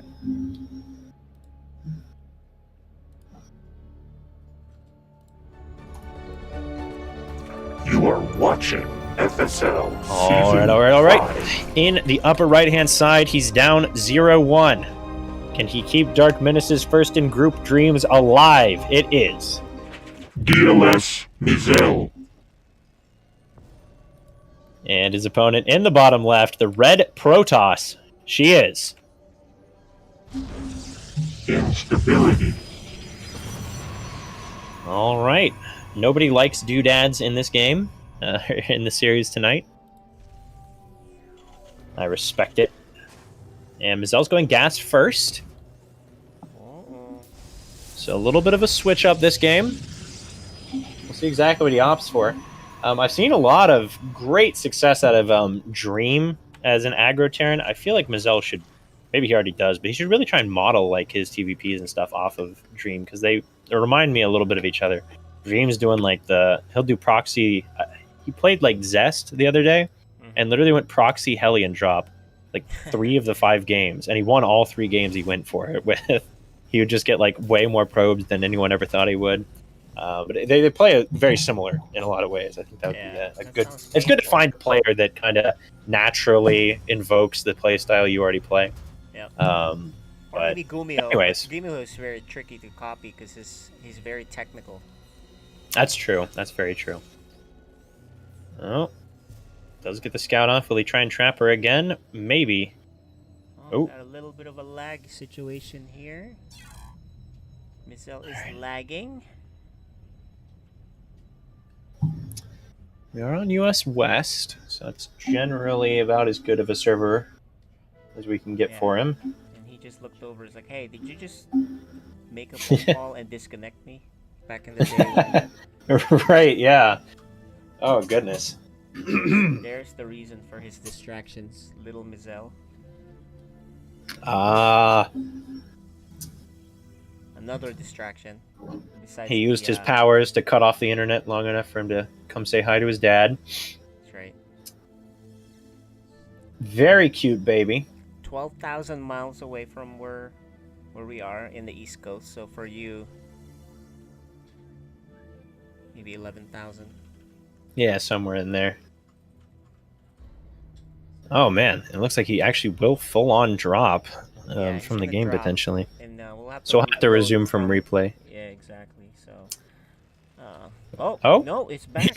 Back? No way. What? It came back. I've not seen that. Right. Yeah, I think usually he ever. drops, he's done. But okay, his ping is pretty high, so I guess he has to let it settle. Yeah, I'll have to let it calm down just a little bit. And it's his. Okay, yeah, it's going down. You can see the 4,800. That's almost half already. We're looking, we're looking good. But his ping got almost as high as Instability's bank in that previous game. Yeah, I was gonna say, yeah, she looked really good. Despite the fact she looked really good, honestly, Mizel had a great chance to win. Those are timing windows that in the future he can take advantage of. But Instability looked really good. She just lacking the killer instinct that we've seen in other games where she's way ahead. Yeah, absolutely. And also just, I don't know what you call it, the my opponent has other bases instinct. Yes. Like, normally she's, I mean, there's been a couple times she's been bamboozled, but that's been like hidden bases. Mizel wasn't hiding bases. He was just taking the bases he'd normally take. And she wasn't really on the lookout for that. And I think the game would have ended a lot earlier if she'd known about that 4th base. And there were several times where she basically cleaned up most of his army. Couldn't really push down to the bottom left because there were a lot of tanks there, but could have just walked straight up and killed that 4th base undefended. But just wasn't aware of it, which was atypical, I think. But we are dropping in the ping. We're down to 400. I think once we get down to a sub 200, we'll probably be good to go. I'm not sure what he typically gets to West, but somewhere in that range. Yeah, I think he gets, 150 is probably the absolute lowest. Yeah, so it's getting to 100. And for those who don't know, 100, that number is the milliseconds ping, the time, the latency where you send a signal and you get a response back. So, if you, yeah, he's good to go. All right, good to go. Yeah, obviously, that basically just translates to about 0.1 seconds of lag between you telling your units to do something and them actually registering it. So there have been a couple times where I've had to play on like 500 ping, and it's literally a half a second between everything. Yeah, it's too hard. Weren't very long games, but yeah, it's funny because in some ways StarCraft has some of the best. Like, it gets affected the least by lag in that, like in FPS games, if you start lagging, you start bouncing all over the map, and like you literally cannot play. In StarCraft, technically you can still play. It's just you're not going to be playing very well. But nonetheless, we are back into the game. It's going to be a fast factory. Interesting enough, he took a quick double gas, but he's only mining 2 and 1 on each of those gases. initially. So just getting on a very quick factory. Maybe going to go for a proxy starport, but he doesn't have anything out on the map. I'd love to just see a proxy starport out of this. You clean up the probe with an early marine, you reactor out some Hellions, Hellion drop. But instead, we'll just go for a little bit of a delayed expansion. I'm curious to see what the plan is here, because it was quick double gas. He has delayed his command center because of it. I think he typically dropped the CC around 140. Is really good at dealing with these kind of harassments with proxies. I feel like Mizel's chance is what we saw, where he just kind of gets this overwhelming number, where there's a window where you can. Now that's true, I'd say. I'm more talking about if you're already going to go double gas do this, you got to do something with it, I feel like. Maybe he's just going for like one of those kind of wonky thermal-esque, like pretty quick, like 3 tank pushes. I think we saw something similar out of you versus Neutrophil on 2000 Atmospheres. It might be something... Yeah, close. It just wasn't quite able to push in and close it out, but it might be something similar to that. I mean, really fast tanks, reactored slow marines. Did that adept just go down? That's a little sloppy. Indeed it did. Indeed. I think she's just very much trying to figure out what on earth is going on, right?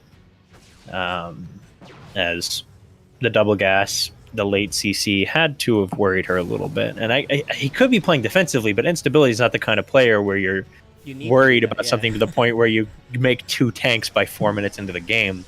That's just not the type of player that she's ever presented herself as. Yeah, true. So I feel like this has got to be aggressive. For her, the only real cheesy thing she's really done to me was like the proxy Void Ray. That's true. Really, she has done that. Do anything else. You know what? I think she did that in Game 3 versus Mazel last season. She did like the Void Ray meme with the shield batteries. Oh and she yeah, did win. in the that map. It was what's not Beckett, or was it Beckett? I think it is Beckett Industries. The one where you kind of go through. She was on the top right, and he was on the top left, and she did it like a bit further back. Yeah, I remember what you're talking about. And So she can do that DTs, but that's mainly PvP that we see the DTs out of her. Well, even her DTs is not all in. She did the max. Against Maligan, she did that, and then went out of it. Speaking of attacks, though, Mazel is indeed going to siege up on the. This is a good spot, man. The base of instability here. If that blink gets denied, that's important. That's not where you want to siege up, right? What? That's a little wild. Okay, well. But then he unsieges. Don't unsiege. Oh no. He feels confident that he has enough here with micro. Just pull the probes, right? I feel like. I mean, he's got to kill committed. this pylon. There you go. That cancels that. And now he just. She needed to pull probes here, actually. And the fact that she hasn't. Yeah. Although that medevac's so low. If he loses these 2 tanks, this really kind of sucks for him. Are we? Okay. Yeah, we are attacking. Nah, but she doesn't target the medevac. Losing 7 probes, though. I feel like if she just pulled the probes immediately, would have been an excellent hold, because you're up 13 workers. Waiting and losing almost all your stalkers, and then pulling the probes and still losing 7 of them hurts. I think this was a worthwhile attack for Mazel off the back of that specifically. Yeah. The other thing you were kind of going with this was he could have sieged up top, destroyed this infrastructure, and kind of kept holding on to that, right? But he didn't do that. He went all the way in. Yeah, I think just siege up, depower it, and then just outright kill the Twilight. I think you can at that point. Now Blink is still done. I'm not sure if what he did is better than completely denying Blink, because if you just outright kill the Twilight, that's super, super good for you. Now, though, he does have the tanks at home, which is good because she's 4-gate blinking him, and he's going to have 3 tanks. That's a lot of stalkers, man. It is, and this tank is going to be super exposed if it's not careful. Okay, he's going all the way down to the net. You want to keep that one up there. Oh, that tank's going to die for free. That's super important. Stem is a long ways off. Okay, so she's just got to kind of fight. I think you just run up to the top right of the base here, and you just keep kiting. He's only got 3 Marines. That's the thing. He did lose all the Marines there. He kept the tanks alive, but yeah, I think this might just be... You blink on top of that tank as soon as you get the first shot on you. You just blink on top, yeah? Or is it still not done? No, it's done. Doesn't blink, I guess, worry about the tank behind it, maybe. It works, though.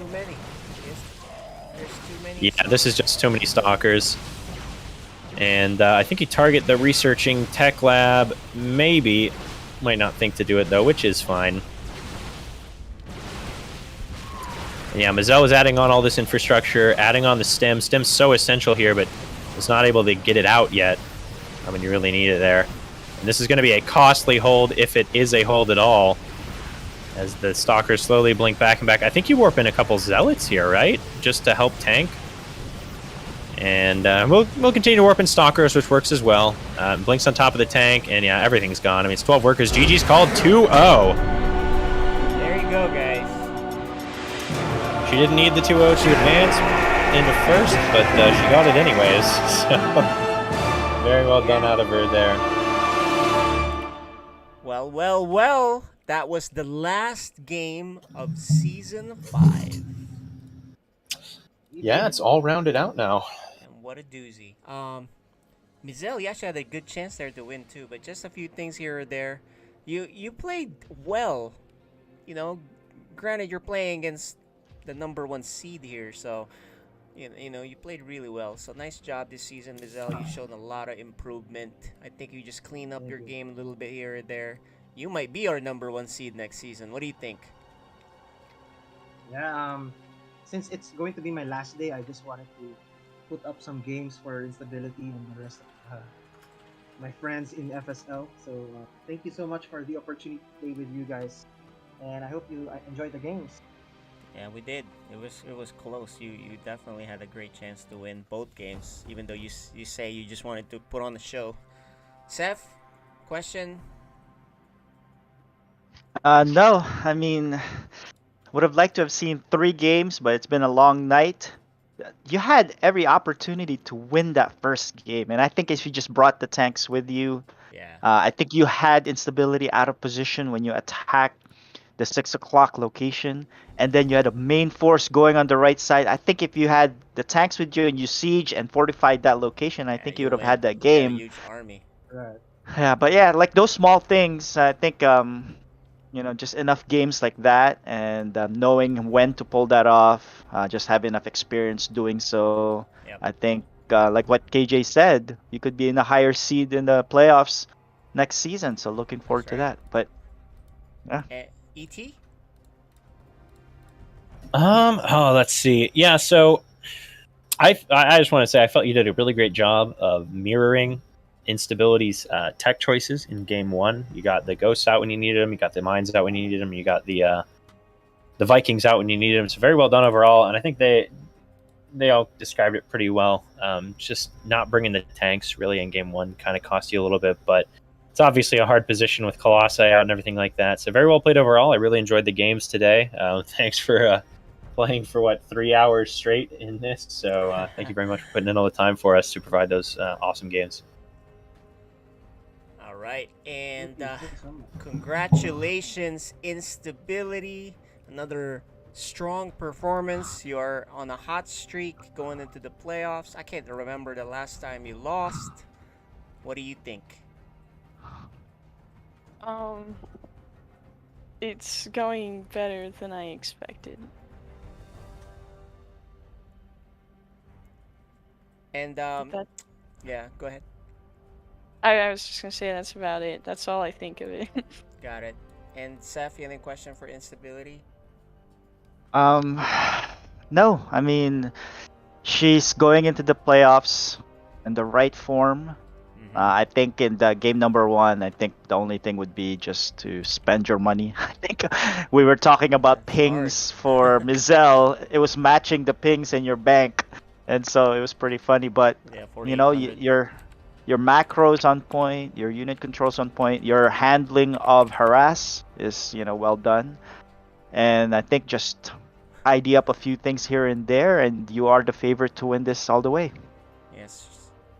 So ET, I know you got some good questions. Oh boy, yeah. So game 1, were you blissfully unaware of the fact that he was on 6 bases and not 3, or could you just not really care less about that? I didn't realize it was 6 bases. I assumed it was 5, but I just didn't care. I knew I could out macro him and out control him, so. Okay, fair enough. Yeah, and then game 2, It seemed like the push caught you pretty off guard, but you did a fairly good job of, just picking yourself back up and continuing with the build. Was the 4 gate kind of going across the map the plan the whole time, or was that an adjustment based on what he threw at you? The plan the whole time. I specifically picked the map for it because it seemed like a good one. Okay. All right. Perfect. And then actually, I'm sorry, I got to hop back over to Mazel just to confirm. In game 1, you actually remade your Reaper. Was that so you could try and boop the stalkers away? I assumed that's what it was, but I just wanted to confirm. Yeah. Since I went for Hellion, I think she was expecting for Widow Mines, but I went for Hellions just to oof the stalkers. Yes, but unfortunately, it didn't work for me. I don't know how to do it. All right, yeah, I just wanted to confirm that because I kind of figured that's what it was, but I wanted to make sure. But all right, perfect. That's all the questions I had. All right, well, congrats and thank you for playing, guys. Season 5, we're headed into the playoffs.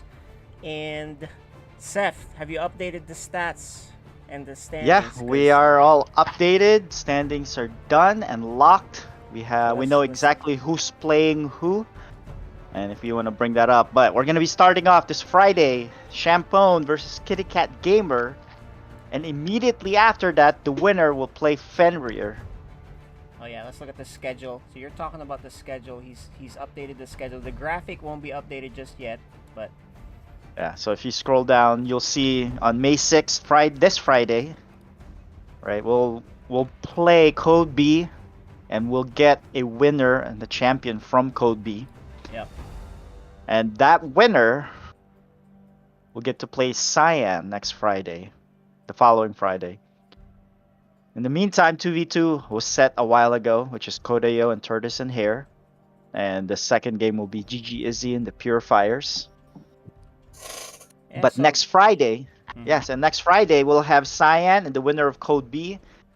And then Code S, Neutrophil versus Sir Malignant. Oh, okay, there you go. May 13th, that's the Code S. You'll get to see the players play. That's right. The seeds 3 and 4, which is Neutrophil is the 3rd seed, Sir Malignant's the 4th seed. Can you edit that now? You can probably edit that now, right? Yeah. Yeah. Oh yeah, so it's been up. It's updated. I don't know why it's not. Let me refresh. Yeah, it's not showing on yours. Okay, here you go. It's updated now here, I think. Ah, there we go. Yeah, it is. Yeah, so you see Neutrophil and Sir Malignant. And then waiting in the wings there on May 20th is Freedom for the winner or the representative for Code B. Yeah. So yeah, you still got a while because you have to wait until Code B and Code A resolves itself, and then you'll know your. Instability is the one I have to face eventually if I get past the Code A winner. So there you go. That's right. Instability will be the first one for first. I'm the sacrificial lamb there in the number 1 seed, and then Dark Menace, Neutrophil, Sir Malignant, and there you go. I think that's what we got, guys. That's right, and then we'll and then we'll wrap it all up in the end of May, the last Friday of May, the 27th. So all May. Have the May finals, and then the 3rd place. There you go, guys. Yeah. So make sure you check out your schedules. Hopefully there are no conflicts. It's harder to move stuff around in the playoffs. And hopefully we can get through this. And I'm looking forward to a lot of these good games. Right. Thanks, last for note. casting with us. I know he has to go. He has to go work. But thanks for casting in the regular season. Yeah, glad to be here. I'm going to try. I'm just going to say it. I'm going to try and cast all the playoffs. We'll see if I can manage it. All right. And I'll help you, especially if we have TVT. Yeah, or any game Fenrir's in, really. Let's see. It'll take a while. All right. Well, good seeing you. Good luck. Have fun. And Seth has just talked about the schedule. We'll post out the announcements on the Facebook page. But if you need to know about this, it's scystorm.com/FSL. Also, we want to thank all our Patreons that have helped us out. Right there, Cyan, Hyper Turtle, and Rogue Ranch. The prize pool, as mentioned, has ballooned because of this. So thanks to your generous donations. Thanks, Mom. A lot of the players are going to be winning lots of moolah, even qualifying the playoffs. Well, the good thing is everybody who made the playoffs will have a price payout Yep, for them. yep. So, but the higher you get, especially for Code B players, because the ceiling is a lot higher, you can just earn a lot of money here. So what is yeah. that potentially? If you go from Code B and win all the way to Code S, you'll get 45 plus 45, 90 plus another 70, That's quite a bit, man. $160. That's more earnings in my pro career.